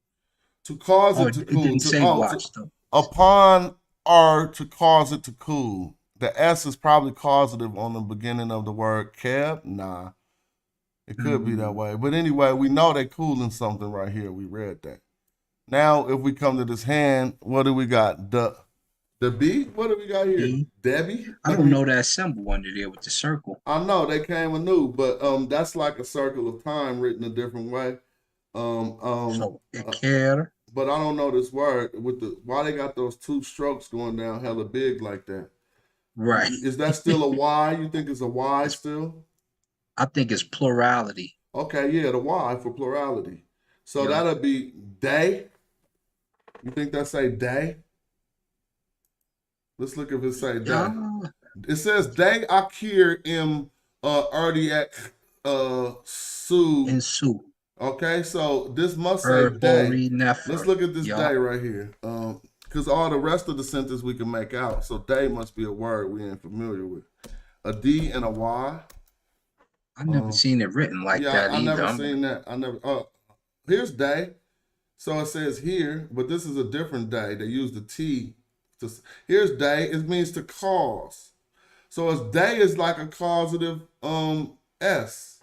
Let's see if that works. To cause excellent. Well, M. Yeah. Excellence, but not by giving him the South. That don't make no sense. It's two. See if there's another word for it. Nefer. Yeah. To face, because this is a literal whore. To face the good. To face goodness. So the face be good. They did. Now, if it's hair and then this is the face that they're making, that would make sense. But since we Oh, don't this know is the face, because then they had something about hair in the other one. Remember, we thought they said something like making the hair. It was one. that's why I say that. And now this will say something about the face. This one talking about the gold chain. Bro, they talking about, I mean, they could be talking about, but it says face literally or nefer. Handsome. Make it like, so a good face. Making a handsome face. But I'm saying though, what they got to do with this blowing down here, it ain't say nothing about that. And this day word got this circle determinative that it didn't have in the dictionary. So let's see if we find one with a circle. Day from here. There. Uh-oh, there go day. There it is. But hold on though. This means to be lascivious. I mean, you know, that's like lustful, bro. So that how could they so they got the circle of time, but they don't have the they have a phallus here, which we don't have on our rendition. I do remember that day is like to be like a freak. But that ain't like the one we like he's for. That dude or something, like with his swagger or something. And then Let me see everything. Let me see. So all of these days is falling short. It's either going to be to call something, and they don't have one. Now, I don't know if those two strokes going down right here should be written as a Day ikara m dd ek insu nesu. The king ek his king. Or nefer. To be handsome, his face to be handsome. Yeah, it's like to make his face good. To make his face good. So they get the honey. And this part did say something about making. I mean, if we went back over it, one of the options had something to do, but I think we concluded otherwise. But I just want to keep proceeding because what do we have here? It's interesting. I don't know. I see a hand going down that's kind of broken. I forgot what that is. And then something that looks like that one. It looked like it represents the East, but that's not there. That's not that. What is that? I thought it was making or something like that. Or Getter would be a closer symbol to it with the sky and that, but I don't think that's what it is. Yeah, I know that one, but this one is repeated over here on something that got the feather on top of a tie that looks like the East thing. You know what I'm saying? But I'm just saying it's not that. I know it ain't that. But people, what'd you pull up last time that had, because it had that symbol right there next to it. I forgot earlier. I forgot.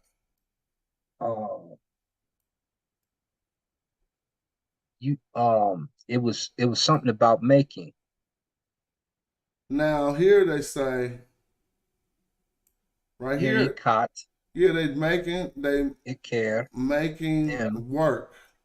Or they're doing work. They're doing excellent work.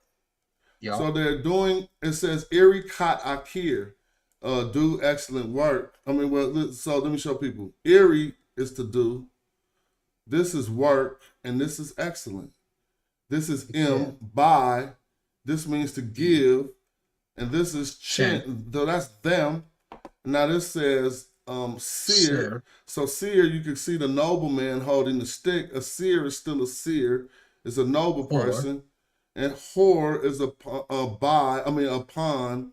And then we have our word haset again, which this was now that was either a statue, because Clem was cooling.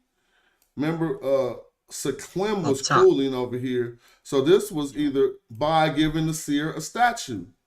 I mean, they saying it. I mean, now if you don't want this to be the statue, this ha set chin, and then we got the chin by giving them a statue.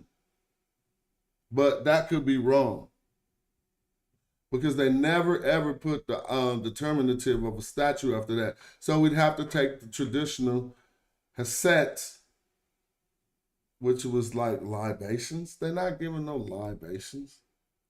Yeah, I'm gonna go with the latter though, or with the former, because I think we're making a statue for sure. Yeah, we just don't have that determiner to say this is it for sure.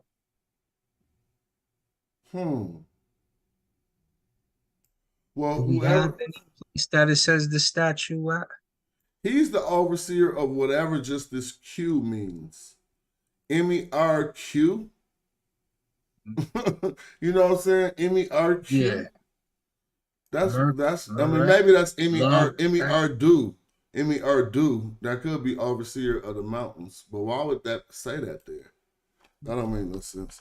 But y'all do see that they mixing up these chemicals just like we thought, and they kind of like this ain't wine like they had in the other scene. Now, if I could get back to the book, there's more to look at. But I've been streaming for a while. Shout out for the cash apps. I appreciate y'all. Let me put it up there for the people who see the show in the future. I'm gonna get ready to either handle some business or play some video games. Since it's Sunday, I don't know which one I'm gonna do, but I'm definitely gonna eat. Mika said, I want to learn how to tell somebody they got a handsome face. Oh, shout out to y'all. Shout out to Robin. Shout out to Mika for helping with the bread I just sent my daughter in college. Appreciate y'all. You know, if I could just stay in the Cash App and never even go into my nothing else, oh, that's the future. Like, what if you could use Cash App like your main account? You feel me? That would make sense.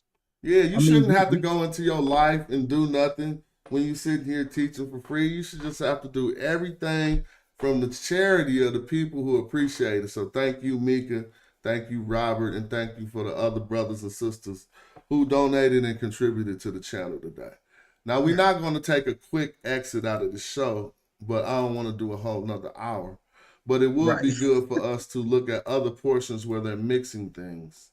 So I'm going to take the ensuing page, save the image, and then rotate it so that we can look at it bigger. And just respect, I mean, we're going into the book and breaking the metal nutshell down. We ain't practiced and we don't got the answers on the other monitor. No. We don't care if we wrong about something, because humbly, that'll make more people be brought into the workshop. If you have the prowess to correct us, then you're an asset here on this channel. Remember that. So don't even trip like it's on some ego stuff. What you're not going to hear is, no, you don't know what? No, stupid. And none of that's going to happen. Yeah. If you can prove yourself to be right. But here goes something else I just seen. Here go another Kim. So now I see it too. They still making the statue here. Well, let's read it because there's two different sections of text. Oh, I saw the Kim on the right side. Yeah, exactly. Yep. Look, like, this little small one. So he black right here, and they're gonna tell you this right here. Look, see that Kim right there that they crossed out. So look, let's go here and read his portion of the text. This is his comic book circle above his head, which appears to read sesh what? Well, why would the sesh 2? So his scribe, sesh 2 10 MER netter him. You want to get at a or him? I think that's a him. He's it is a him. Some type of a priest. No, that might be netter. Okay, it could be natural but the shape be having this little point at the end a lot of the time. Oh, that's and the hem they will leave flat at the end. So I would think that is probably a natural hem that is a priest of some sort. MER natural hem, the overseer of the priest. MER hem nature. MER hem nature. Something about the overseer of the priest. What's up, cousin Kurt? When your mic get right. And then it says, it says something like who in net e. So this is when they say they got the longer hen and net, the black. So this is somebody else. Hen net e Kim. Heneti That's Kim. a female. And that might be a woman. Yep. Heneti Kim. So she right here. I mean, I don't know if this is a woman or not, but the name has a feminine gender. It has a Hennet E Kim is this person here. Now, but we can learn more about reading this. Now this says, what is this? Heb, that's a Hageb, festival though. A Heb is the festival. yeah. Hageb per Heb per Neter. the great house. So the Yup. Heb, this is the pharaoh, or the Heb per neter, Heb Hetep. neter per, sesh, Yeah, or Neter sesh per Sesh Imaki. yeah, aku, Imaku. yeah, maku. Imaku is something about him True voice, shining, basically. right? And then it's Pepi, Hop, M, whatever this is. This is like a what? Renef, his name, beautiful, Nefer. Yeah, Renef is his name, beautiful. Now we got Erie, maker, so he's making. Erie, what is he making? We see what he's making. The statue beautiful. That's a statue that he's. So hold on. So this is he making the statue beautiful, you think? I think so, because that's a statue that he's making. So they saying Pepe made this person's statue? Or it's for Pepe. One or the other. Well, this person that to the look right like Pepe. is Pepe. This person to the that right look is like Pepe making Pepe. I know, right? I mean, but this is him at the black though, and that person ain't royal, so this must be his wife or whatever, or son or something. But the name is feminine. But this is Hinneti Kim. Now, if we look that name up, it does occur in the book in the English portions, and this is why I'm quick to defer to that. So this person's text is over here, and this person's text is right here. And this that would be something if the king participated in the making of his statue. That would have been weird, different, right? And that might be what we just read, but I'll go back to that at another time. But I'm just skimming through it with my eyes right now as I'm getting ready to close down the show.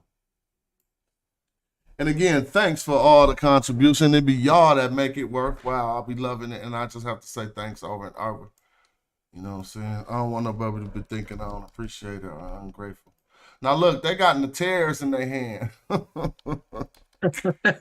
they're using them as axes. I'm just playing. And the tear ain't an axe. But this word habes ek keep occurring too. He do got my aunt in his hand though. Somebody do got my aunt in their hand too. Get the hell with it. Let me see if I can skim through anything before we close it down. I'm gonna thank everybody for joining in the chat and making it another good show. I'm trying to get my views back up because I didn't really have I'm trying to get my views up in the first place, but I didn't really have no I don't know what I'm talking about to say, so forget it.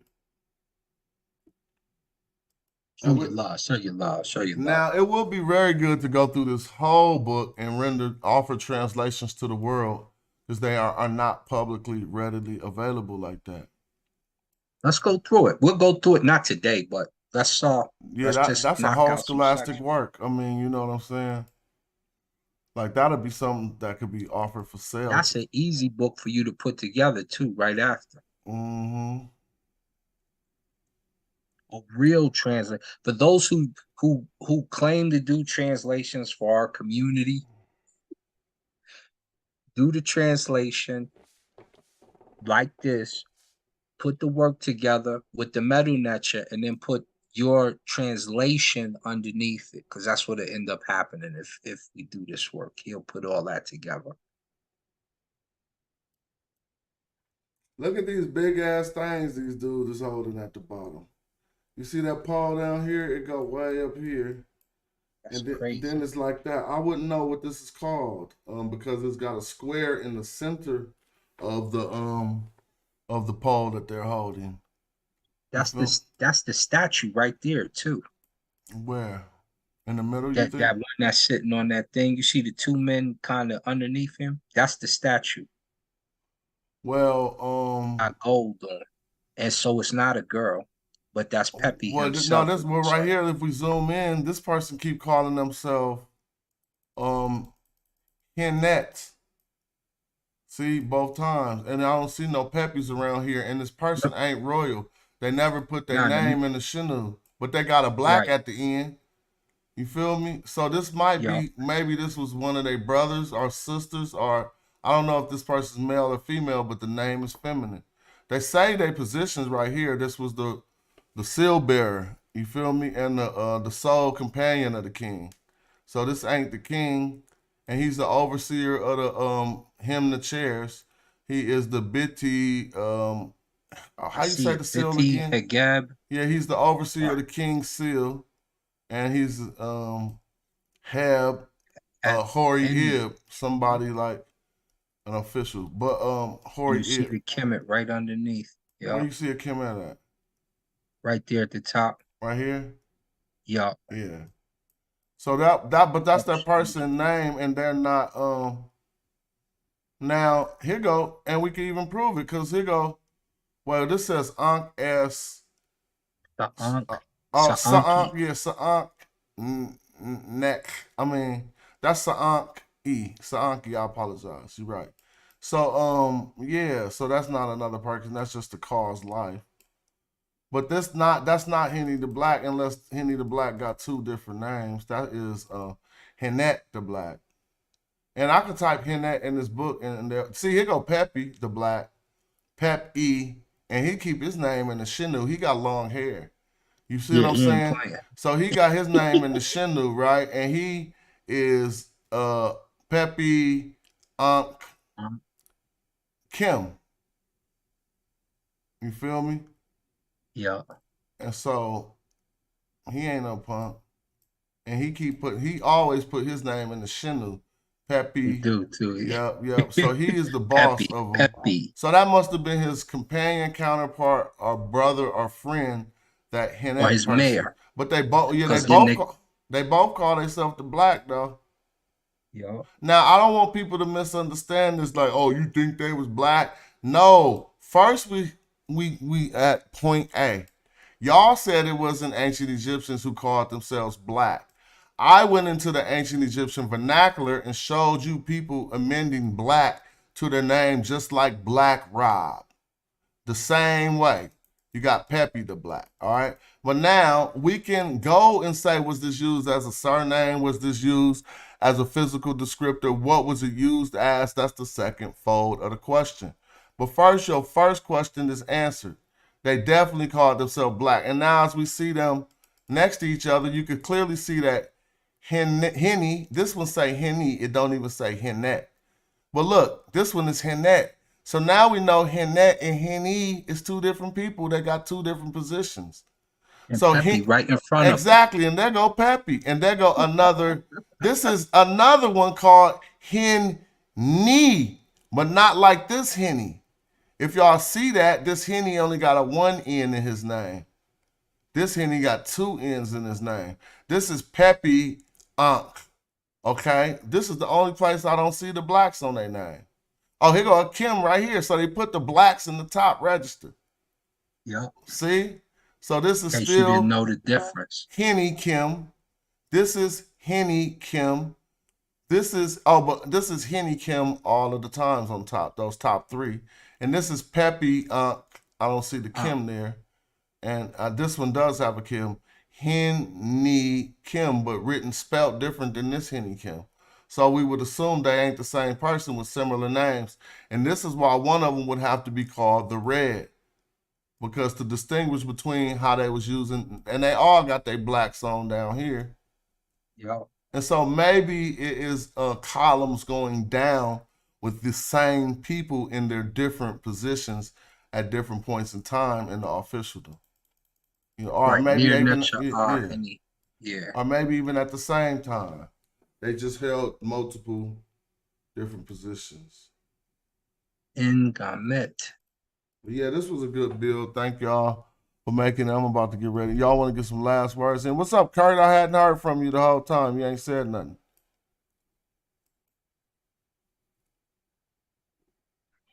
What's up, cousin? Can you hear me? Yes, sir. Yeah, man, I'm just tapping in, man, seeing how you doing and stuff, man. Yes, sir. We just trying to learn. That picture, Smash, on the left. Blow it up? Yeah, the color one. Mm-hmm. Hurt the flirt. Now, if y'all want to see what they look like in color, that's what you're gonna get. All the people calling themselves Kim. So checkmate. Everybody was always like, well, if they call themselves Kim, why they? This is what you need to do. Go find a picture with them that say just charette next to it. That's what you're not gonna find. I told you, and others have told us, that brown is in the semantic range of Kim. So now on the screen, where they at with the Kims? Here go a Kim at the bottom. Here go a Kim at the bottom. They calling themselves Kim, and as you can see, the hue is the natural brown. He black because he brown. Exactly. They don't like that, boy. They don't like that, but they haven't formed a refutation of it. Have you noticed that? No. What can you refute? The closest, I would say the closest, it's just starting to sound pathetic. It just sounds pathetic. No, see, the diagnosis of being black is a terminology, not for you starting to sound like Damon Wayans on the Living Color. And then they always act like we on some social construct stuff. I ain't on no social construct, but y'all can have the last words. I'm about to close this down. Shout them out, Kurt. I'm out. Peace. Hey, I just want to say, man, hey, y'all make me feel like a midget in a room full of giants, man, but y'all helping me build and gain some understanding about my blackness, so I thank y'all. Hey, never that, you know what I'm saying? Like, you know how we tied in, we the same blood. So it's just that me and you been looking at different pieces of information over the past 20, 30 years or what have you. And if you looking at it as much as you looking at it now and as much as I looked at it in the past, you're going to come to some of the same conclusions. You know what I'm saying? So shout out to you. Thanks for supporting this channel. And it's all love. I appreciate you, cuz. Absolutely, most definitely. Word up. All right, we out. All right, so look, I'm going to close that down. Thank you. I'm going to be back later on tonight, too. I'm going to start doing some primetime Smash Rockwell shows. I'm going to hop on the hot hour now because you know why? I ain't got no reason not to. I used to be looking to see who was streaming, and then maybe I would watch their show for entertainment. I ain't doing that no more. I'm just going to go to my streamer and start streaming. And I'm going to do more primetime stuff so we could get more of the work out there. Thank y'all for tapping in. You know what time it is now? Let me show y'all. I'm going to go like this to show y'all. It's time to get on the sticks. Yeah. I'll be sitting here. Oh, and I just found out the game I'm playing is VR. So let me show y'all what it's going to really be right now.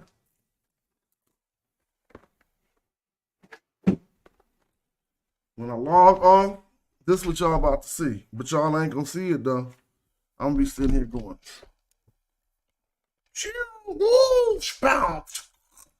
And it'd be so fun.